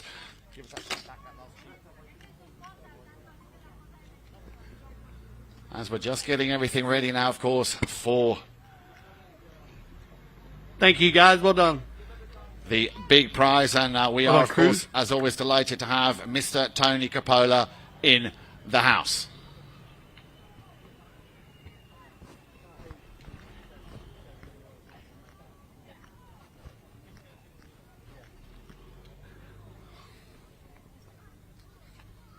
So one more photo op right here, Jan. Yeah. And then we have Tony coming up for the final award. Thank you very much. Give it up one more time for GJ Racing, ladies and gentlemen. Thank you. Daniel, put your hand together. GJ Racing. Well done, guys. Good job. Congratulations. All right, Jan, our final award, we're going to bring Tony Coppola up. And I want to thank Alejandro Navidia-Shaw. Alejandro, thank you very much for coming up and helping us out. And here comes Tony Coppola, TC Mr. Tackeria. Now what do we got going, Jan? Well, I think we're going to do this team by team. There were 5 teams, and this, of course, is a very special one. This is the Tackeria President's Day Cup, and we are very happy that Tony Coppola is going to be presenting the prizes for this special award. Remember, this were the slightly older kids, roughly 16 to 21, and in 5th place. And it really was a thrilling match this morning. It was Team Red Barn. Can I please ask Joaquin Vilgar de Madrid, Sofia De Angelis, number 3, Reagan Leitner, and Aspen Tinto to make your way up onto the podium and get yourself a nice big deserved round of applause. All right, Red Barn. I live right down the street from Red Barn, Jan and Frank. One of my favorite, yeah. One of your favorite shops, right? Stores, you shop there. Put your hands together for the Red Barn team. And Tony, if you're ready, we're going to start with the number 1. Please step forward, Joaquin Vilgar de Madrid. Oh, Joaquin, well done, man. Good playing today, buddy. At number 2, give it up for Sofia De Angelis. Well done, Sophia. At number 3, she played a cracking game, Reagan Leitner. Reagan everywhere today, Jan and Frank. Everywhere, Reagan. And at number 4, Aspen Tinto. Well done, Aspen. That's a strong team today. They battled it out. Congratulations to them. What a final it was. And a great photo op right here with Mr. Tony Coppola. Thank you very much. Now then, if you'd like All right, to... come on down, everybody. Congratulations. Great playing, Aspen. But please don't leave. We might need you a little bit later. You played awesome today. Well done. Well done. Don't be leaving us just yet. That team, we might need you, like I said, a little bit later. Now then, in 4th place, can I ask you to please make your way to the podium? The Tackeria, Victoria Picha, Eva Rose Hinkson, Caleb Kingsbury, and Hardy Pemberton. Yeah. Tackeria. Good photo op for you, Tony. We're doing a commercial for you right now. Right? You wanted a commercial, you got it. I snuck that one on you. Well done, ladies. Good job. Okay, just 2, Jan, and the other 2 players had to leave. Okay, well, we're going to mention all 4 names. So once again, ladies and gentlemen, coming in 4th place, give it up for Victoria Picha, give it up for Eva Rose Hinkson, and give it up for Caleb Kingsbury and Hardy Pemberton. Yeah, there you go. Team Tackeria. Tony Coppola. Thank you very much and well played. All right, well done, ladies. Great job. Representing the WCT at a high level. Congratulations, both of you. And now if I could kindly ask the team that came in 3rd place, Power Group Total Care, please. Maeve Reicher, Valentina Tarazona, Harrison Reicher, and Jack Whitman, please. You'd like to take center stage. Thank you. Okay, we only got 1 player coming up representing number 2 here for you. Well, we'll milk this one. We'll really give it the She'll handle it. She'll cover it all. The other players had to leave. I'm sure. But once again, let's have a round of applause for Maeve Reicher, please. For Harrison Reicher, Jack Whitman, and ladies and gentlemen, on the podium, give it up for Valentina Tarazona. Vamos, Valentina! Carrying the load for a team. Well done, Valentina. Thank you for staying for represent. Well done, darling. Played great. Now, in 2nd place, the runners-up, Chucker TV / CTV Sports in the Lime Green Church. You might remember them from this morning. Can I please ask Mateo Bilbao, Ava Nunes, Artemio Figueres, and Daniel Arnold to take center stage. Super strong team right here, yeah. Scoring, winning on the shootout. Well done, Artemio. Good job. Guys, well done. Good job. Congratulations. Now, I believe Ava has already left the building. Yeah, so Ava's left the building, so Yep. you have the 3 gentlemen. Okay. So let's get straight down to business. Ladies and gentlemen, please step forward at number 1, Mr. Mateo Bilbao. Mateo, who also made one of the goals in the shootout to move their team on. Then at number 3, Artemio Figueras. Yeah. Artemio started it off with the first shot on the shootout to make it. And at number 4, ladies and gentlemen, a big talent. Give it up for Daniel Arnold. Daniel filling the team perfectly, and Ava was a great example, Jan. What a great team this was, representing Chucker TV and CTV Sports. Well done, guys. Well done indeed. Come on down, guys. Thank you so much. Well done. Well played. And great now, job in the shootout, guys. it gives me great privilege and a great honor to introduce you to the winners of the Tackeria President's Day Cup. Ladies and gentlemen, Boys and girls, put your hands together and please make your way to the podium. Team Aspen Valley Polo Club, Robin Leitner, Sebastian Mandelbaum, Ramon Caro, and Joseph Schwartz. Yeah, unbeatable today, right here. Put your hand together. Well done, you guys. You were awesome. Great teamwork. Great teamwork, Jan. I think Steve would also agree with us. A great, well-run team. They earned it. So without any further ado, let's start with the number one, and please a big round of applause for Robin Leitner. Robin! Robin's everywhere also. The ladies ride so well, you know. They get around the field. At Great number job. 2, and I know she's very proud to see him step forward. Please give it up for Sebastian Mandelbaum. Come on, Sebastian! And Alexa, somewhere here. There she is. Woo-hoo! She was the one screaming all day. At number 3, make some noise for Ramon Caro. I'm Ramon. Well played, buddy. And at number 4, ladies and gentlemen, the Axl Rose of polo. There he is. Give it up for Joseph Schwartz. You got it. Where's Tracy at? There she is. Now, of course, also here we have 3 more awards to give. We're going to start off with the MVP of the Tackeria's President's Day Cup, and I'm sure you'll all agree with me that award goes this year to Joseph Schwartz. Oh, Joseph! Well earned here today, Jan. Great captain today. Played very well across the board. Now, I did say I hope he wasn't going to leave too quickly. The award for sportsmanship goes to Joaquim de Vilgra de Madrid. Where is he? There Joaquin. he is. No, Joaquin. You got to get back up. Well done, buddy. Congratulations. Well done. Well done indeed. A round of applause, if you will. Joaquim Vilgra de Madrid winning the sportsmanship and the best playing pony. I hope he's still here. That has gone to a horse he rode in the first chukker by Jack Whitman. I don't know if he's still here, but Jack Whitman, you have won the award for the best playing pony of the Tackeria. Jack here? I think Jack might have left still, Jan. So Jack here? But a round of applause. No, Jack had to leave, so we'll give love. Okay, and now then, of course, the moment you have been waiting for, the presentation of that beautiful, beautiful trophy.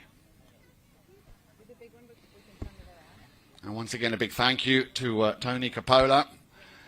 Ladies and gentlemen, winners of the Tackeria President's Day Cup. You want to jump in the middle there, TC? Yeah. Put Tony in the middle there, buddy. We'll get a good shot.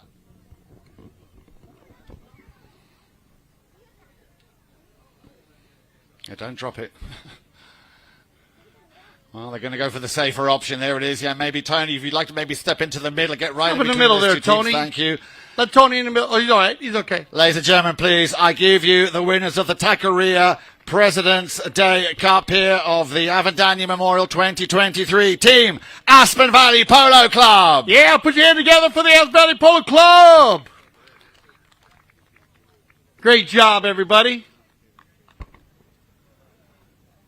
Well done, everybody. Thank you. Please put your hand together for Mr. Tony Coppola, Tackeria. Thank you, TC. And once again, the Tackeria, right here, the Aspen Valley Polo team. Well done, everybody. Great job. Come on down. Awesome job. Well done. What a day we had. Jan, Eric, Frank, well done. Tony Coppola. And what a day we had here at the Grand Champions Polo Club. Santa Rita Polo Farm, Jan, Eric, Frank. Awesome job, my man, on the presentation. That, you know what? Is that the most impressive presentation that you do? Come on. To speak about it year-round. Look at, hey, Juan Bellini, the Director of Operations. Juan, I love you, bro. Right there, you want to play polo, go to Polo School. Thank you, everybody. Jan, Eric, Frank, any last words? I think it was an absolutely fantastic day, and once again, I'm delighted to have been part of it. Thank you so much for having me. Thank you, Juan. Thank you, Dale. I think a big compliments to all the players who played so well. You set the world on fire, and I know we have a very bright future here due to the PTF. Steve Lane, one last word, Steve Lane. Great day as we witness the future of polo right here, sponsored by the Polo Training Foundation. Glad to have all the players and ponies here at the Santa Rita Polo Farm. I want to thank everybody for coming out here, and for Jan, Eddie, Frank, Steve Lane, I'm Dale Schwetz. I speak for everyone at CTV Sports when I say thank you for making us the leaders of polo broadcasting, And when you see a day like this, the Grand Champions Polo Club, the Santa Rita Polo Farm, the 2023 Avendano Memorial, you understand why at CTV Sports we say we love the polo.